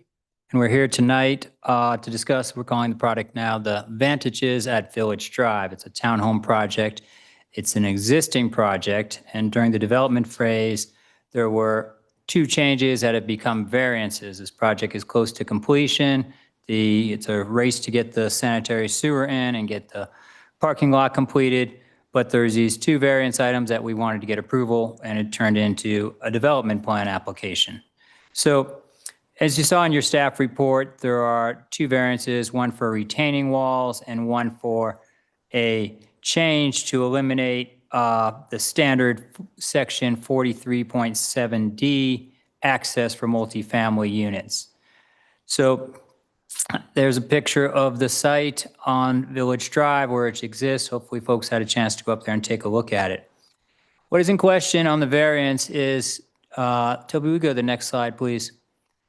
What is in question is the section in the standard said buildings should prioritize orientation of primary pedestrian entries to predominant public and private streets, pedestrian circulation and gathering areas. Now, our project architect, Bill, will speak to some of this as well, but the alignment here in the primary pedestrian entries in the public street, this is at the intersection of Walton Creek Road and Meadow Lane, Village Drive. And as the project comes on, these two south units, they're larger duplex units, and they have decks that were approved as part of the original project that come down from the unit to the street. And this was debated at the original application. The ownership group and the developers decided to accept the stairs. But as the stairs have not been installed yet and the project is nearing completion, there's several reasons we'd like to bring to your attention to request the variance and the justification for the removal of the stairways to these duplex units. And so in the next slide, please, Toby. Thank you. So broke them into 7 slides here, but privacy and security concerns. Because of the proximity of the sidewalk to the buildings, we certainly feel that the proposed stairway access points serve not so much as pedestrian entries for the units because there's no parking on Village Drive. We'll get to that in a moment. But people walking by will be in such close proximity and these stairs will be welcoming. Anything put on the deck could be a risk of theft. There's a lot of activity that goes back through here, but that does put a welcoming presence for any solicitors that are coming down to knock on this door. Now, there's still a frontage feel for these buildings because of the large windows. But that entry will create the feel of kind of a commercial property here and draw up traffic. Next slide, please. And so it feels that this is unnecessary public access. Village Drive is a major pedestrian corridor for people walking from Sunray, from Meadowlark condominiums along this area as well.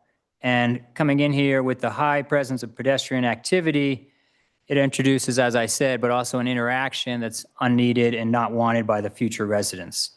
Next slide, please. We see the stairs as a limited functional benefit to the owners of these units because the existing access points, as I said, don't have any, there's no public amenity that they're trying to get to. They're trying to get to the sidewalk. So if their entry is the private drive in the back of the units and all their parking is, that's where they're becoming in and out. And these upper ones, they're not going to be bringing any kind of rear entry, a bicycle or exit from that side on a lower level to the sidewalk, but they'd be coming in from their second floor living room down to the sidewalk. So there's not much need for these folks to have that access. Next slide, please. As I'm saying, the market and resident feedback here is, it's been kind of people looking at the unit said, well, you need to put stairs there. Oh, that's something we're not welcoming. It seems, again, as I'm kind of repeating myself, but again, that's security risk. Removal of the stairs increases the privacy. There's in your application, there was some contracted purchasers who are in favor of removal of the stairs, and that was for you to take a look at. Next slide, please. As I stated, I think what the idea for these kind of frontages is a brownstone, we've heard it told. And so a brownstone in a major city typically has side street parking in front of these units that people can come and walk in. There's no vehicle parking here. So there's also no guest parking. There's no parking spaces along in front of these units. So all the access is really from the units to the sidewalk, or it's from the sidewalk to the units. We don't see too much need for that access in either direction to occur.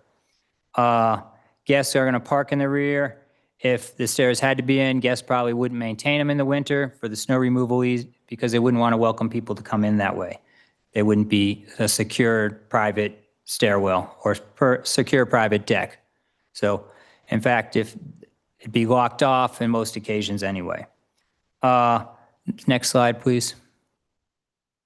And so this is just an acknowledgement of that same kind of thing, that precedent with surrounding developments. You know, sometimes the planning commission or we get a community plan, we want to emphasize something, so we put it on a project and it becomes a one-off. And that's what this feels here, that the Sunray Developments doesn't have direct access from the sidewalk. Certainly those lower units look out to the grass there, but they don't have a direct access. There's one or two access points between buildings, but nothing direct to the units. There isn't any access there on what is Blackhawk Townhomes, which was probably built now 15 years ago. They have the same thing.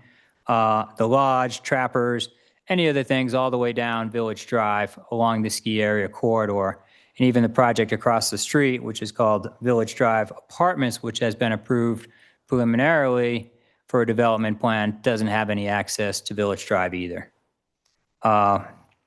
And the last slide, please. There are others, alternative access points, maintained connectivity. The Village Drive sidewalk is accessible.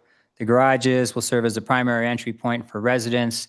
For the units going to the north side, we're still going to do the stairways. These larger duplex units on the south end of the project. At this time, we're asking for your support in the variance. We think that the removal of the stairs will better align with the development and resident expectations and long-term livability. We do feel that the intent of the code standard will not be achieved by strict application here. The lack of fostering activity and safety, these ground floor units introduce unnecessary vulnerabilities, diminish the sense of privacy and protection for the homeowners, and feels that it's not going to achieve the intent of the code to have these be walkout units to a street that has no parking and no other access. Delivery trucks can't stop there or anything else to use these stairways. So if you have any questions, we'll be here. And I don't know if Bill wanted to make a comment as well.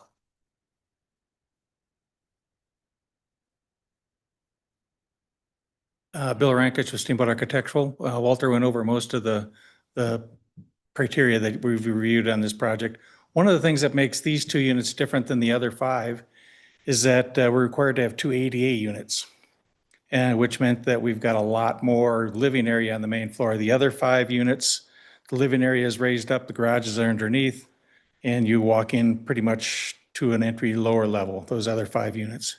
These 2 particular units, because of the slope of the lot and the way it works out, were accessible from the back and puts us up higher. So we end up with a lot bigger floor area than the other ones, which means that we've got a lot more living space that's directly adjacent to the street.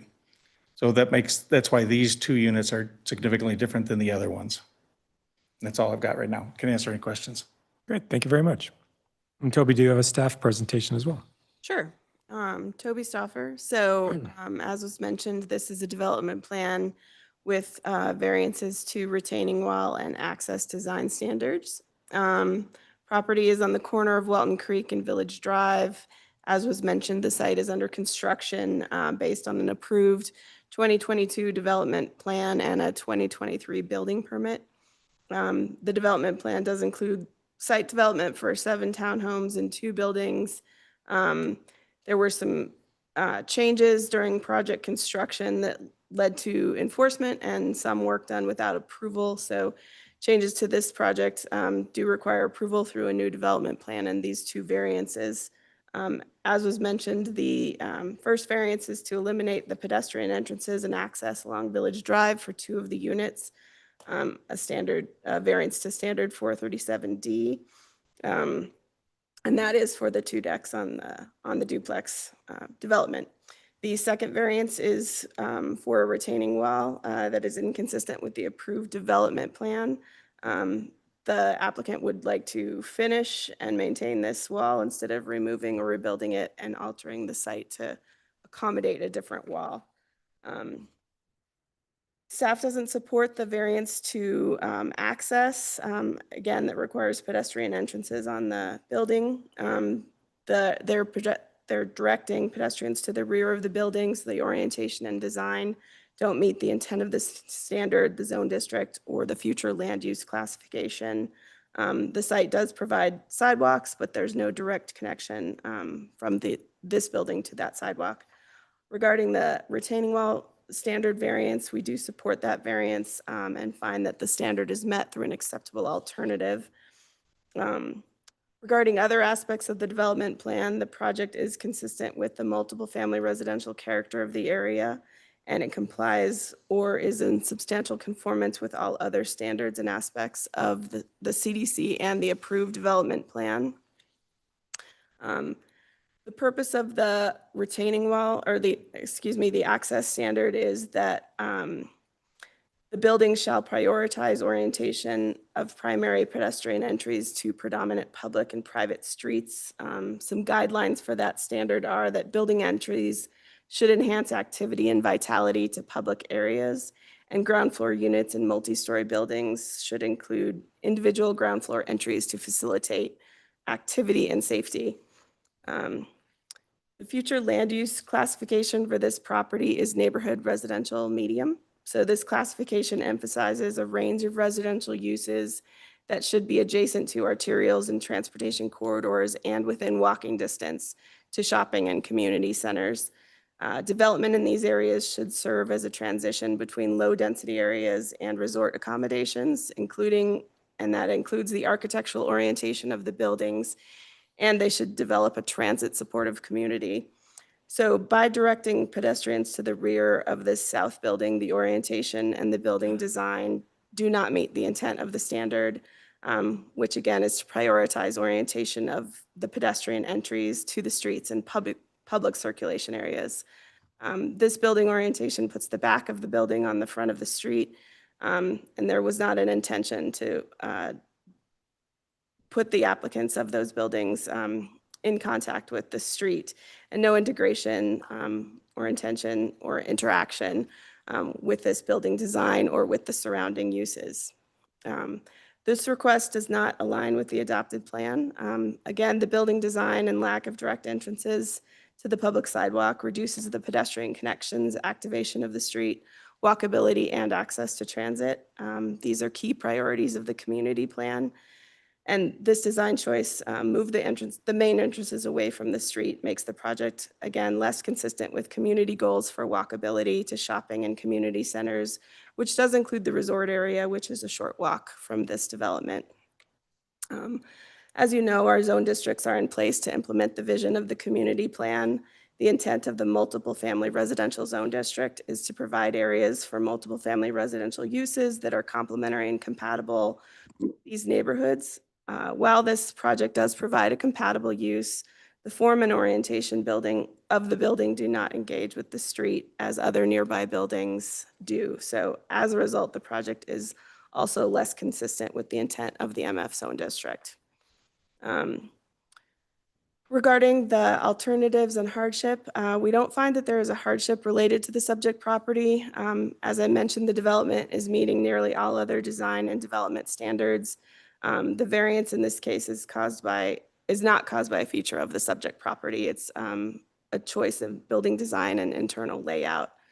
Again, the intent of the access of these standards is to facilitate the ease of access by orienting public access to primary public and private streets and pedestrian circulation, and to promote pedestrian scale and interaction by providing direct access to residences on ground floors and buildings fronting primary public and private streets.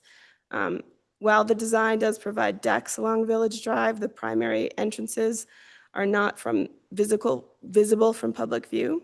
The lack of entrances and stairs along Village Drive does not facilitate wayfinding and does not promote pedestrian scale or interaction through direct access. So we find that this proposed alternative does not achieve an equal to or better outcome because there is no direct access to the residences and the primary pedestrian entrances do not face a public street. For the second acceptable alternative, the purpose and intent of the standard, again, the purpose of orienting these entrances to the public street is to ensure visibility, accessibility, and pedestrian interaction. This was a vacant lot prior to its development. The building could have been designed to orient the entrances towards Village Drive to better align with the intent and purpose of these standards. And additionally, a prior variation of this request was evaluated by staff and Planning Commission and recommended denial for these same reasons. So the choice to eliminate the stairs and the access and move the entrances away from the public street is a design decision rather than a site constraint. So the intent of the standard could have been met without this variance, making the request self-imposed rather than necessary. For the final acceptable alternative, the west facade of the south building is not distinguishable as the front of the building. It appears more similar to a rear facade that might access a backyard. The entrances on the west elevation on Village Drive are not distinguishable from the other windows and do not appear as the primary pedestrian entry.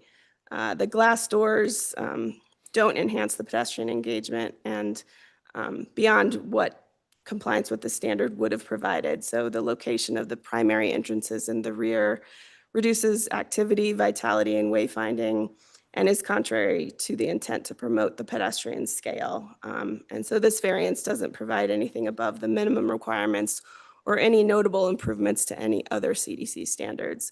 So in conclusion, we find that this project doesn't have an unnecessary hardship, and the proposed alternative doesn't achieve an acceptable alternative as there's no direct access, and the design did not contribute to pedestrian engagement. And there is nothing that prevents compliance with intent of the standard, so the variance appears to be self-imposed rather than necessary. I'll just go through the retaining wall variance really quick, as that's a second one. The variance is to, again, maintain and complete the newly built retaining wall that's over the 6-foot minimum height and does not have a horizontal offset of 3 feet between the segments. We don't believe that this variance will injure or impact other conforming uses. The wall is screened by proposed landscaping from Walton Creek and existing landscaping on the south edge of the property adjacent to the Meadowlark condominiums. So we don't anticipate too many impacts there. The future land use classification, as I said, is neighborhood residential medium, which does include a buffering between different density areas using landscaping and architectural orientation. So we find that the retaining wall is buffered by the landscaping and does include a fence to transition to the adjacent eastern neighbor. The wall does allow the site to function to transition this use to residential uses on the north and south. And the community plan does encourage a functional development to create a mix of residential uses. We find that the wall design does allow the buildings to have an access drive aisle and parking spaces for each unit, and that each building also meets the setback standards on this relatively narrow property. We don't think that this property has an unnecessary hardship regarding this wall, but the proposal achieves an acceptable alternative by mitigating the visual impacts and by allowing the other standards to be met, specifically parking standards and dimensional standards. So we are recommending denial of this project because we are recommending denial of that one variance. There are 2 variances here, and we had to include the entire project. So it's not possible to make 2 different recommendations or accept one variance or the other. You could make different findings to accept or deny both variances if you wanted to. Additionally, I should mention we had a little bit of public comment that's included in the packet. I think it was more related to the construction that was happening on the site. There was a drainage ditch that was filled in, and that drainage ditch will be dug back out after they've done some of those improvements. But the applicant could talk more about the specifics if you had questions about that public comment. But that's the only comment we've received. This time around, we had a lot more comment the last time this project was approved. Great, thank you, Toby. Any questions from commissioners? Yeah, I've got a couple of questions. One is just point of clarification.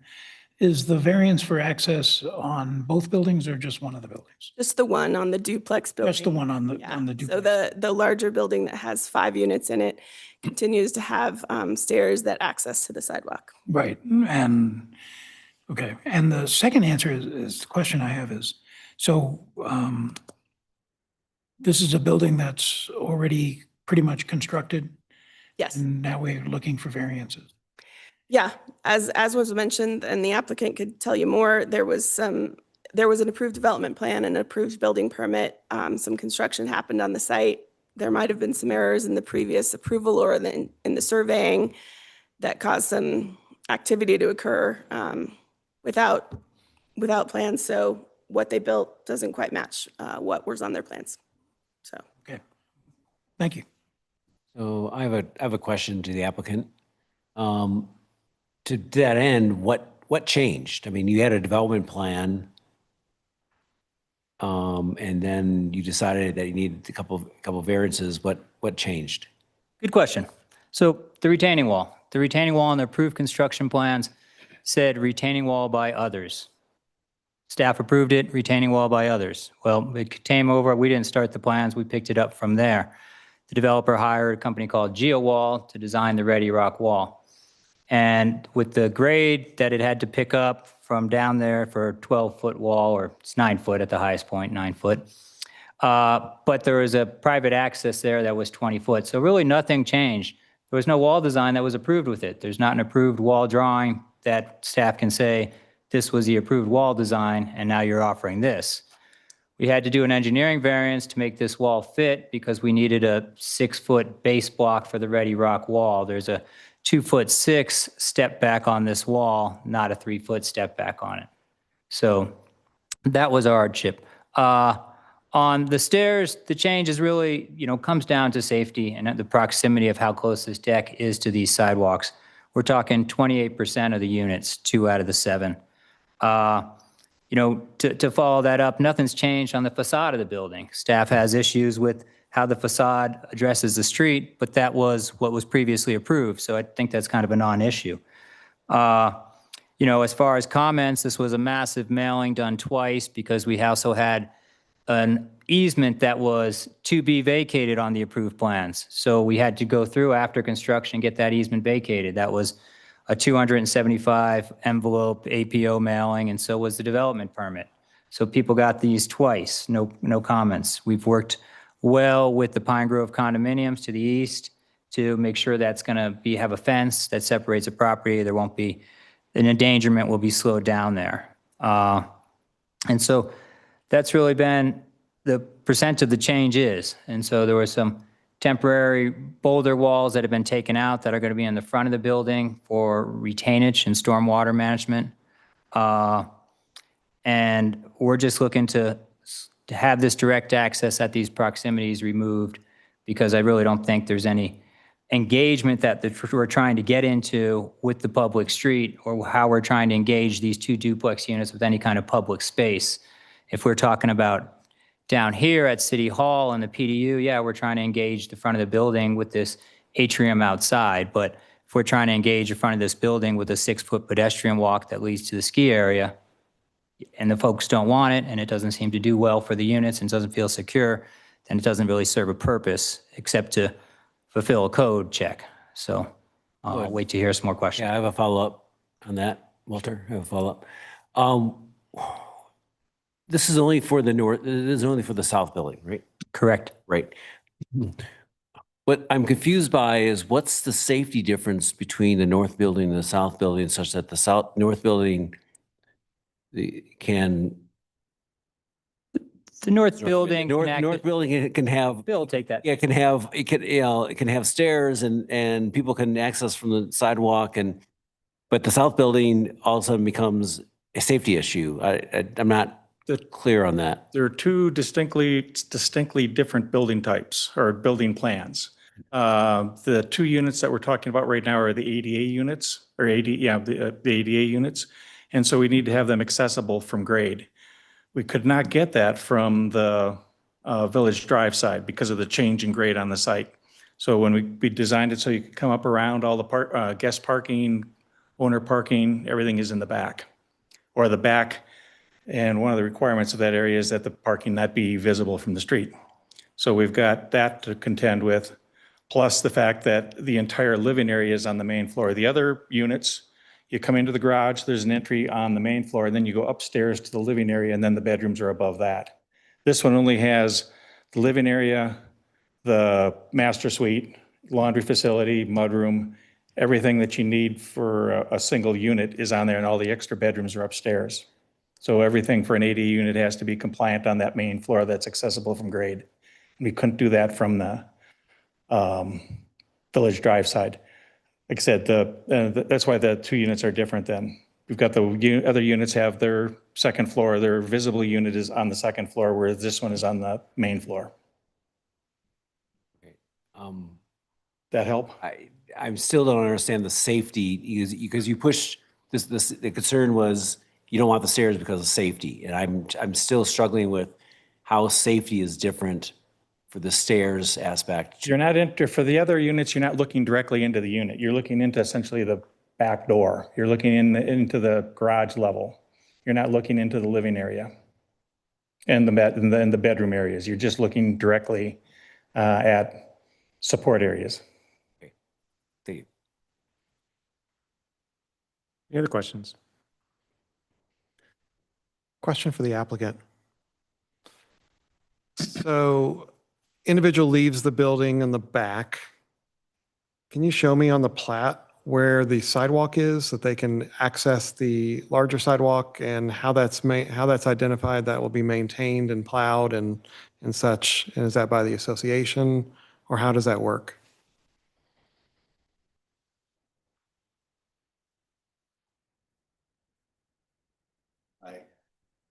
My name is Rob Van Daren. I'm with Colorado Home Solutions. I'm the builder.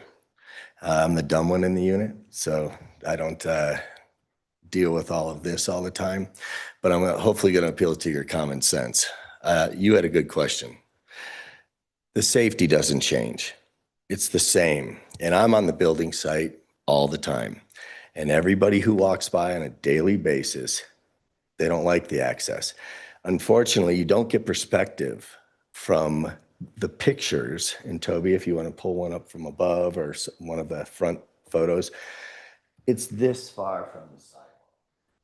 It literally goes over. Rob, we need you to stay at the microphone. Sorry. It literally goes over a retainage pond. So these stairs that are off the fiveplex and the stairs off of the duplex go over drainage. So as a builder, I don't see the common sense in that. To access a sidewalk that is utilized often, but no other project has the requirements that we've had, literally, you can't find one. It doesn't seem correct. Now, we don't have an additional access as of yet. I have suggested one to both Bill and Walter and the developer to come out of the north side of the project, which if you look from what Toby posted, would come out and exit onto Walton Creek Road. And so you have both one to Village Drive and Walton Creek. And it can be obtained by a ramp or stairs, and it provides reasonable access to the public sidewalks. I don't believe there's any public amenities here that need to be accessed. There's no park, there's no bike path, there's nothing. So what you're asking us to go over is a dip for a retainage pond, put stairs out to public access on one of the most busy corners of the ski area and all sorts of transient Airbnbs, et cetera, for these people to have privacy. And you're correct. While it's asking for the duplex, it's not the same, or it's not different. It's actually the same on all buildings. So I don't know how you solve that, but it doesn't necessarily make sense because I'm there on the day-to-day basis and nobody likes the access. The people walking by, the potential clients, the clients that have already owned the 2 units, the realtors, it doesn't match anything we've ever done.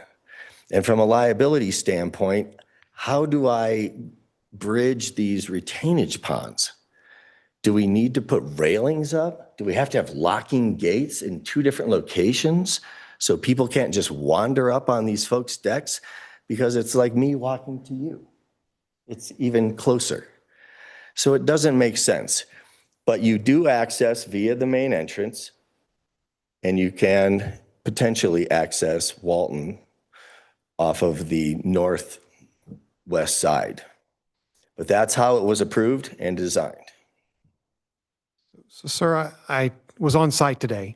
So my question was, how do I exit the building, the duplex building, and access the front sidewalk? I walked on crushed rock in order to get to the back. Is that the plan, or are you putting concrete so someone can access the front sidewalk? Yeah, I'm sorry you had to walk through that today, but we are putting in water lines, sewer taps, fire hydrants, et cetera. So the whole infrastructure of the parking lot is disintegrated right now. But that is all concrete in between the 2 buildings, okay? The back area that goes to the northwest is concrete. All of that is heated concrete due to the limited space we have. So snow removal is not even an option on this. So drainage is important. And it's all designed to have the water flow out to the front into the retainage ponds. Now, if you can see, I don't want to walk away from the microphone, but there are. Do we have a laser? Units Do we have a laser pointer? on the 5-plex shows a wall out. There's this with 2 staircases going down above it. That's a retainage pond. It's literally 2 to 3 feet deep. So the duplex also has a long retainage pond on the north side of the building. What can you wait for the laser pointer? Because that'd be you're talking. I think it'd be more informative if you had a push that button right there. Okay, this right here is a retainage pond. It's not a deck, it's a hole. It's 2 feet deep, and it has a retainage wall that supports a whole plan of pipes, pond liner, and drainage through this project that runs out over here to this culvert and across. This also serves as that drainage. There's nothing out here to access. It's honestly probably one of the least desirable areas you'd want to be in if it's moist.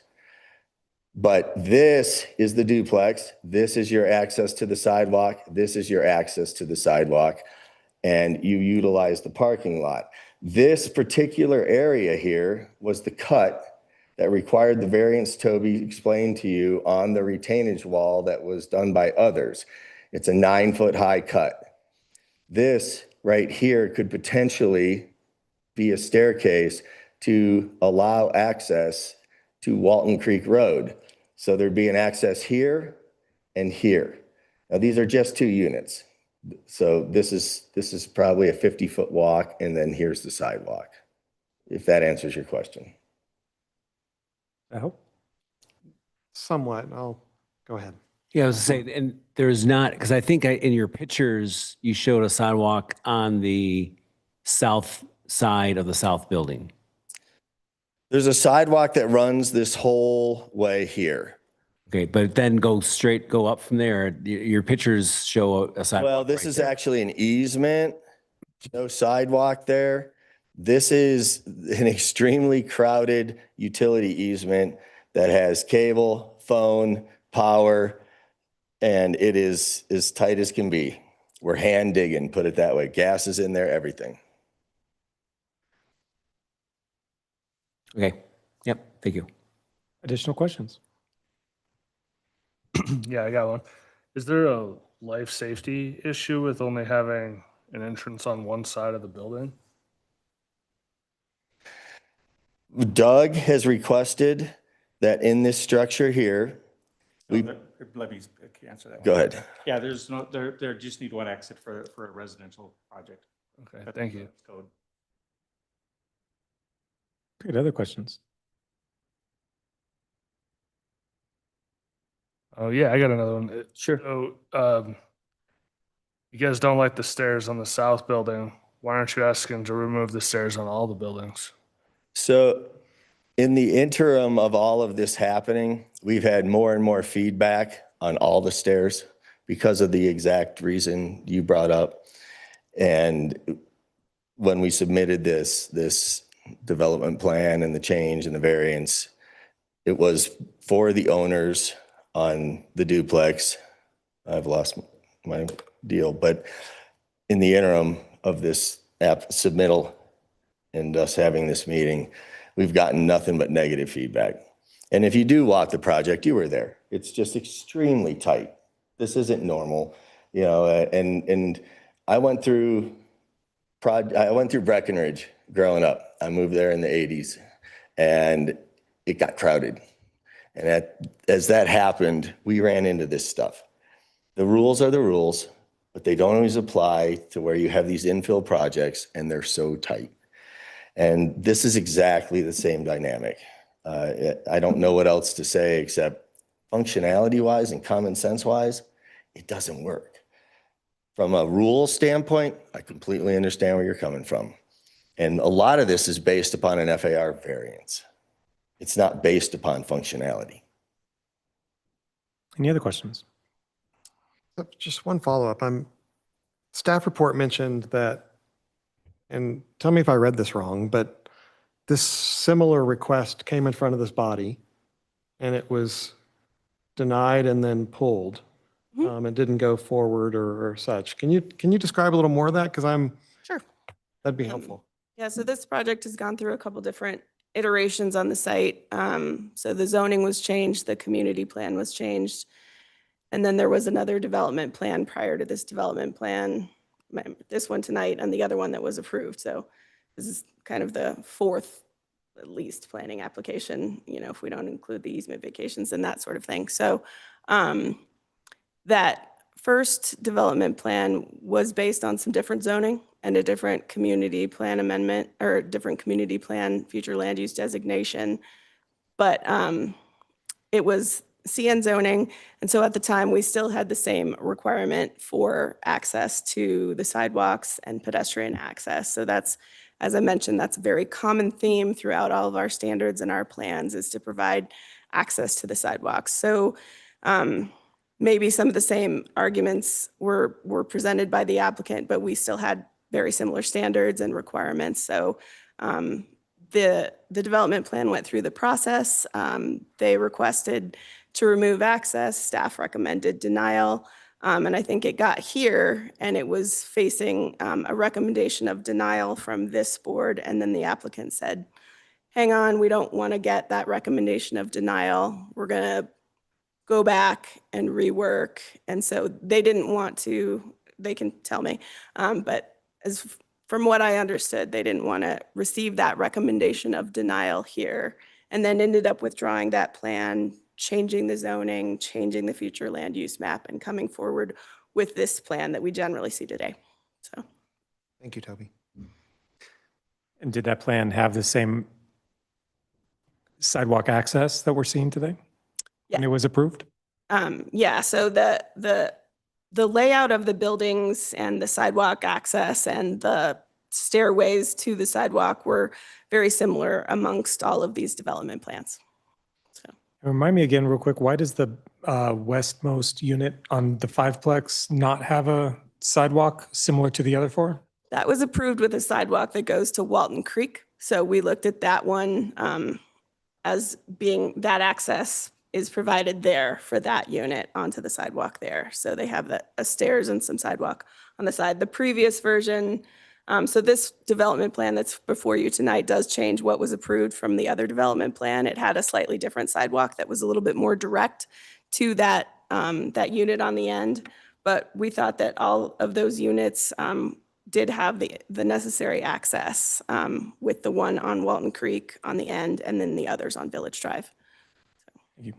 Toby, just for clarification, you indicated that the development plan that was approved for this construction that's taken place had the stairway going to the sidewalk. Correct. It did. Okay. Yeah. So there were two stairways from the duplex. The duplex. That went to the sidewalk. And then, yeah, the stairways generally for the other building were generally all in the same places. Okay, as they thank are you. now. Yeah.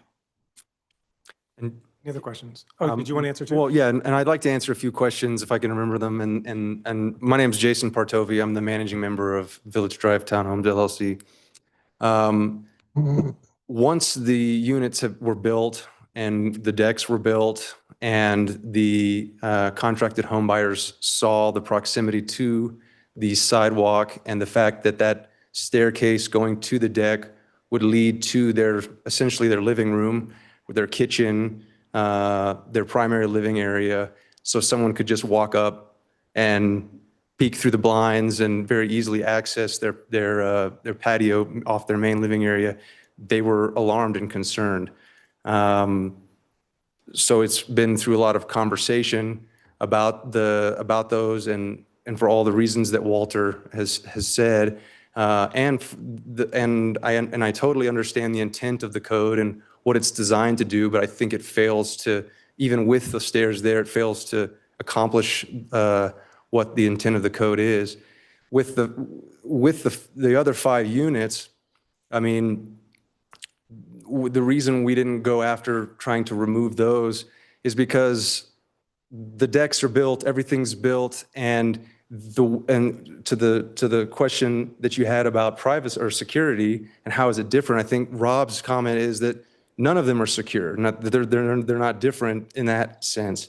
The difference that I see is that you're kind of going into the back of your garage.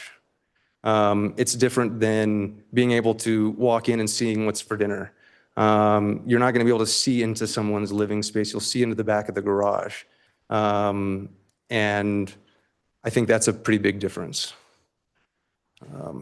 There was one other one, but I forgot what it was. So that's the reason we felt like, you know, we understand the intent of the code. We're trying to be in compliance there. We're trying to only ask for what is needed. I believe the 2 home buyers wrote a letter, and that was part of your packet.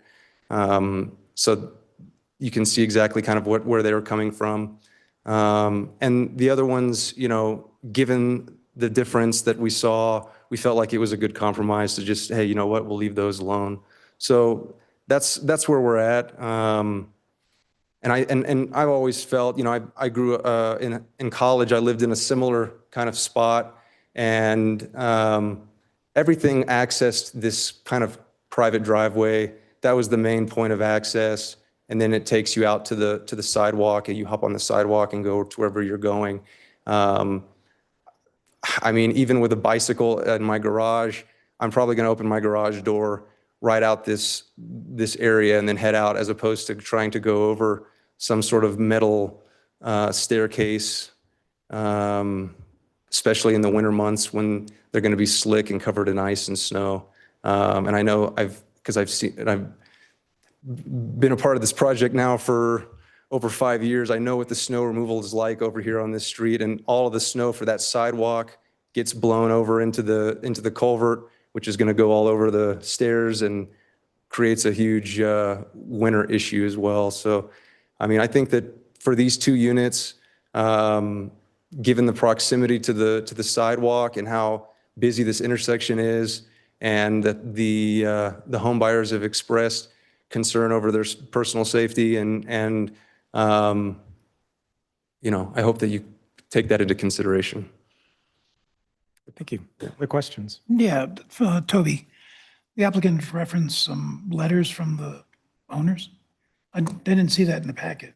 They're in the packet. I think they're probably in the applicant's narrative. I'll figure out the pages and let you know where they are. But they were 2 letters indicating some similar concerns that you've heard tonight from, I think, potential owners or maybe owners of those duplex units. Owners of the duplexes. Okay. Thank you. Other questions? Yeah, I've got one more. It was mentioned earlier that you can't park on the street here. I drive by this every day. I live up the road a little ways. And there's a spot where there's a culvert crossing that people park in all the time. Looking at the grading plan, it looks like there's room for probably 2 or maybe even 3 cars to park right out in front of these 2 duplexes. What's to stop them from parking there?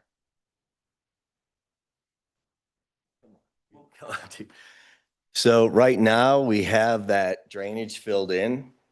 That was an attempt to do our sewer connection and our water connection. Unfortunately, although everything was approved, the bus line trumped everything. And after we did the effort, paid the money to fill that in and created that space, that's not a permanent thing. That was designed in order to reroute for a single lane to get the taps done. Yeah, I understand that, but I'm looking at the grading plan where it shows a piece of pipe culvert that crosses your driveway and then extends almost 75% of the way across that south building. And there's 40 to 60 feet of filled in ditch that remains there. That's temporary. That ditch runs the whole length of the project and is the primary drainage for the site. We filled that in again to allow for a reroute. When the bus was impacted, we couldn't utilize it. We actually had to change our tap onto Walton Creek. So the sewer tap can't change. And as a side note, we are actually helping and working with Mount Werner to reroute their sewer line because they have an invert at Walton. We're taking that down on further west on Walton. So we're fixing. You got to stand behind the microphone. Got to speak into the microphone. Sorry. Anyway, so there's a reason all that happened, but there is no parking plan for that. That's going to be removed. Right, so you're not going to build the storm as shown on plan sheet C2. Everything's going to be billed per plan, but what you're seeing is infilled is temporary. I don't know exactly. If you want to point at it, maybe I'm not understanding what you're saying. Yeah, if you want to bring up sheet. In the past, there was a small section that had. That's the one I was originally referring to. Obviously, that one's going that the intention. I thought that was always going to go away because a new culvert and the street, the private driveway was added. There also used to be a big boulder there. I think that that used to be just some old access to that lot. And as we've added the new access, that one would go away. Remember, there's no overnight parking allowed on public streets, so that's not a choice. It wasn't a choice in the development plan to park on Village Drive. Well, I don't necessarily even mean overnight. You guys just said you can't park there, but there's no parking signs. Correct. There's no parking and delivery allowed. The city hasn't given us parking to park along that. And I could ask staff to weigh in. Yep. That would be probably a welcome thing for the developers to have additional parking for the site. So I don't know if we can get into that tonight. Seems like it's off topic to. I was just curious because you Yeah. said you can't park there because it's a ditch the whole way, but the Right. See what you're saying. shows that it's definitely not a ditch the whole way. I think it's construction parking similar to Sixth Street right now with that whole line of parking that's closed. So it's a similar situation. Yeah. All right. Any other questions? I'll go for the applicant. We originally approved your porches on the south building at 17 feet, 8 inches. And now in your construction plans, while still legal, you've moved the porches to 10 feet, 5 inches. How did that happen?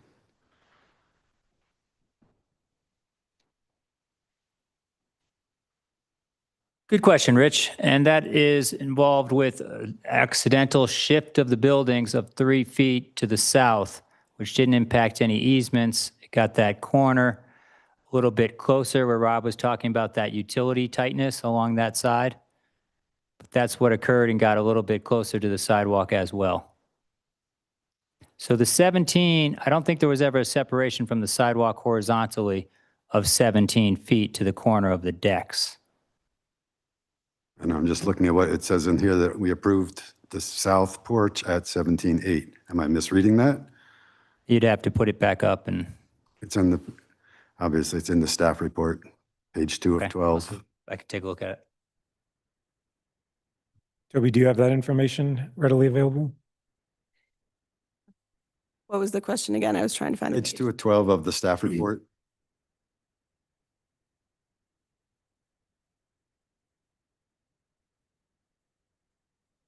And the dimensional standards overview. Just to answer Commissioner Totora's questions, those letters were in just after the applicant's narrative. Yeah, I found it then. So. Sorry, Terry, I should have told you.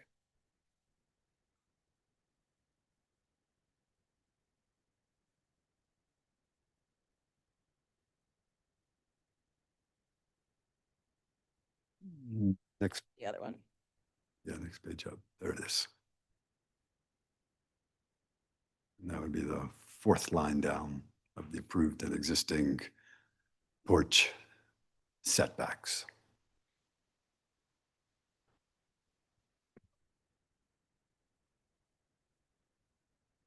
So his question is why, I think maybe you already got your answer from Walter, but I'm not quite sure. And I was kind of hoping to have been able to review a little bit better what was originally approved within this entire application, but it was hard to try and find a reference for that. So when you see south 17'8" as approved and then south 10'5" to 11'11", how did that discrepancy, what explains that discrepancy, and visually, how does that look on the site plan? I think from our perspective, I think that the original plans, when I was preparing this table and looking back at the original plans, we did not have specific dimensions to the porches on the previous plans. So there was a 17'8" measurement roughly to those porches. And so that's why the front building is at 17'8" and the porch is at 17'8". So I didn't have exactly those, but again, from our perspective, either 17'8" or 10'5" or 11'11", they all meet the setback. So they can be set back at 10 feet or further. So it was approved that way. But again, this development plans is going to replace the other one. These are not variances, they're just changes, but this new plan does help us to realize all the changes on the site, and there have been many, so. So just to reiterate what Walter had said, when the building was laid out and was shifted further south, the geometry of the lot, the property line's coming up, and so it's, as you move further south, the property line moves further towards the building, just the way the lot's set up. So Toby, I have to stick on this. Are you saying that we approved the previous plan without knowing where the porch would be? Or did we approve it without porches? We approved it with porches, and I don't have the exact dimensions on where the porches were from the approved plans. I could measure those, but that's probably just me measuring the plans. So this particular plan set does have the specific measurements of the porches because the porches did change. So the configuration of those porches, the size of them, the location of them did change. That's one of the changes that we're looking at in this development plan. Okay, I think I have it. Thank you. Any other questions? No, I think we answered the question. Okay. Anybody else? Okay, is there any, it's not really any public. No problem. We'll skip public comment. Any final follow-up from the applicant? Okay, or from you, Toby? No. And any last questions? Seeing none, close our public portion and come to commissioners for discussion and a motion. I'll start. I'm torn about a lot of things on this project. I'm actually amazed that something has been built that we didn't approve, but we can get past that. This was a very difficult site. I remember it. I know it extremely well. I used to live across the street. It is very well traveled. You can walk to the Gandhi. So people walk there all the time. The surrounding area, I think Walter's right. The sun rays down the block. There is no access from the sidewalk. You can go into somebody's screened porch if you'd like. Black Hawk is across the street on the other side and the other side of Walton Creek Road. And their access is through a private drive in the back. And there is no access from the sidewalk. So there is no interaction. I'm not sure if I were there, I'd want that interaction. I read the letters that are in the package. It appears the owners don't want any interaction. Now, they may not be the owners forever, and that doesn't impact our code.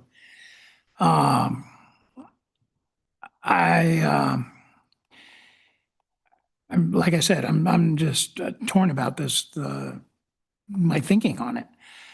Work done without approval, not meeting the code, changes to what we thought we had approved, but don't really understand what they are. All of those things say, all of those things say it's okay to not have stairs on 2 of the units, but have stairs on the 5, and I understand the reasoning. I don't know if, they're ADA, so does that have anything to do with having stairs, not having stairs? I'm not sure. I was going to ask the question, but I don't think I wanted an answer, honestly. So given that confusion, I'm not sure where I stand on this. Any other discussion? I'll go.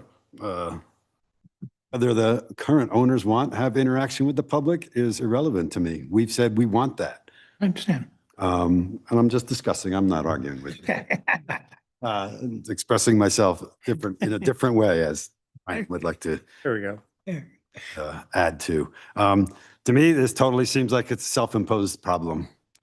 Those units are bigger than the other units. They could have made smaller units that would have fit. And I think you said when we originally approved it, we knew we were squeezing stuff in there to begin with. And I don't remember all the exact discussions, but we approved it as it was. And now some of those problems have gotten worse. And I don't see where that's the city's fault or the community's fault. And I don't see any reason why those stairs shouldn't be there. And I haven't heard a reason except for the new owners or new potential owners don't like it. There's a larger FAR. I mean, so there's been a few changes that we didn't discuss. And because they're a small enough percentage, we're not even talking about the FAR change because it's still within whatever's 1 or 2%, whatever that number is. These are all kind of jarring things to me. And like you said, things are changing on the fly for whatever reason. But I don't see any reason why steps have to be a casualty of those changes. Any other discussion? So first of all, in terms of the retaining wall, I'm cool with that, you know, so then I think everyone, just to get that off the table. In terms of the stairs, if I was living there, I wouldn't want them either. But that was part of the code. That was part of the original development design. And it sounds like they were considering a change before they got too far down, you know, the line, they were considering a change or proposed change, and that never went through. So I'm just struggling with the fact that they kept on building it when they knew it was not going to code, and it seemed like they're going to build it and ask for, you know, forgiveness later.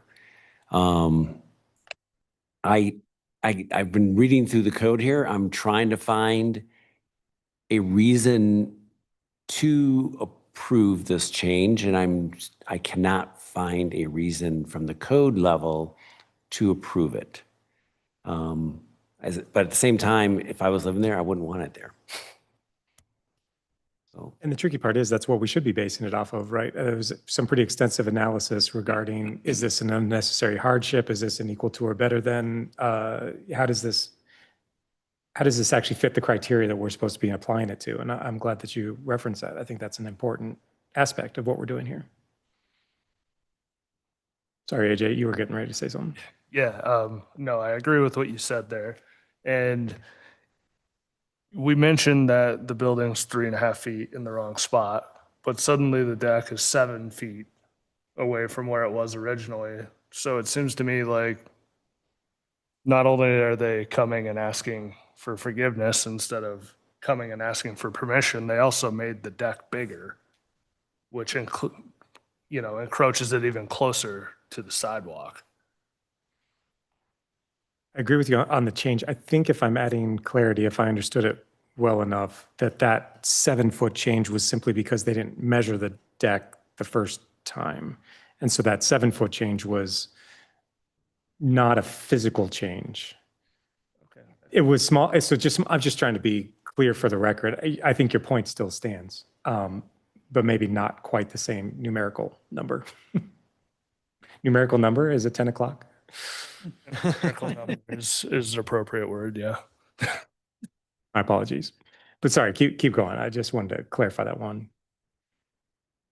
No, I think that's about it. I don't see a real reason why this is the city's problem. This is changes that didn't go through the proper process the whole way along. And now we've got an issue, and I don't find it approvable. Now the retaining wall, again, I think the retaining wall is fine. I struggle with a lot of what's happened through the process. I think Lou summed up a lot of my thoughts pretty well. I don't know if the property or the city's better served by having the stairways there.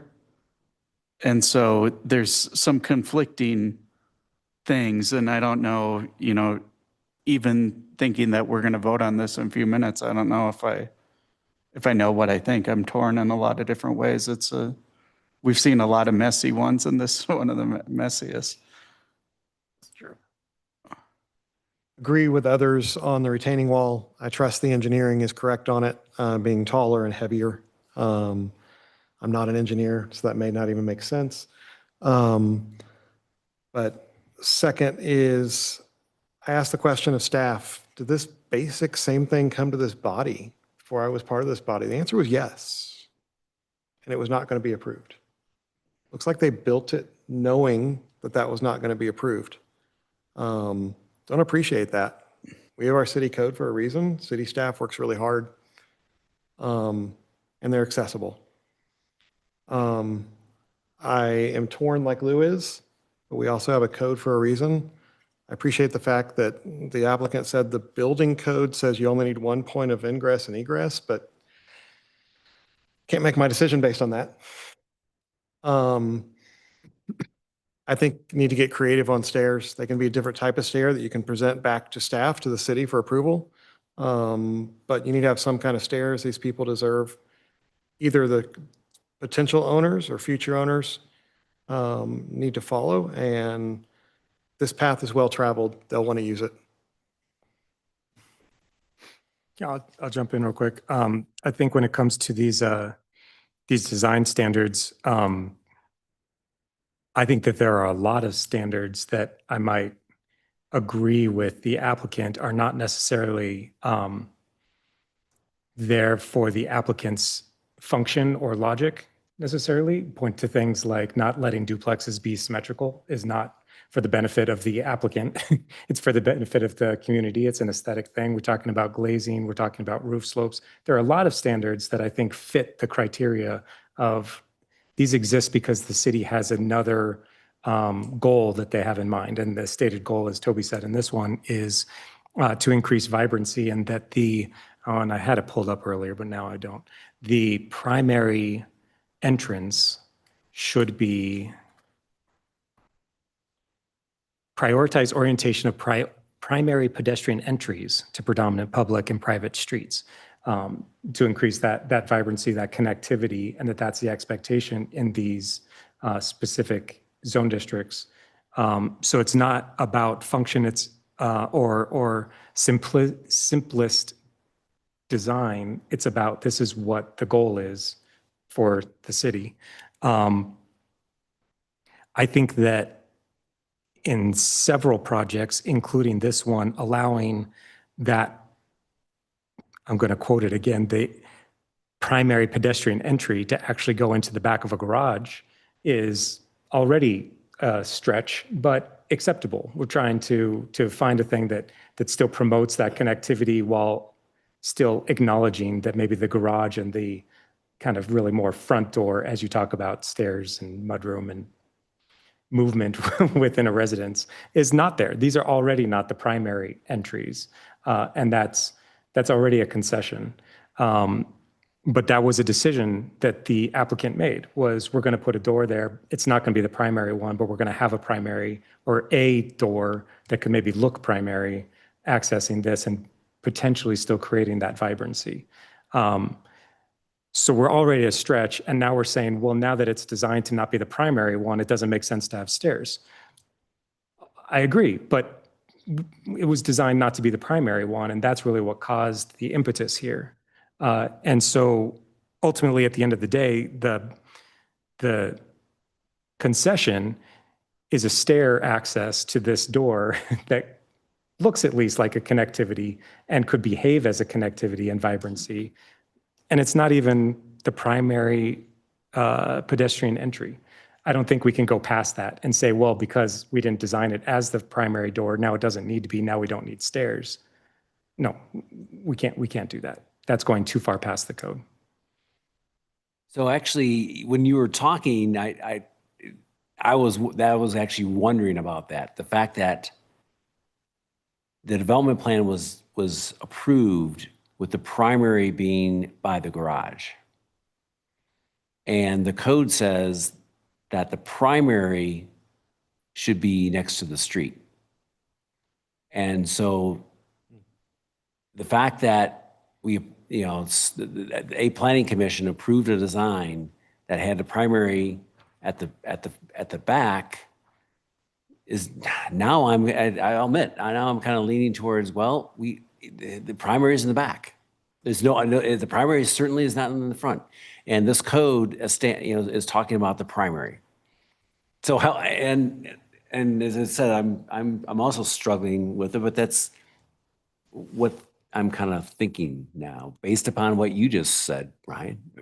you know. I think that it's not that at all personally, but that's an interesting way to interpret that. Yeah, for sure. I think it has more to do with still creating that connection, that walkability for any units that are created and developed to the public street in order to promote walkability and connectivity, which I've said way too many times already now. Creating a access point that is clearly not the true entry door, but could still facilitate that experience, I think is good enough. And I think that's why it's been okay to see that concession happen, as long as it's still happening.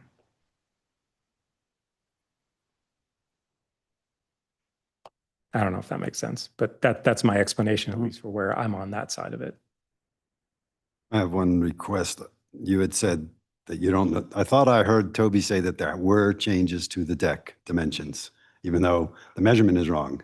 But you kind of made it sound like that didn't happen, that I just She want to. was, sure. She was pointing to, and I'm very happy to let her say, but see, if you look at the front or the front setback south for the building is 17.8 and the porch setback was 17.8, which was not true. There was no measurement. already closer than 17.8. It just wasn't. But I heard her say that properly there were described. changes and that the deck could have been made bigger, but she just doesn't have those numbers. Both of But I those. thought I heard her say. So there were some changes to all of the decks. I can't remember how large the changes were to the duplex decks. We did have an exhibit for that. I could find the information on what the changes were from the approved decks to the proposed decks. All units had decks. They were all probably closer than 17 feet. I don't know the exact dimensions. I could measure them out, but this plan did have the exact dimensions of the decks because we needed to approve the changes to the decks. I'll also note there may have been some slight changes between the approved development plan and the building permit drawings on the decks. And again, as long as it wasn't a drastic difference and it still complied with the code, we would have signed off on that building permit. So just try to explain why we don't have a hard number for you. There's multiple sets of plans that we would have to review to see. I mean, okay, enough said, I think. The reason why I'm not all that concerned about it is if the building was at 17.8, then unless it was originally a 3-foot deck, then there can't have been that much movement to get to the 11-foot dimension that it's at now, presuming it was probably a 6-foot or probably even bigger. I doubt that it was much farther away than 11 feet originally. Wishing I had the exact drawings that I could measure in a DWG file, but I think that there's reason to believe that that wasn't moved substantially closer. And I just wanted to throw one more thing. It's a little bit of a tangent, but about the whole front door. How are they going to get trick-or-treaters coming to their house? If some kid falls on the sidewalk, how are they going to rush out and help them? Well, they're not going to get trick-or-treaters. And these are little things, but these are the kind of the vision that why we want connectivity. Connectivity and entry locations. Yeah. And entry locations. That's good. Any other discussion? Nope, everybody already kind of went.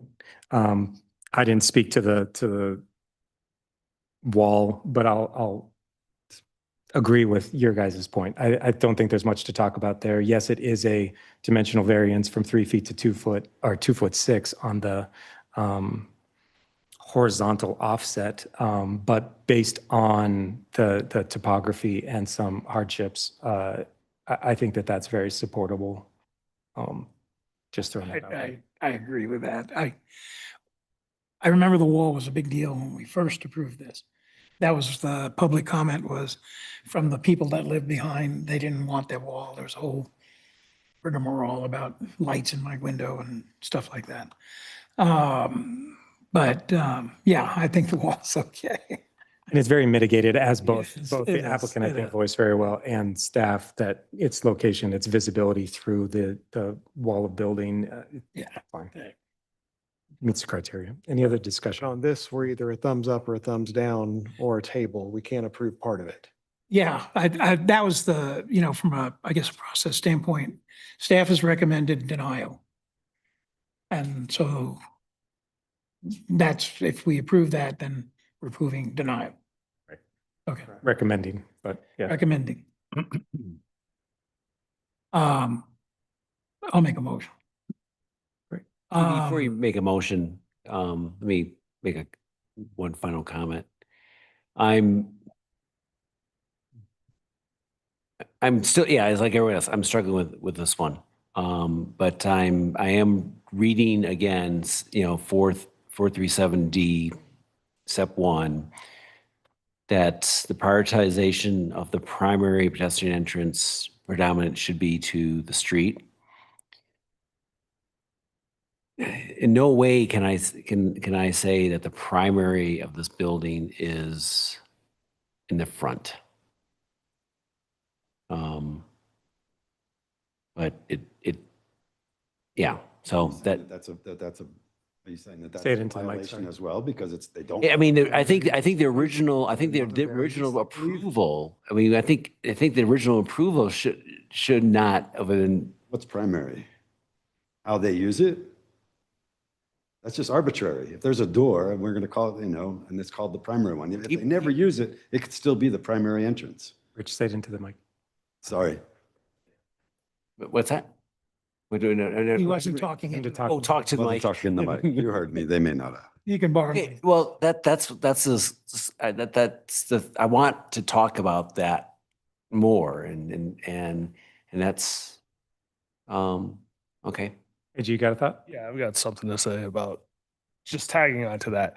I don't see why your primary entrance can't be into the back of your garage. I mean, it's kind of weird, but there's weird primary entrances all over this town. Mhm. Yeah, but Like my primary entrance, you have to go up a set of stairs, up another set of stairs, walk halfway around my house and go in the front door where I've got a side door on either side that like no one uses my front yeah, door. so are you arguing that they don't need the stairs because the primary entrance is on the garage side? I'm arguing that they need the stairs because they were approved and that is what they were calling the primary door. So you Okay, so can't you're cut off okay, the so you're stairs saying and that the still call it primary door was defined to be the stairs in front. That's That's how okay, they that- got around that, is by Okay. saying that's the primary. Okay. door, And these are the stairs to that door, all right. whether or not it goes into the back of their garage or wherever. I think that's how you get to that concession, that I keep using that word, is that they can, as long as it gives the opportunity for it, then the concession is how they use it internally is their problem. Okay. So Or I'm opportunity. It yeah, doesn't have to be a you've problem. you've kind of put me on the other side. And if, so yeah, put the stairs in, and if you want to put a gate and don't ever use it, that's your prerogative, but the stairs are there to code. Okay. And you could put the stairs on the side, put a bush so you don't, on the side of it, so when you walk by, you don't even see them. Potentially. Rich, you were going to make a motion. Yeah. I'd love to hear it. I am recommending approval of staff's recommendation, which is denial for PL 2025-0210. Based on all the conversations we've had, this project has gone through massive changes, shifting, turnarounds, design changes, and it's constructed. So I'll go with staff. Second. Motion and a second. Any final discussion? On a positive note, while I support your motion, I actually, beside the hang up on the connectivity on what constitutes this code requirement, I actually think the project is coming along really nicely. I mean, the wall back there is doing what it needed to be done. I think the homes, the units are very attractive, and I think even with these stairs, they will continue to be. I think it looks successful. So I- I'm I- quite optimistic. I should be looking at you guys for that. I think I- there's a lot of actually really positive qualities to this entire project. The stairs, I think, just are, and this code requirement just is what it is. This was a terrible lot in a terrible location, and now there's housing there. Yeah. So I think it is pretty good. Any other discussion? I think there's still questions. Commissioner Summers pointed out items on the plat that I still don't understand what's actually going to be done there. I don't know if there's going to be covered. I don't know if it's not going to be covered. I got conflicting information, so I'm confused. Anyone else? All right, I'll call for a vote. Staff recommendations, my tiebreaker, so yay. Yay. Yay. Aye. Aye. Aye. Aye. Okay. The motion is passed unanimously. Thanks again for all your time and for staying here with us till the late hours.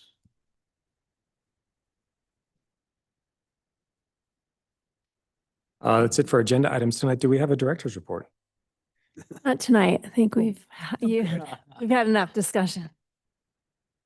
Some questions for you, Rebecca. I believe we don't have, Take questions. Nothing else. we don't have any old business or anything. So if anybody would like to make a motion to adjourn, Motion to adjourn. Second. a motion and a second, all in favor? Aye. Great. Then we're adjourned at 10:25.